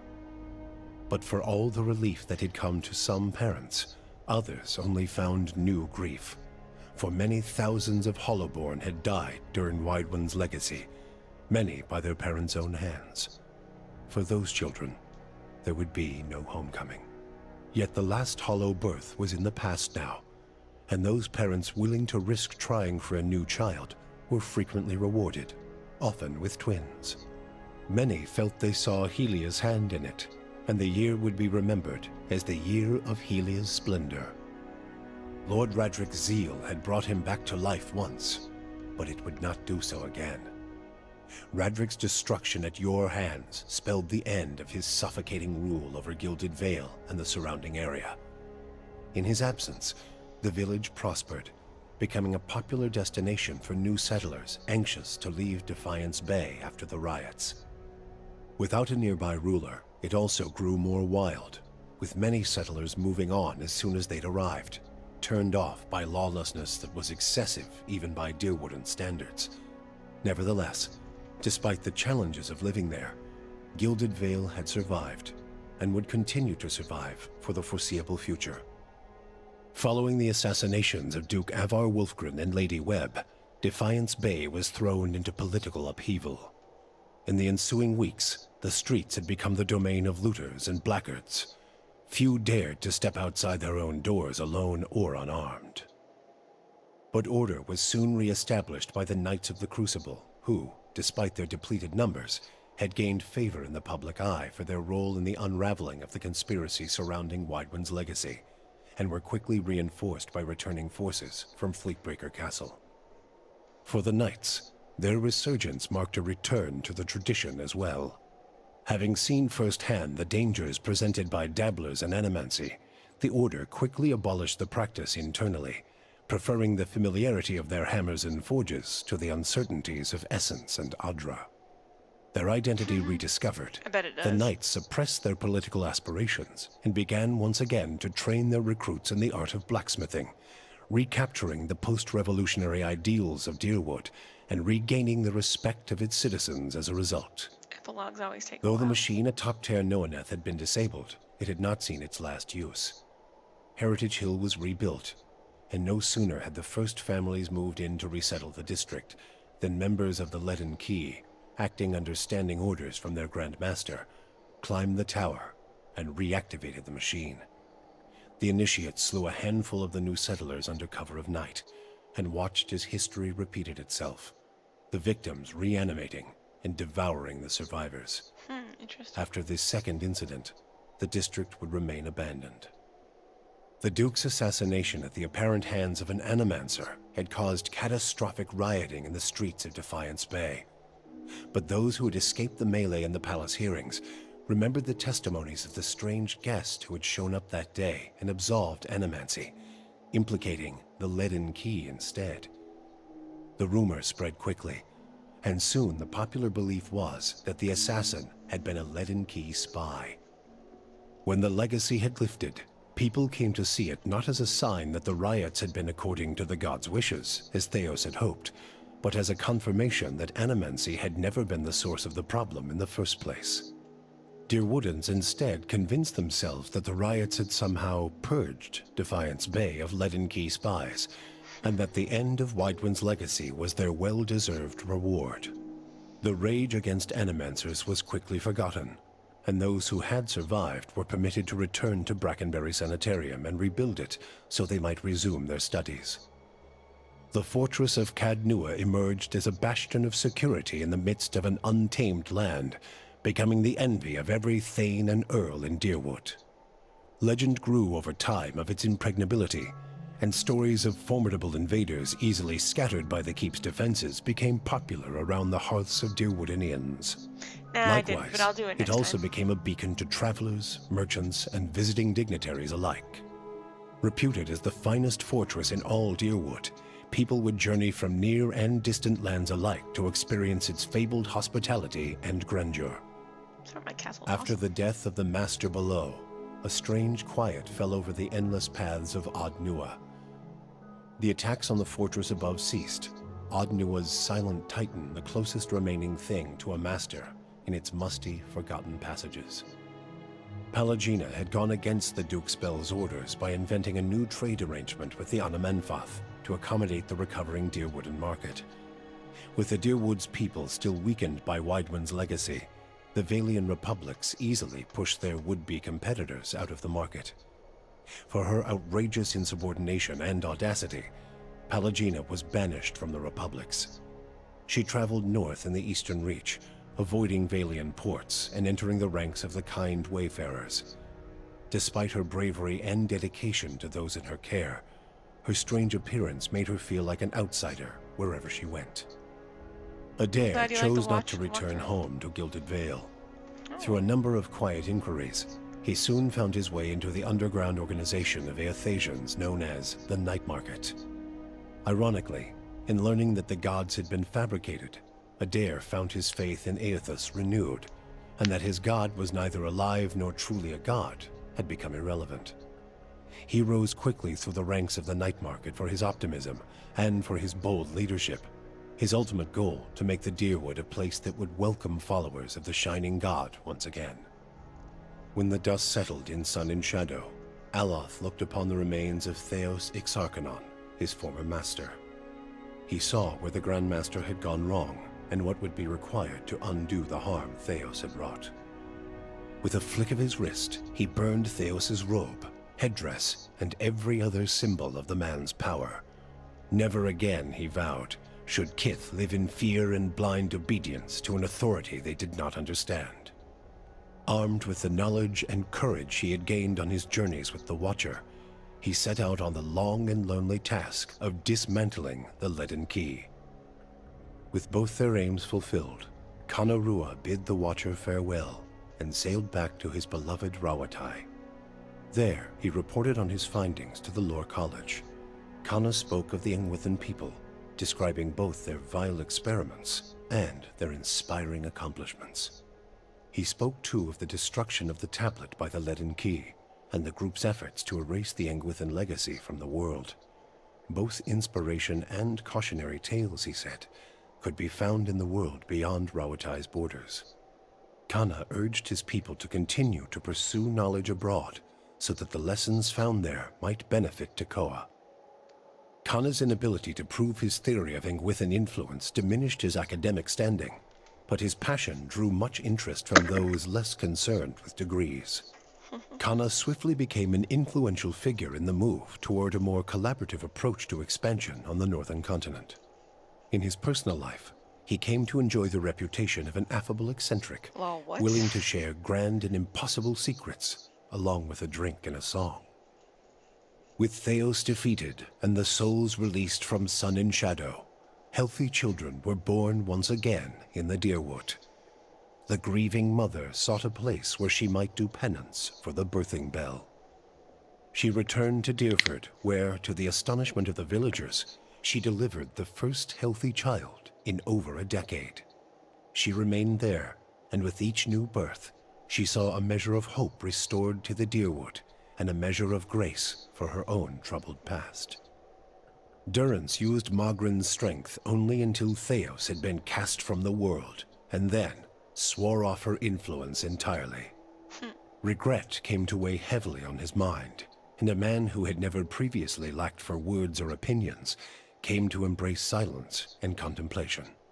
He continued to wander, penniless and destitute, searching now not for the reason for his goddess's silence, but for a mechanism for revenge. The charred robes he continued to wear as a reminder that he had been burned by his goddess, and not just by the flames of the Godhammer. Sagani experienced the 4 months of her journey back to Masuk in vivid colors. She strove to memorize every moment of her final trip through the Deerwood, Erglonfoth, the Valian Republics, and beyond, preparing to tell her village of what she had seen on her long journey. All of Masuk shared in her triumph, and she felt her pride and elation magnified by the joy of her village. Never again did she doubt the value of her sacrifices. After decades as a long hunter, Sagani finally became one of Masuk's most respected elders. She guided her community with wise counsel, and a generation after she finally passed, another huntress journeyed into the world to find her soul. For you, the death of Theos brought an end to your waking visions, and a silence to the whispers of the past. In their absence, you were able to sleep. The questions of a distant lifetime ceased to trouble your soul. All that remained was what to make of the answer. But at the moment, there was little to be done, and the matter would have to wait. A long journey loomed ahead. And now I have a castle.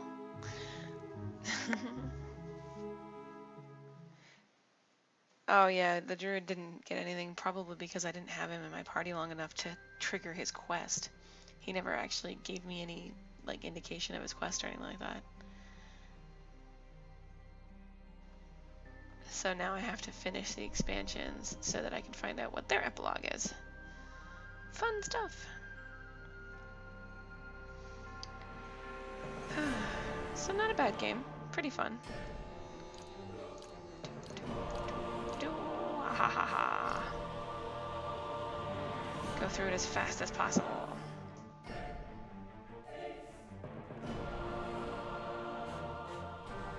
Whether or not I'll stream the expansions, though, is another story. I'm not sure what I want to do next for a stream, but I'm not sure if I want to keep doing this one yet. I might put it on the shelf for a bit.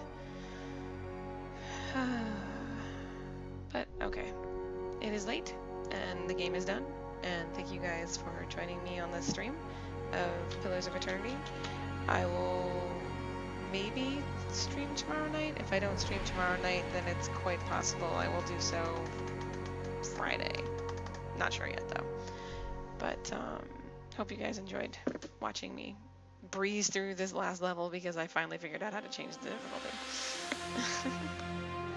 And so oh, there we go. I could just hit escape. Hi. All right. Bye-bye.